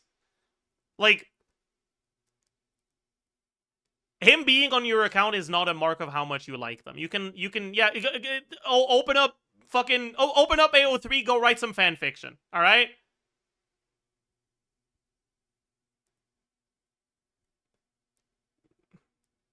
Like, if you really like him that much, just do that. You don't need to own him on your account. But if you want to own him on your account, if you know you're going to play him and you think that his playstyle looks fun, or playing a character with a shitty playstyle is fun for you if you like the character, then sure, go ahead. Anyways, that's enough of Varka. Flins.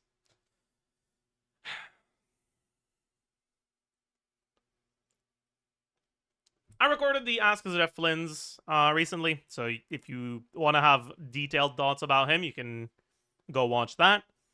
But the long and short of it all is Flins is pretty good. Compared to the other lunar carries, I'd say that he's probably the least appealing of the 3. But I think the gap between all of them is very, very small. So I don't think it really matters very much. At least right now. We still don't have detailed Linnea information. Maybe Linnea just makes the best by far. We'll see. But anyways. But I don't think there's much of a point to getting more than one lunar carry. You'll still be able to get a Flins team that's better than a Varka team, even if you play him without Columbina.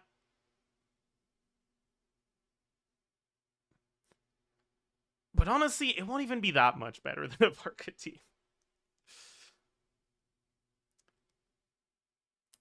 Getting your full cores for characters is pretty important nowadays. Getting your full, like, combinations. And because there's only one Columbina, I think that getting a full combination for a lunar team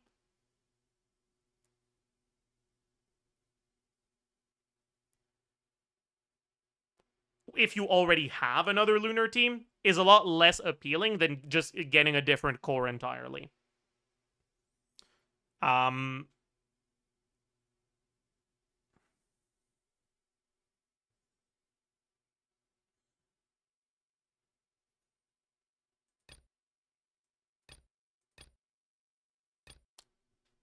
Right now, because Stygian is so fucking focused on shilling the lunar characters, having multiple lunar teams, you can still clear Stygian by having your weakest team have Columbina and your other ones not. But that's a result of the shill being lunar for more than one boss. Like, technically, the Shock Trooper isn't lunar shill, but it's Electrocharge shill, which is effectively the same as lunar charge shill because Electrocharge isn't a real team archetype.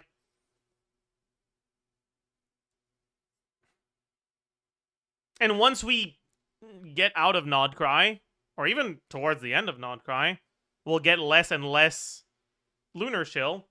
And I just don't think we'll have two lunar shills at the same time ever again once we leave Nodcry. Like, yeah, I do expect lunar shill to come back periodically, but two at the same time, I really don't see that.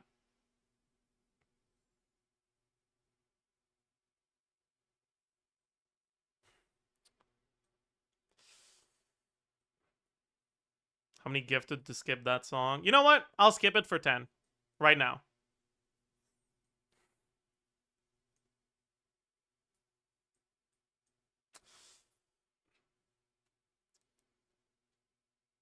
But yeah, this is like really putting into perspective what I meant when I was talking about Varka not actually being that bad, right? Like, yeah, Varka is worse than the premium teams by a noticeable amount. But he's not that far behind Flynn's without Columbina. Or Nefer without Columbina, for that matter. Or Zabai without Columbina.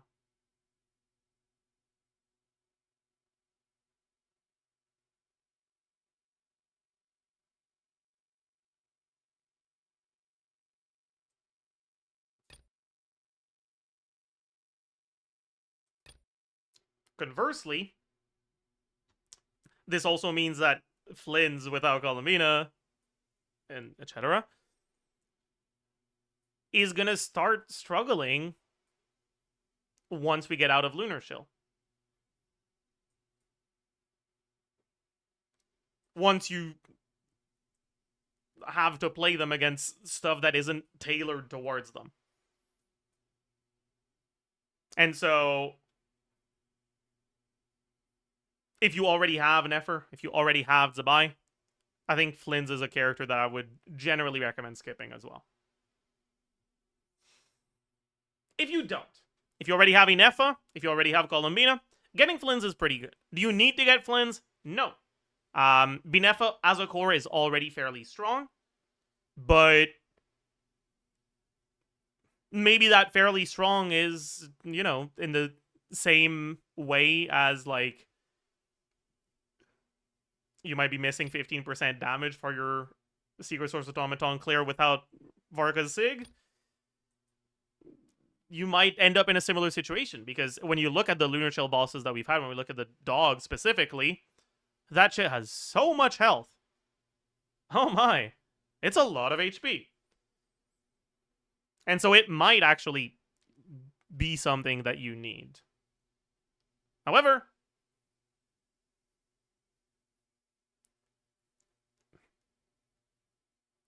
so far, when it comes to Fearless, there hasn't been a Flynn's Shill boss that isn't doable with Binefa plus, like, Sucrose Fischl or something like that.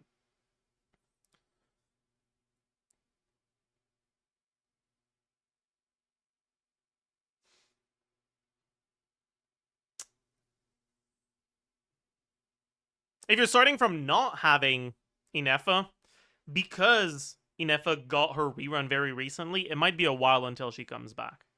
So how good is Flynn's without Inefa?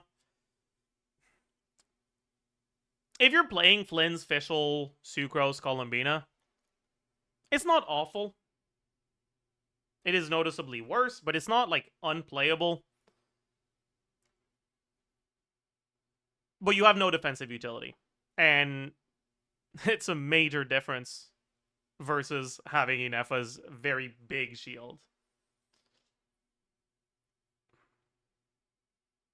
That being said, like I said earlier, right? Like, these things, when you don't have the full premium team at this point, are not that far ahead of stuff like Varka that I generally talk about as a very as something that you should skip. So if you're not planning on getting Inefa eventually, I really don't recommend Flynn's.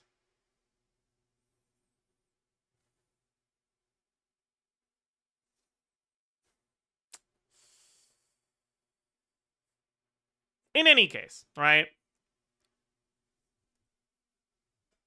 Before we talk about the value of the banner as a whole for the people that do want to get Flynn's for any of the aforementioned reasons, we need to talk about the 4-star characters. Bennett, Sherling, Sucrose. This is an alright lineup. And if you told me 2 years ago that there would be a banner that has Bennett, Sherling, and Sucrose on it that I would describe as just alright, I would not believe you. I'd be like, what the fuck are you talking about? Sherling the GOAT. Bennett? Sucrose? Like, what? Let me explain what I mean. I think the value of Sucrose on banner plummeted since they added... Oh, I don't have it here. Fuck. Okay, let me go back to the other account because I have it there.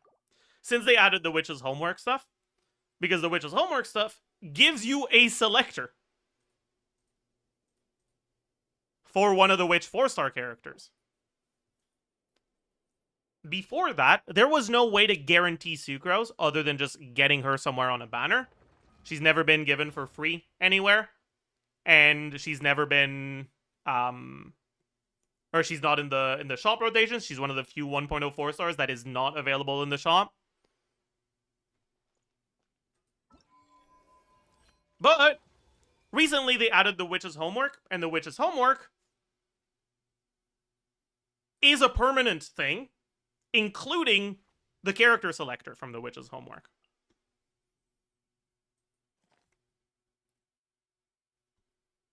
Which means that you are guaranteed to have, at the very least, an optional C0 Sucrose. And you might know this if you've watched some of my previous banner reviews where Sucrose was there. Sucrose is a character that's very, very good to own, but that doesn't have very appealing constellations. Her C1 is her best constellation. And the rest of her cons are kind of like... yeah. Nowadays, Sucrose is like one of the most popular 4-star characters because Sucrose is the best character in the buff slot for Flynn's with Inefa Colombina. Sucrose is one of the options that you have for premium buffs, premium last slot on Nefer, right? With Nahida, with Inefa.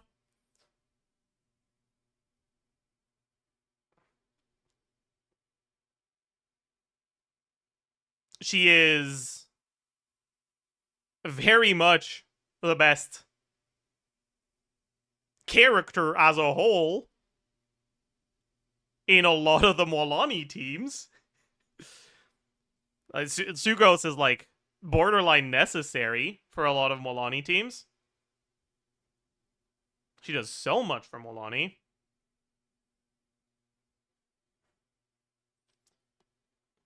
Sucrose has always been a very good character. But for a long time,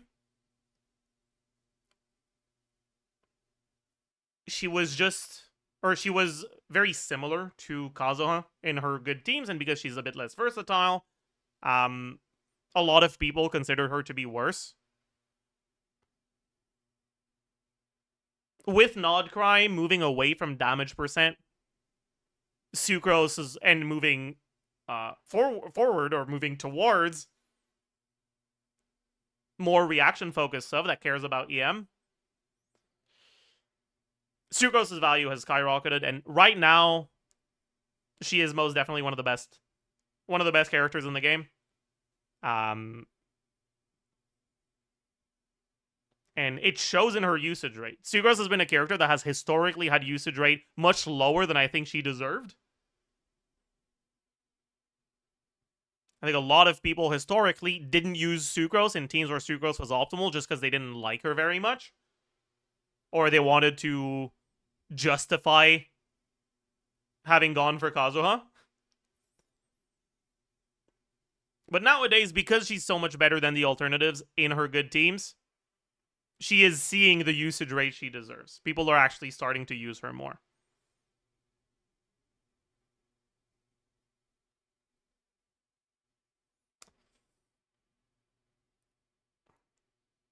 But she's a 4-star character, which means that her being good is not necessarily synonymous with her being something that you're happy to see on a banner. And because she's now guaranteed for free in a selector that is a permanent selector, right? Even if you start the game today, you'll be able to get that.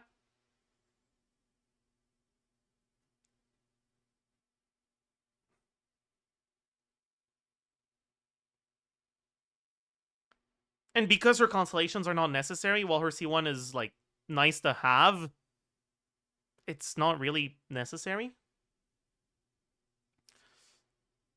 Her C2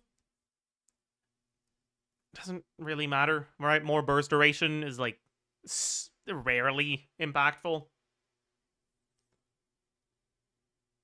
And the additional hit of the burst doesn't really matter unless you're doing, like, Molani speedruns where you rely on pyro-infused Sucrose burst for your reactions. But, like, if you're doing that, you hate your life anyways.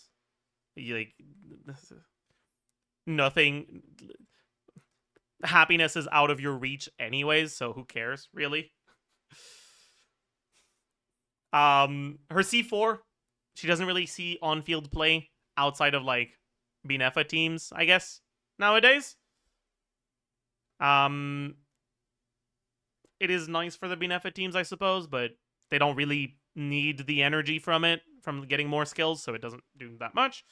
And then her C6 is a bit of damage percent, but historically it's always been unreliable to get it for the element you actually want.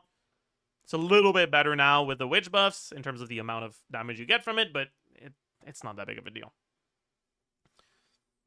So really, like, there's not much of a difference between C1 and C6 Sucrose, and the C1 isn't even that important. So honestly, Sucrose on a banner, not too good.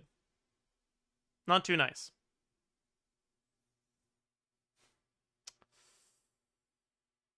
Xiangling has seen a generational fall off as a result of the power creep. Right? Xiangling, for the longest time, was that character that I was talking about as, like, the effective damage ceiling for 1.0, right? And when stuff became better, right, when they started releasing characters that were stronger, Xiangling often saw indirect buffs, right? A bunch of times there were reaction buffs, right, to the base damage of Overload, which made the, like, rational stuff better, which made, like, official national better.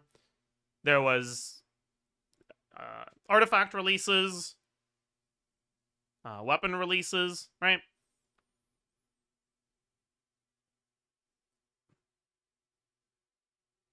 Which helped Sucrose stay very meta-relevant for a long, long time. But when the power creep started picking up, Did I say Sucrose? I think I said Sucrose. Which helped Xiangling stay meta relevant for a very long time. But when the power creep started picking up, as a character who's balanced around her damage, who has a lot of her power budget into just her ability to deal damage herself, well, she kind of fell off. She still has some other useful aspects of her kit, so she's not completely worthless. She has great pyro application. She's still the best off-fielder when it comes to pyro application. A lot of pyro applicators are better units and often preferable. Right? Often Maoika, often Durin are preferable to Xiangling. But that's not because they have better pyro application. It's because they just do more as a whole. If what you care about is specifically the speed of pyro application, Xiangling is still your best bet by a good amount.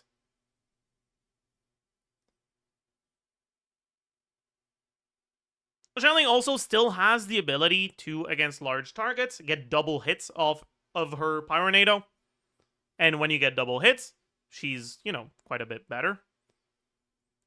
But that's been part of what has kept her meta relevant for a long time. And again, right, with the just characters as a whole dealing more and more damage, even double hit Xiangling nowadays isn't really gonna be competing with the best stuff. As a pyro applicator, right now, if you look at characters that need off-field pyro application, or that at least want off-field pyro application, obviously Zabai doesn't, and all of the lunar characters don't. Flynn's can have off-field application, but Xiangling doesn't really do much for his teams anyways, and extends your rotation because she has a 20-second cooldown on the burst, and Flynn's rotation want to be shorter than that. So you're looking at, like, Varessa as the last one that would want off-field pyro. But Varessa's numbers are pretty high, so generally you'd rather have buffers than characters like Xiangling that have a lot of their value in the damage. And also, for the sake of the point I'm making here, Varessa doesn't need fast pyro. Chaska, I guess, can use Xiangling, but she doesn't really care about the speed of your off-field pyro. Kanich can use Xiangling. He doesn't care about the speed of your off-field pyro. Molani can use Xiangling. Molani doesn't care about the speed of your off-field pyro. She hits incredibly slowly. The last character we had that is actually going to be played in teams that use pyro, that cares about the speed of your application and that needs fast application for something, is Risley.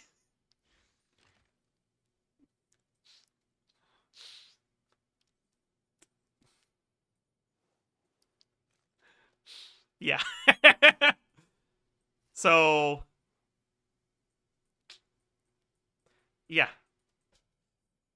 If we ever get character releases in the future that need fast pyro to enable their reactions to work the way you want them to work, Xiangling could actually be better than Durin, better than Maoika in those teams.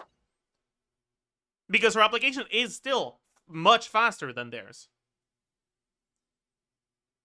But will that happen? And if it does happen, will it happen without us getting a new pyro character that also has very fast pyro? I don't know. Nowadays, you see Xiangling still being used in like Fearless Dire Clears for low cost stuff sometimes. You see Guoba only Xiangling being used for Molani. You see against the Pyro Lava statue, Pyro Lava Dragon statue. I don't remember what the order of the words in that name is. Lava Dragon statue, whatever. Easy Xiangling being used just for her amount of hits. Against Tolpa, in teams that want to have off-field pyro application, like Varessa, Shelling can do both off-field pyro application and get double hits vaped in a Chevreur's team with all the Chevreur's buffs. And that's enough to make her pretty good.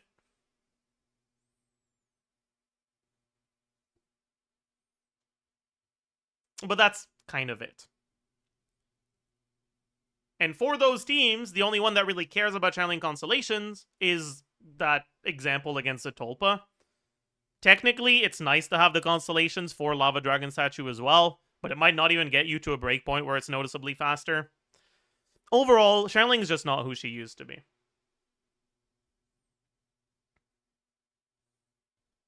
And finally, Bennett, who is, I would say, pretty clearly the highlight of the 4-star lineup in the banner. Bennett is, and I'm sure this comes as a surprise to literally no one, a very good unit. I still consider Bennett to be one of the best units in the game. I don't know if I consider him to be the best now. But he's definitely up there. And I think Bennett's constellations have appreciated in value with time.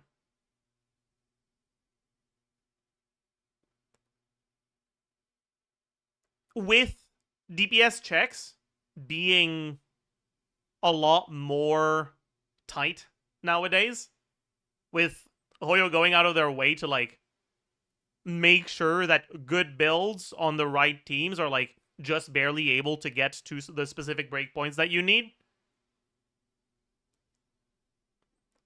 The difference between having those constellations that are like a 5% DPS increase for your carry and not having them can actually be pretty meaningful.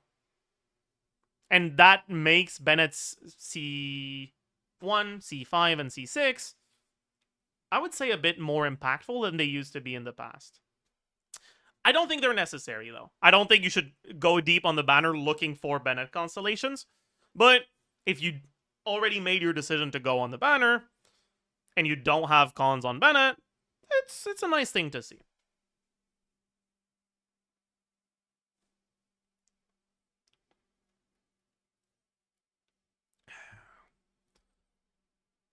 That being said, it is very possible that you won't be using Bennett in your optimal teams.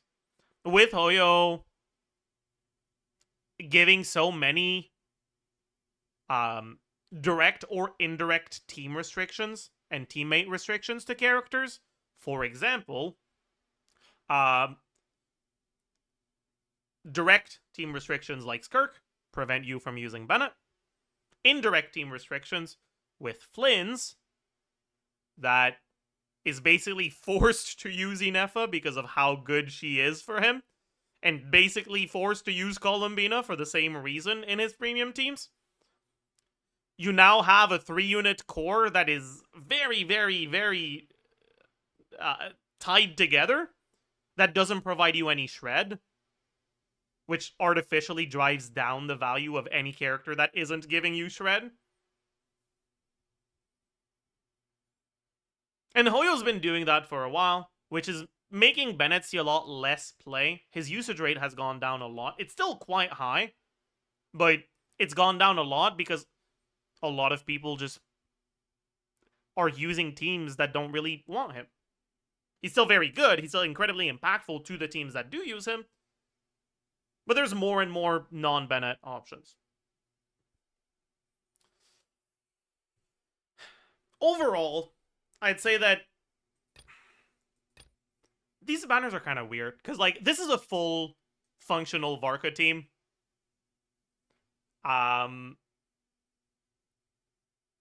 Venti is kind of a fraud for Varka right now. Because, honestly, his damage is just not that high. And his buff is, like, alright. But he has long animation. So if you want to get the buff to have good uptime, you lose Bennett buff uptime. So Venti's not like that good for Varka because Varka has relatively long field time compared to other carries. Very often you swap out of Varka because your buffs ran out rather than because his damage window ran out.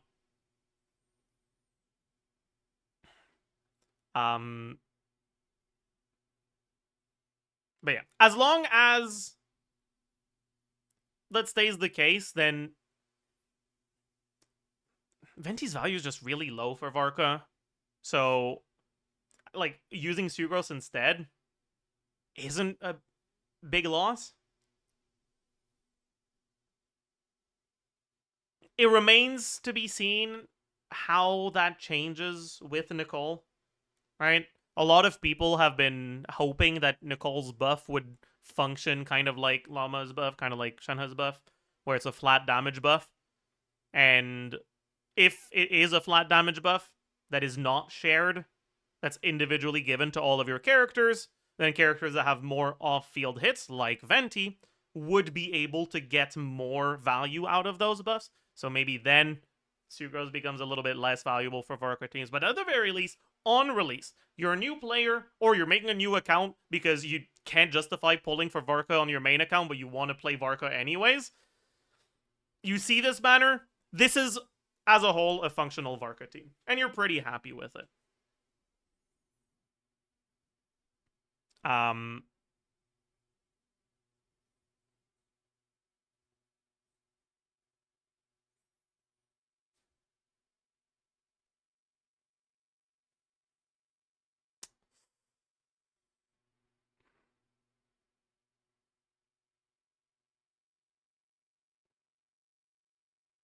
One thing that people often forget about is that the Xialing C1 gives her some Pyro Shred, and Xialing C6 gives active party members Pyro damage during her burst, both of which are meaningful for Varka.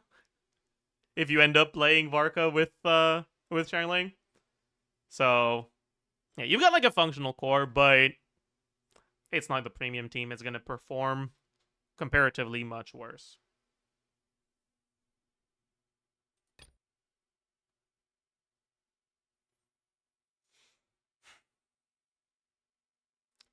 For Flynn's, this banner sucks.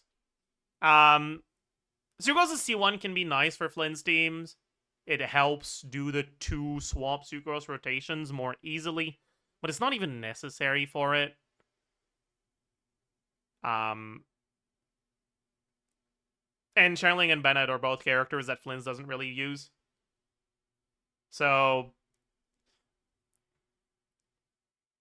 unless you care about getting these getting Bennett or Xialing cons for some of your other teams, generally you're not too happy seeing this. I guess a way you could see it is Sucrose being here, if you end up getting her, means that you can use her selector on Fischl instead. So if you care about Fischl in one of your teams, or if you're using Flynn's without Inefa because you just started the game, or you just skipped Inefa because you think she's ugly, why would you say that about her? What did she do to you? But, I mean, to each their own. Then Sucrose being here is effectively kind of like Fischl being here. If you're not going too deep on the banner, it allows you to get 1 copy of Fischl, right? So I guess that's nice. But as a whole, I'd say that this lineup is not what you really want to see for Flynn's. For Varka, it's pretty nice, though.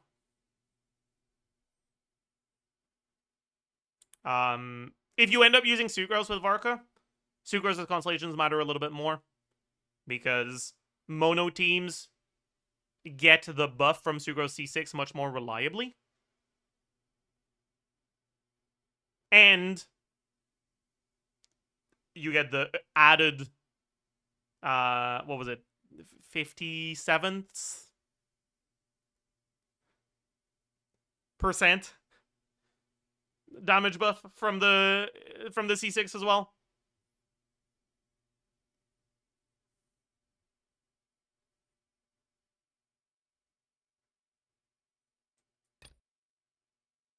I don't remember the exact value, but Get the extra buff from the witch buff C6 as well. So the constellations are a little bit better, but they're not insanely impactful. Especially because you might not be bursting every rotation on Sucrose if you want to have her on TTDS so she gives Varka the TTDS attack buff. Weapon banners. Man. Alright. I don't know if this is guest or jest. I don't think it's jest, because that sounds like you're jesting. Like you're a jester. Like hee hee hee. Good one. Guest of the Mighty Wolf and Blood-Soaked Ruins. Yeah, any Jester Maxers over there on YouTube?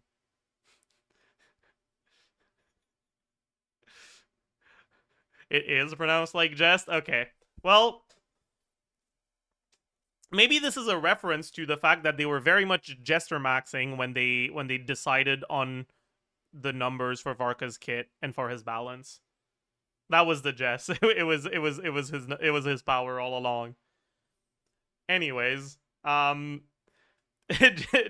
of the Mighty Wolf. It's Varka Sig, and it's very good for him.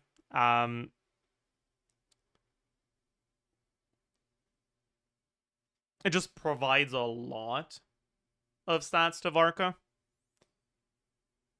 And as much as Varka isn't a very strong character as a whole, the way that he's balanced is kind of personal damage heavy. Right? He does a larger portion of his team DPS than a character like Flynn's. He doesn't do quite as much as a character like Nefer, but he's like somewhere in the middle. So, signature weapon on him is a bit more impactful.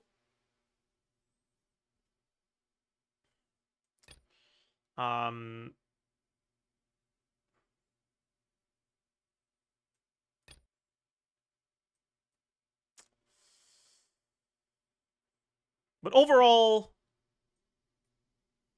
if you like Varka and you are considering vertical investment, I'd say that getting Sig is way, way, way better than getting a Constellation or getting the rest of his premium team.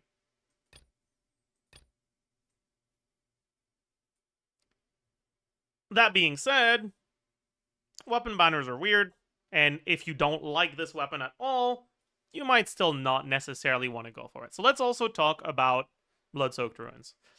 Now, unfortunately, Blood-Soaked Ruins is a victim of Flynn's being a fraud. Let me explain. If you watch the Flynn's Ask Zajef, I've talked about why I call Flynn's a fraud. And it's not that he's bad, but it's that his team DPS is balanced around the off-field damage that you're getting from Inefa, from Colombina, and balanced around the fact that in Flynn's teams, the buffs those characters provide are fairly low. Their numbers are very, like, their power budget in those teams is like all into damage. Which means that Flynn's ends up getting less than 50% of the team DPS, barely more than Inefa, if they're both built at the same level. But that obviously means that a signature weapon that only increases his personal damage, comparatively, is going to be quite a bit worse than a signature weapon for a hyper carry.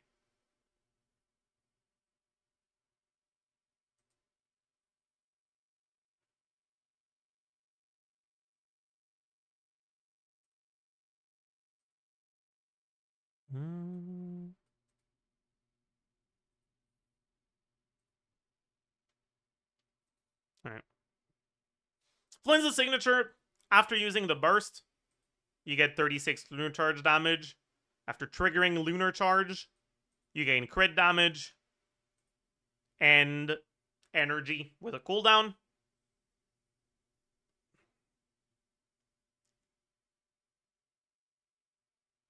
Overall, it is quite good for his personal damage. But like I said, his personal damage isn't that great.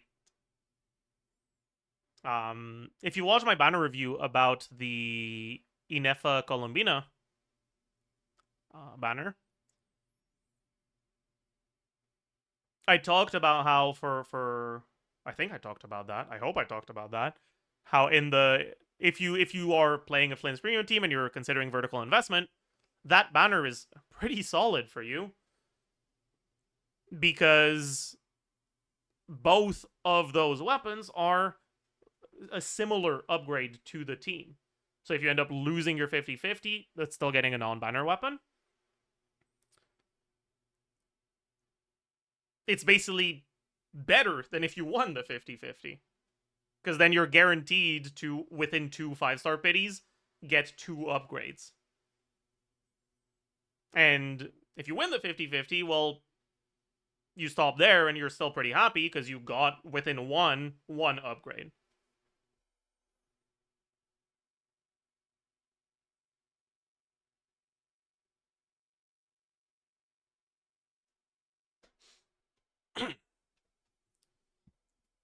Which effectively allows you to kind of bypass the 50-50. You still got to deal with a 75-25, the 25% chance to get an off-banner weapon, but in terms of efficiency, you're pretty happy with it. A weapon banner like this, comparatively, if you don't care too much about Varka, isn't too appealing. I think a lot of people are going to see Sacrificer's Staff and are going to be like, okay, Sacrificer's Staff is a pretty good weapon. And you're right, it is a pretty good weapon. Sacrificer's Staff, for those of you who are not aware, gacha exclusive weapon with highest base attack. So 4-star weapons, and 5-star weapons as well, I guess, have 4 different base attack values. It used to be 3 until Ali Flash. Or maybe Song of Broken Pines was the first one. I don't remember what came out first. But yeah, and now it's 4. There's the lowest. There's low, mid, high, and highest. And the value of the substat is going to be inversely proportional to your attack. It's not a 1-to-1 inverse correlation, but like the higher your base attack, the lower your substat. When it comes to crit weapons, that doesn't really generally matter that much. But as a general rule, high base attack, low substat weapons are better without external buffs, but become worse if you have a lot of external flat attack buffs. So like with Bennett, with Eonson, for example. But because these Flynn's teams don't run Bennett or Eonson, you're pretty happy to see a highest base attack, right? For a 4-star weapon, 620 is very high. Alright, it's either 454, 510, 565, or 620. This is higher than a mid base attack 5-star weapon. Right? That would give you 608. And you also have crit rate substat, which is, well, better than attack percent. But because this is highest base attack, the value of the crit substat is lower, which is very meaningful for characters that can easily overcap crit, like characters that get a lot of crit rate from their artifact set, which is the case for Flint's. The passive gives you, whenever your skill hits, it gives you attack and ER. It caps out at 24% attack and 18% ER, double that R5, so 48% attack, 36% ER. Overall, for characters that care about the energy, this is a very good stat stick. I've actually done Raiden calcs in a long time, but I've seen through the grapevine, I've heard through the grapevine that it's better than engulfing on Raiden, and honestly, I can believe it. It's a fuck ton of stats.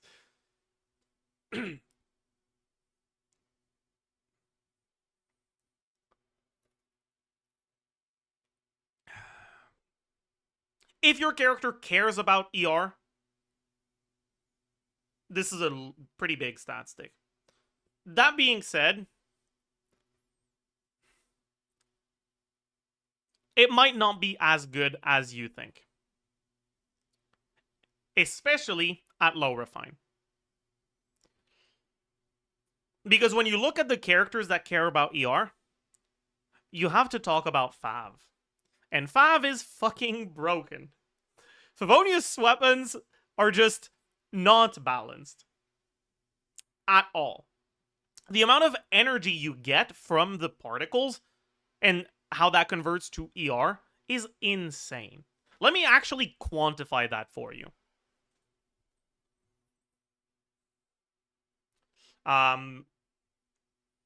Let's say Escoffier in a Skirk team. Because that's probably, like, the best case scenario where a support that cares about ER and generally runs Fav could want to use Sacrificer's Staff. So, Escoffier generates... How many? I forgot. How many particles does she generate again? Is it 4 or 5? Is that on Lunaris? Any knowers? Do they have it?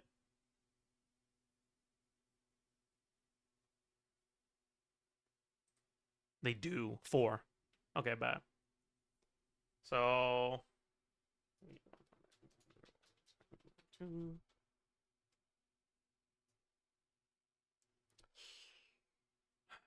We've got Skirk particles. I also don't remember if that one is 4 or 5. It's also 4. And let's use the most simple team for this. So let's do like Favialon. I don't actually know what the most popular Skirk team is.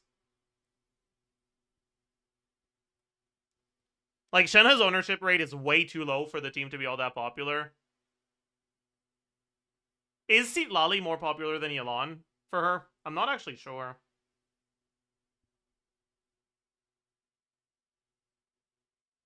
It's one of the two, right? I mean, I guess we can look at Citlali.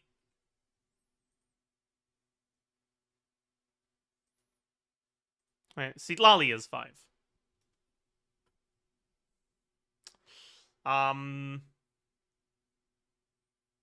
Hydro particles. Let's say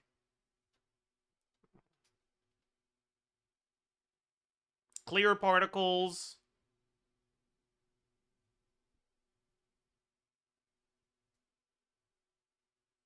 Fav on Farina.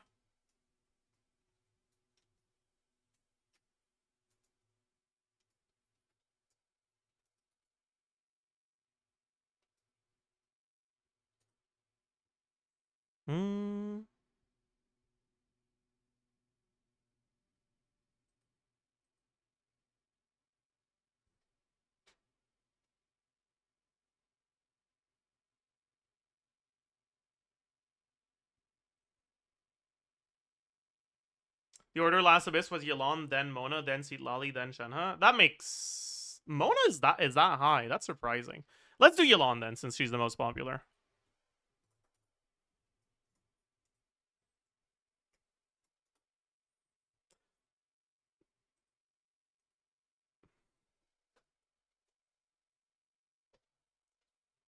$168. It's 168. We're not adding a digit of precision here. We're rounding it. I refuse to show you one more digit. Okay. So this is the ER requirement from sorry. This is the ER requirement with Fav. Or without Fav.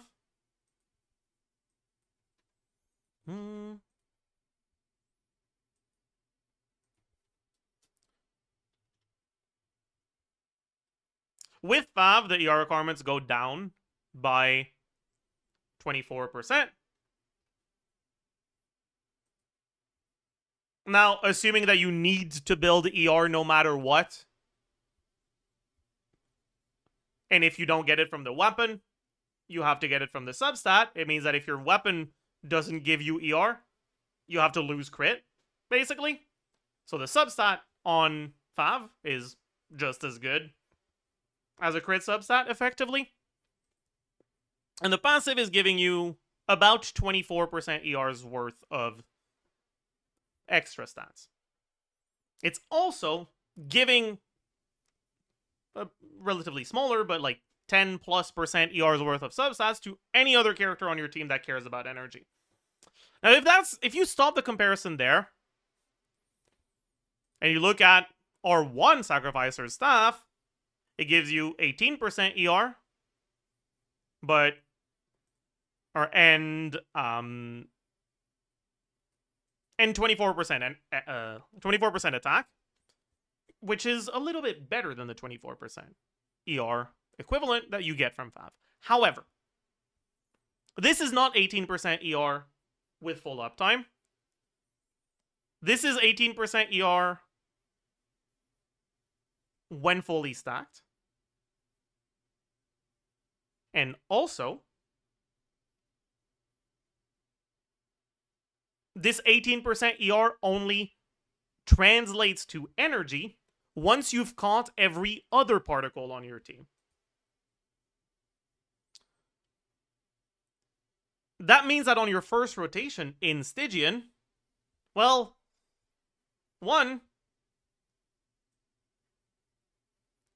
casting skill, when you catch the particles you get from the skill, you are missing 12% of the energy. Or 12% of the ER. So instead of gaining, so you basically lose 1 energy's worth from that. But more importantly, because a lot of your particle generation happens later on into your rotation, not having the Fav proc at the start will delay your first rotation by a pretty long amount. So when you just look at the stats over an infinite amount of time, Fav is a good weapon that has a passive that's equivalent to about, let's round it to 25% ER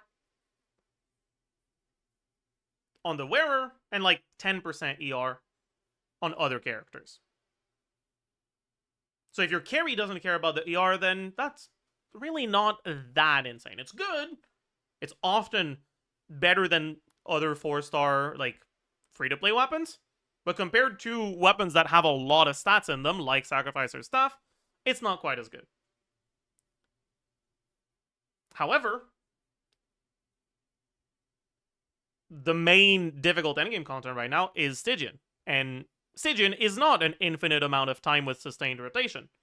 It's 2 minutes where your first rotation starts with no energy.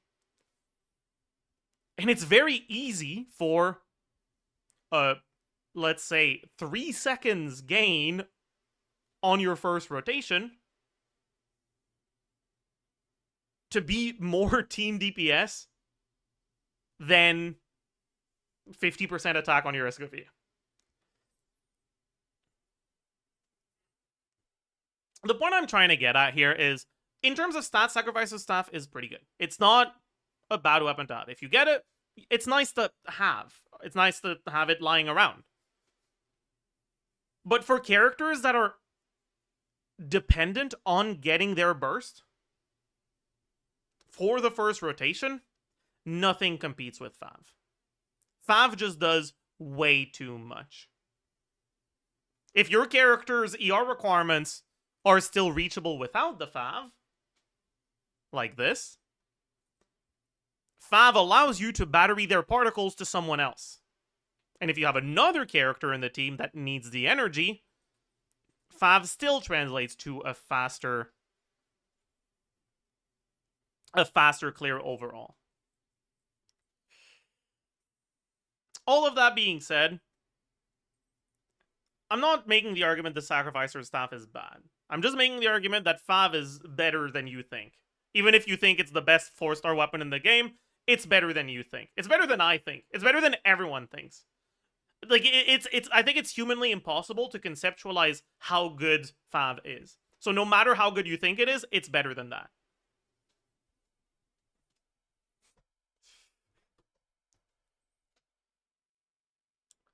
That being said,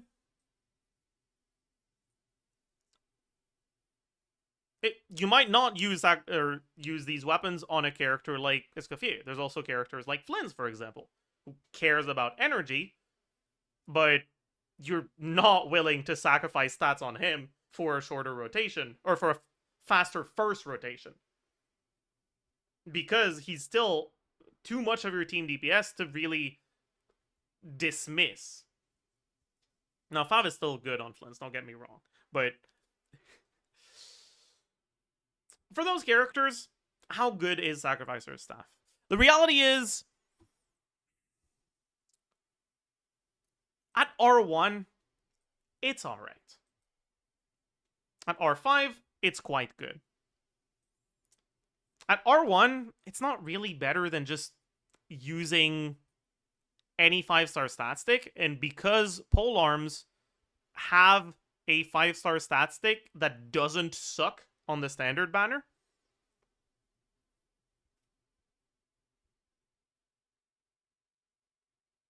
you can kind of just, if you have Jadewing Spear,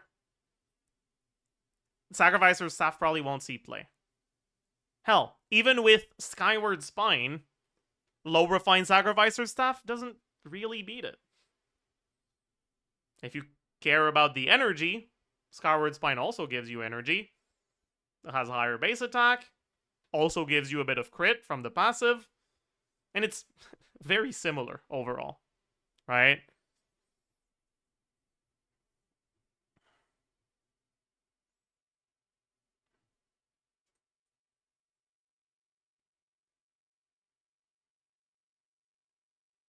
If you have Jadewing Spear, okay, sorry. That being said, right, if you're someone who has Flins, right, you look at this banner, there's Flins' signature. You don't have enough primos to guarantee that you get his sig. I don't think this weapon is enough to make you happy to go for it. However, if you want both of these weapons, and you end up going on this banner, and along the way, you end up getting a lot of Sacrificer's Staffs, there might come a point where you're like, oh, do I really want to keep going if I'm going from R5 Sacrificer's Staff already? Is that really that much of an upgrade over... Or is Sig really that much of an upgrade over that? If I don't want this weapon, or I already got this weapon, compared to going for a constellation on Flins. And maybe not. Overall, Sacrificer's Staff is nice, but it's... well, it's still worse than Fav. Fav would still be better. Fav Lance is the best of the Fav weapons, because there's just so many polearm characters that want Fav.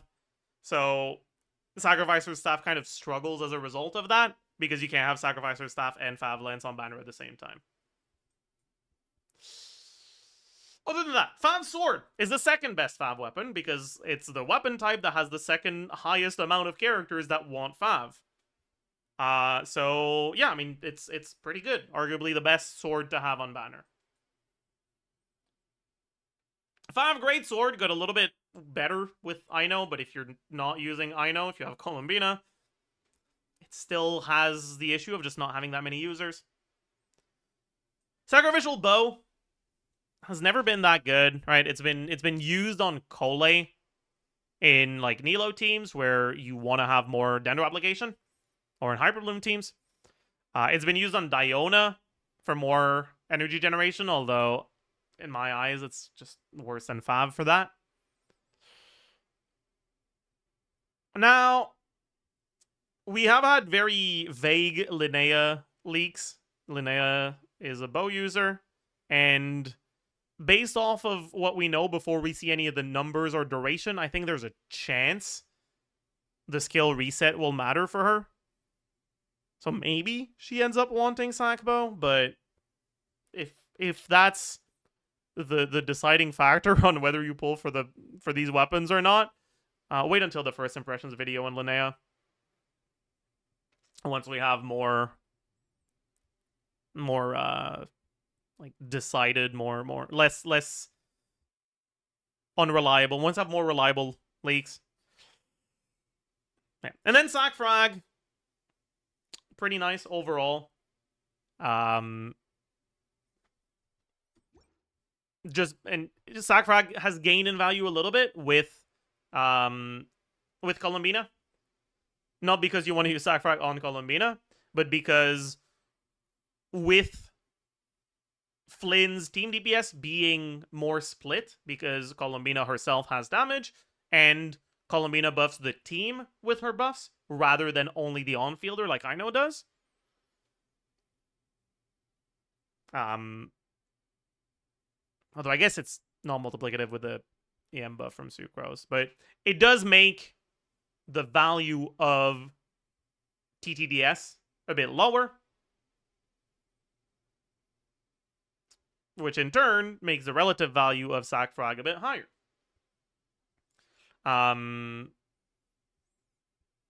TTDS is still good, but it can be a bit of a pain to maintain good TTDS uptime with the 2 swap Sucrose rotations. So very often, I prefer using Sack Frag over TTDS if I have both available and high enough refine on Sack Frag that it reliably procs. So it's still a nice weapon to have, but it's not like, it's not a game changer. It's alright. Overall, I would say that this weapon banner is weird. If you like Flynn's and you don't intend on getting Varka, the fact that this weapon is also kind of great on Razor might matter. But other than that, it's like, it's okay. It's fine. I guess I haven't actually talked about the weapon itself. I just talked about how good it is on Varka. It's mid base attack, crit rate substat. It gives 10% attack speed. It gives 30 damage percent and 30 crit damage. The damage percent is dependent on doing skill cast, charge attack cast, or normal attack hit.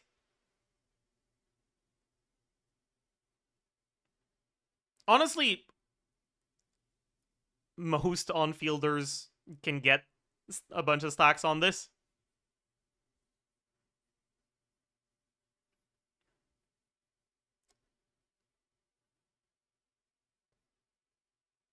And the crit damage buff is reliant on you having the Hexerai active. So that's all, pretty much only teams that run witch characters. Overall, if you only get the damage percent buff, it's a pretty nice stat stick, but because it's crit rate main stat, not crit damage, it's a little bit less versatile. Characters that are prone to getting over 100 crit rate, like Mawika, for example, like this a little bit less than if it were crit damage. But it's not a bad stat stick overall.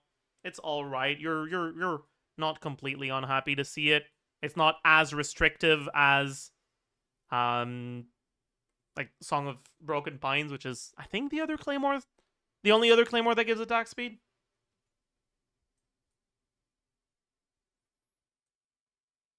You still get a good amount of the value from it, even outside of its of the thing. But obviously it's not nearly as good.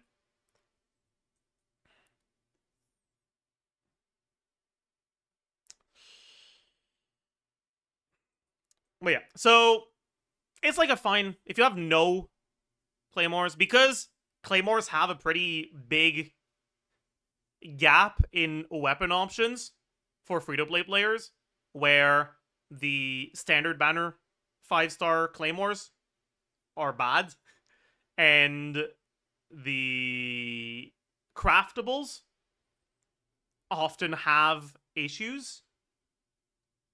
If you're someone who doesn't buy the battle pass, it's very possible that just getting whatever Claymore static, if you play any Claymore carries, will be a nice little upgrade for you, even on characters other than Varka. So if that's the case for you specifically, you don't have Serpent Spine, it's an alright weapon to have as a second choice. It's still not better than whatever signature you would actually use on the character it's the signature for, but it's not bad. If it's the other way around, if you're pulling for Varka's Sig,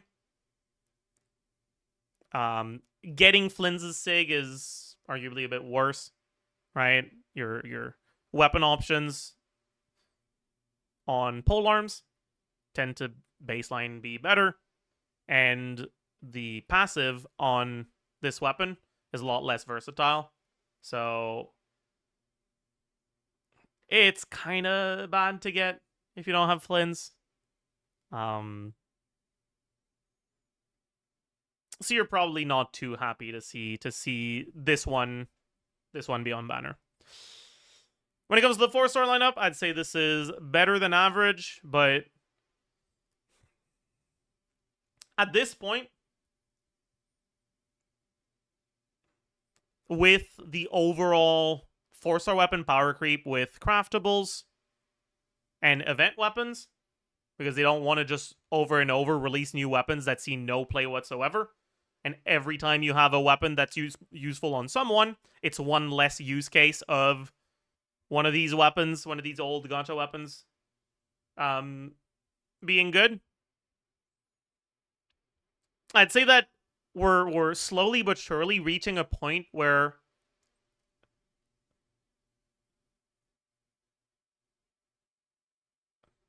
the value of the 4-star lineup can be described as, does it have 5 lance on it? If so, it's good. If not, it's bad. Why do they keep only releasing polearm characters that want 5? It's crazy. Like, every new polearm wants 5.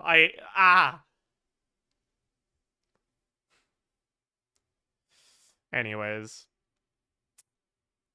Overall, well, yeah, there's a Chronicled Wish banner, too. I don't think I'll make a video on this. It sucks. It's so bad. Oh my god. Do not ever pull for a standard character on the Chronicled Wish. If you care about your standard character, you can get them from yearly selectors. Do not get baited. Oh my god. And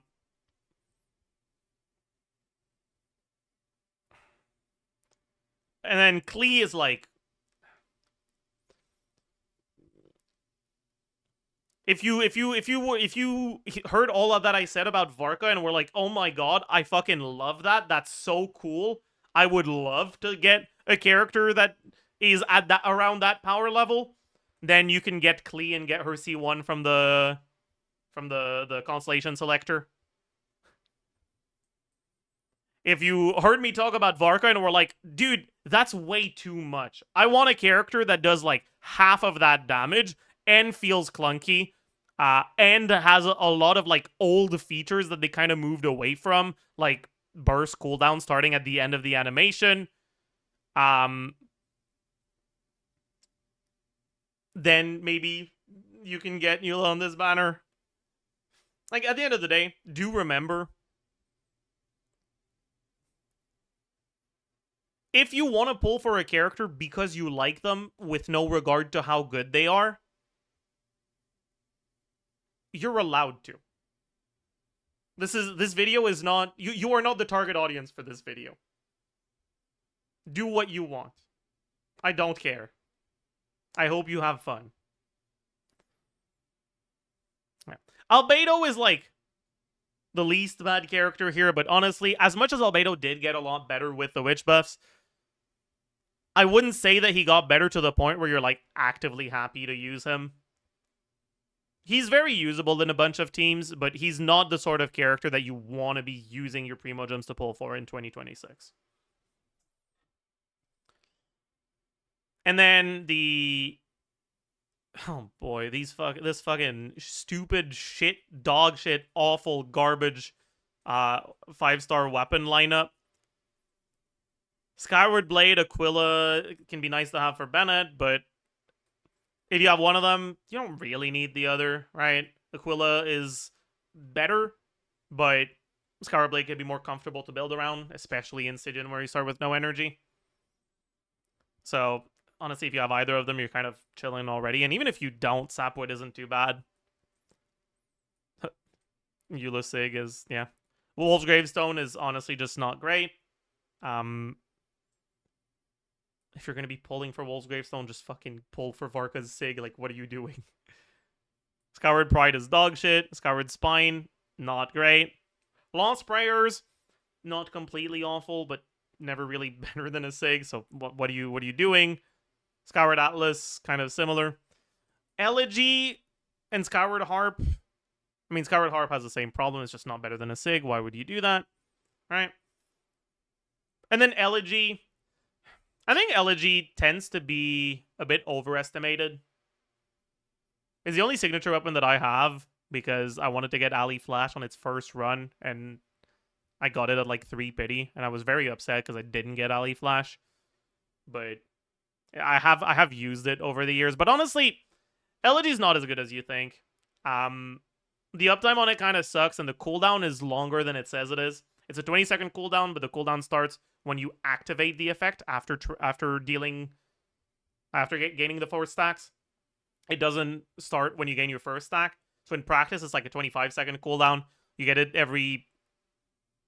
during your setup on your second rotation, and you're like, oh, well, that sucks. So it actually has a similar problem to TTDS, where often it doesn't actually proc every rotation. You don't get the value from it every rotation. Overall, it's not that good.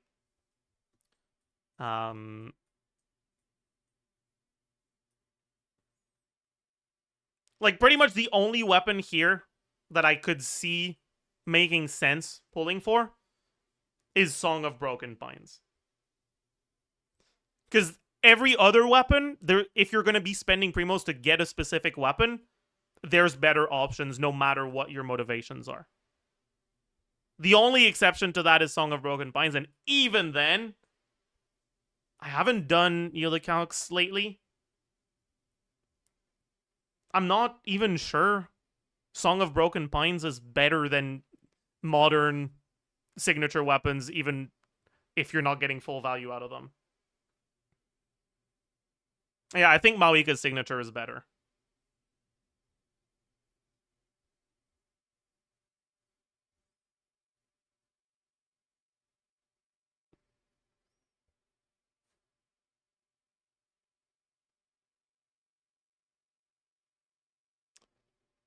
So stay away from these weapons, right? It's all standard except 2 signature weapons that aren't even best in slot on their characters anymore.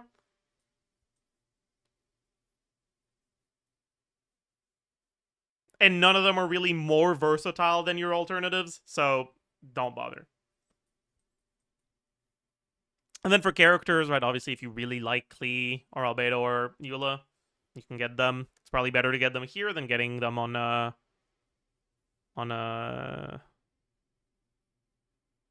Is it? I mean, I guess. Getting them here is probably better than getting them on a dedicated banner. Assuming they get a dedicated banner ever, which is not guaranteed.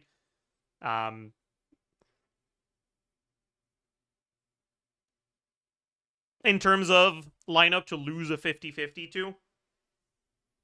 Mona is arguably the best standard character, and Jean is arguably the second best standard character. Albedo is pretty good to lose a 50-50 to. And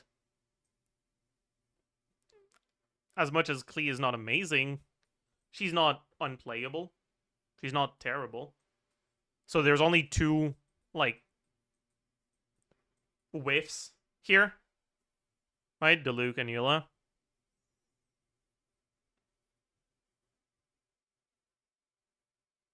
So if you really love Eula, you're probably pretty happy to see this, because, like, you wanted to get her anyways, and 4 out of 5 of the 50-50 losses are nice to have, at least. So, good for you, I suppose. 4-star characters available here.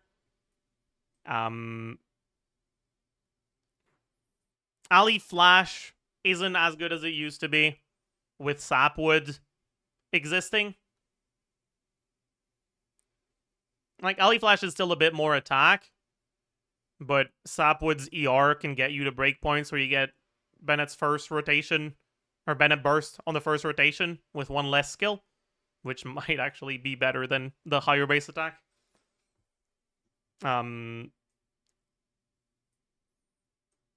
But at the very least, it'll be similar. Ali Hunter used to be quite good, but now you just have a lot more options, so it's kind of whatever. And then Wine and Song and Midnacht Waltz are pretty dog shit. So 4-star weapons, you're not very happy to see. Other than the, like, weapons you can always get. 4-star characters.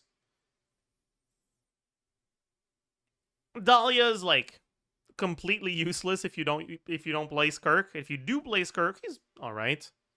But you're not gonna get a lot of cons on Dahlia when, instead of having 3 rate-up characters, you just have no rate-up characters with a smaller pool. Right? Like, if you get insanely lucky looking for Dahlia constellations, maybe you get, like, 3 Dahlias on the way to your 5-star. Most of the time, you're getting 1 or 0. So, if you're specifically looking for characters that are only really, like, impactful at high constellation, like Dahlia, who is arguably just worse than Mona if you don't have C6 on him in Skirk teams, aren't really that valuable to have on banners like this, where you don't have 3 rate up and you just have a limited pool instead. Yeah, Dahlia, not that good. Mika, as a whole, it's okay. Usable option if you don't have Escoffier and you want a healer for Skirk, but not amazing. Rosaria, fine. Fine cryo option for Malika Melt. Other Melt teams, but not amazing. He's okay. Sucrose, we've already talked about at length. Diona, same problem as Dahlia, where the only thing she actually does is at C6. So, if you're not... So, on a banner like this, you're unlikely to get a lot of copies of her, so it's kind of whatever. Noelle, also same issue. Bennett, you're pretty happy to have. Fischl, you're pretty happy to have. Amber, not good. Razor, now, you're not unhappy to have. But he has a similar problem as Dahlia, right? And Noelle. But he's just overall, I'd say, more impactful if you do get that. Kaya, kind of whatever. His cons just don't matter too much. Barbara sucks. Lisa sucks.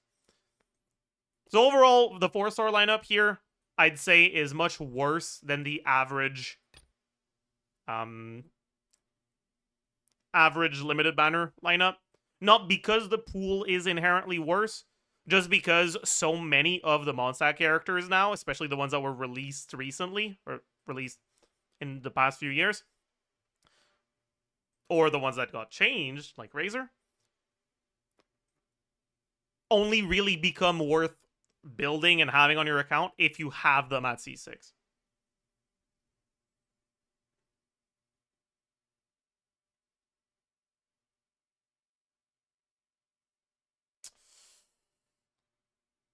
So, Chronicled Wish banner sucks ass.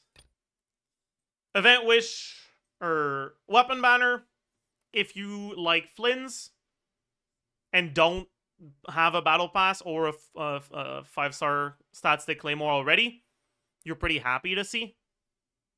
Otherwise, it's not great. I'd say it's overall below average for the 5-star lineup, and slightly above average for the 4-star lineup. But like I said earlier, slightly above average matters less and less if it doesn't have Fav Lance. Varka character banner is pretty synergistic, but it's still not characters you're that happy to see. Flynn's banner is not that synergistic. Because of what I've mentioned about Sucrose earlier. It's pretty much just Bennett, right? Like there's a Bennett and like two whiffs, I would say. And yeah, that pretty much does it for the banner review as usual. I hope you enjoyed. I hope you learned a thing or two.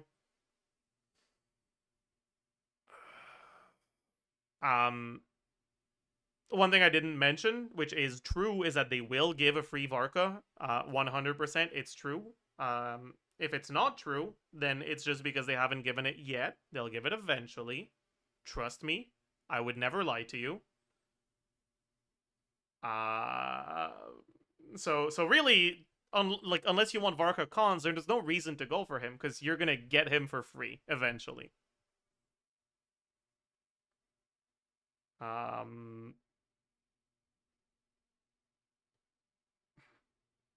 And Sav, you could like have a clown nose and like rainbow colored hair like fading into my face when I say that. I think that would be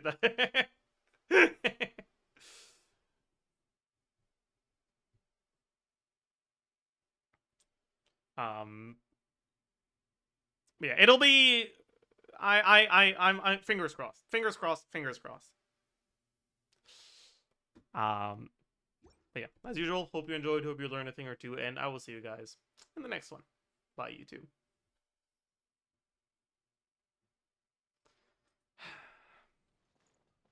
Chat, we have recorded the banner review. That was a lot longer than it usually is, wasn't it? I yapped a lot.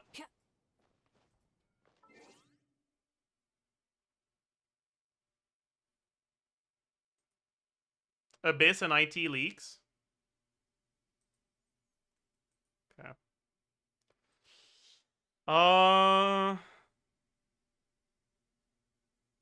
Pyro Hydro Dendro. What does that look like on this account?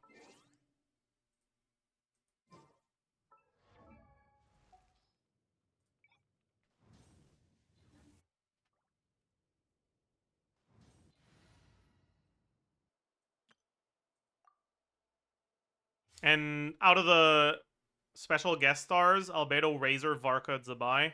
I only have Razor here. I'll watch your back.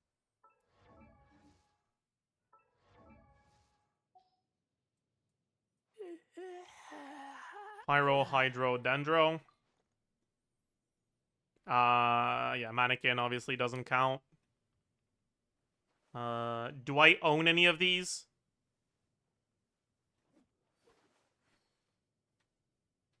No. So it's 16, right? Because of this. Plus 6, 22.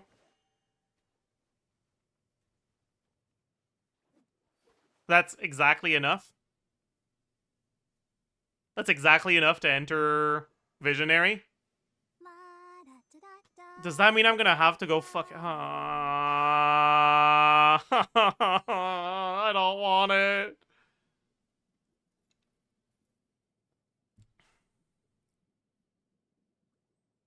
Cooked. That's fine. I'll get chivalrous before 2 months from now. I believe. Come take a look. There will definitely be something that catches your eye.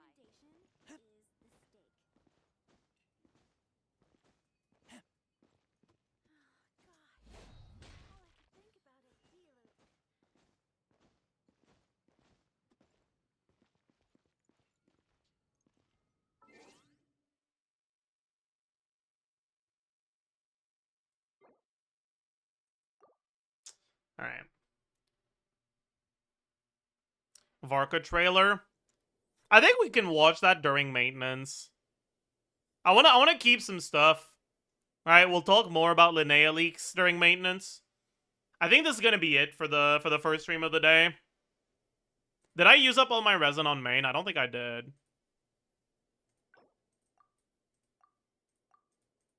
I'll condense real quick.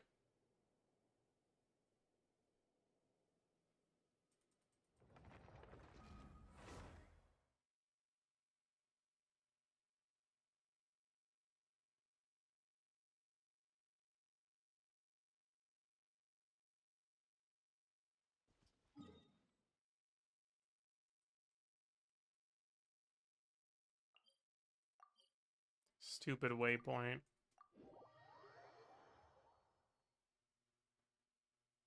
Theater is Cryo Electro Animal. I know.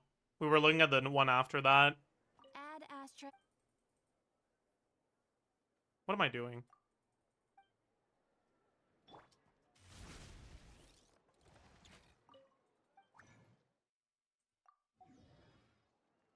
Running late again. Add Astra. Thank you for Add Astra. Is this not Linnea's IT? Linnea will be released during this. But the IT will start before the patch.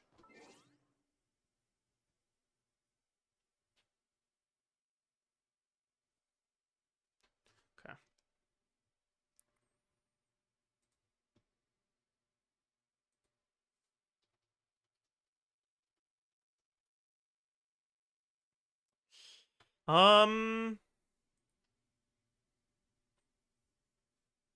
Alright, that's gonna be it for today. Let's see who to raid. 12 hours stream till patch? No. I have to eat.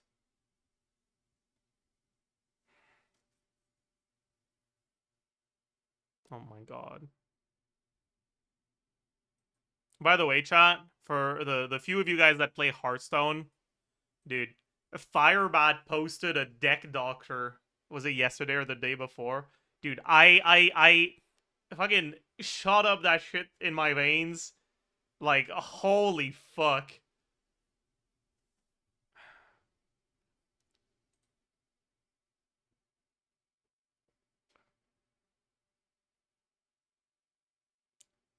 Like, holy fuck.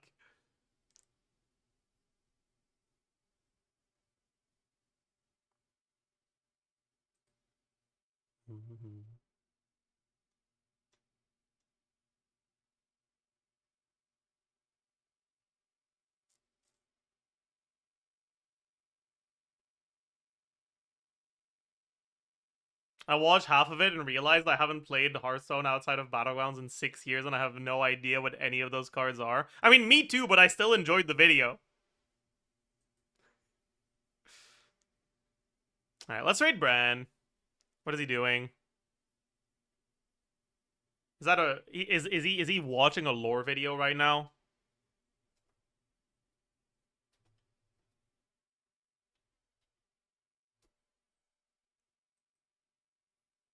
Alright, everyone go say... What should we say?